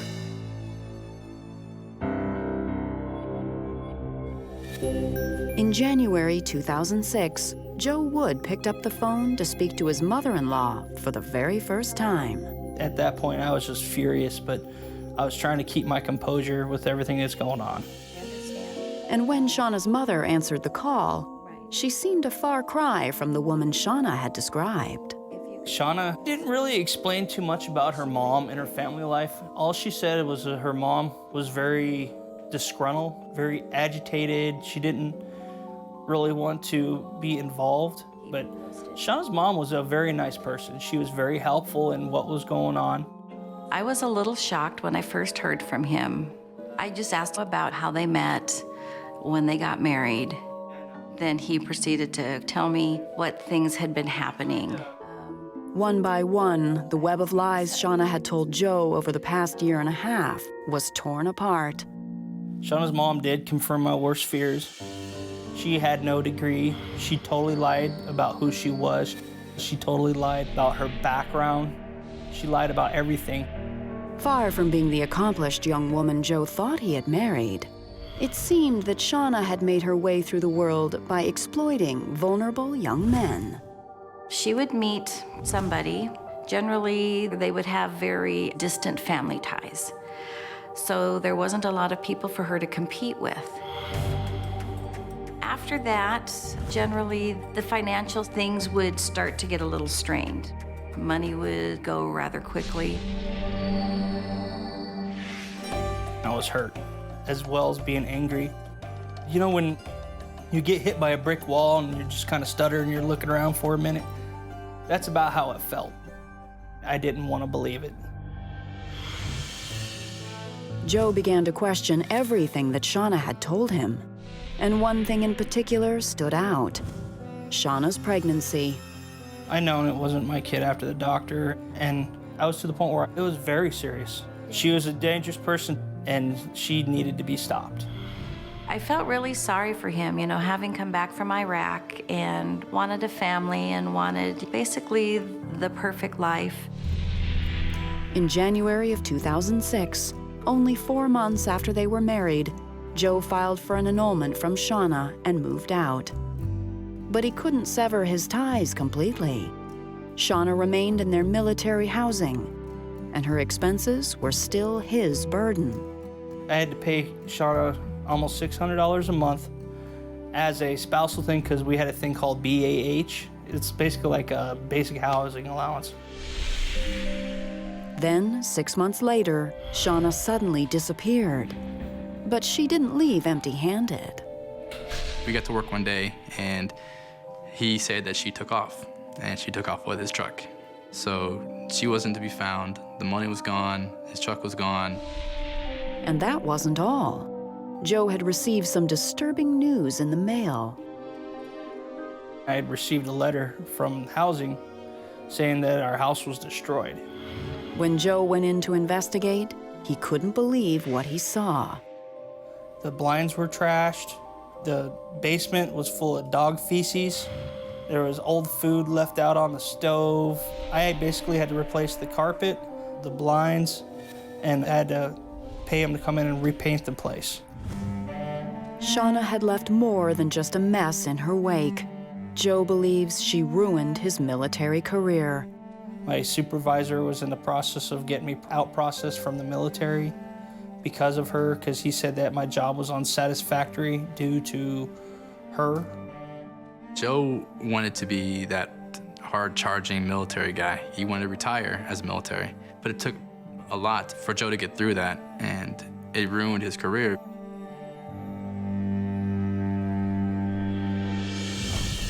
In the summer of 2006, Shauna gave birth to a baby boy who ended up in her mother's care.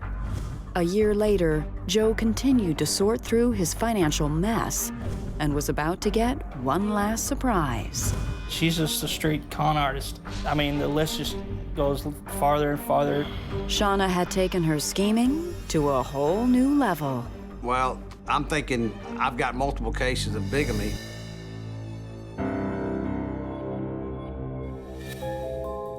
In the summer of 2007, 18 months after he filed for an annulment from Shauna, Joe Wood was still digging out of the financial mess wrought by his ex-wife. She was very good at lying. She just totally rolled me over and took me for everything that I had. But that summer, another woman walked into Joe's life. And this time, it was someone he could trust. I had known Amber since we were kids. And we just happened to link back up, and we went to movies and laughed and had a good time. By the end of 2008, Joe and Amber were married. But no sooner had he picked up the pieces than a shocking call about Shauna came in. The gentleman called me and basically asked me if I was married to Shauna Keith. He had found some documentation of mine, and he was married to her. He was a service member, and he's basically going through what I just did. We had no idea that this had occurred after him or that Shauna had done that to anyone else. So he was very, very shocked to find out. Only a few months after leaving Joe, Shauna had apparently found a new victim. And that wasn't all.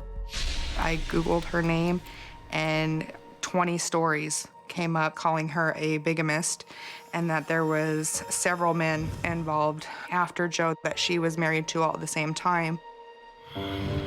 It seems the story of Shauna Keith was far bigger than the mess she'd made of Joe's life. And in Walton County, Georgia, Detective Jim Mays was trying to track her down. The victim in this case had contacted the Walton County Sheriff's Office regarding some fraudulent materials that she found in her house. She said that her brother had married an individual, and this individual, who wound up being Shauna Keith, had made a copy of the victim's driver's license. And she had superimposed her picture over the driver's license. And when I ran Shauna's name, I found multiple hits under various names, social security numbers, and dates of birth. As the investigation ensued, Detective Mays discovered that Shauna had left a trail of aliases and broken hearts across the country. Shauna was married to an Army sergeant at Fort Knox, Kentucky. While married to this individual, she met and married another Army personnel in Fort Riley, Kansas. She had been married 5 times in a 2-year period, and all of them military personnel. Shauna had her own little world, her lie, with each person, different lie, and when they'd start questioning it and things weren't going her way, what she'd do is she'd pack up and run. Take their identity with them and go to the next guy. But on January 5th, 2008, Shauna's number was finally up. The stolen vehicle she had been driving was spotted in front of an apartment complex in South Carolina. She was living in an apartment with another Marine. They went to the apartment where she was. They checked her name, and they found that she was wanted in Georgia on my warrant. Less than a week later, Shauna was extradited to Georgia, where she faced 12 counts of bigamy and fraud. First question, are you still married? Not to my knowledge to anyone. Shauna denied all the charges against her. She denied even knowing the individuals that I named to her that she was still married to. Shauna was in a total state of denial. Were y'all legally married? No, we were never married.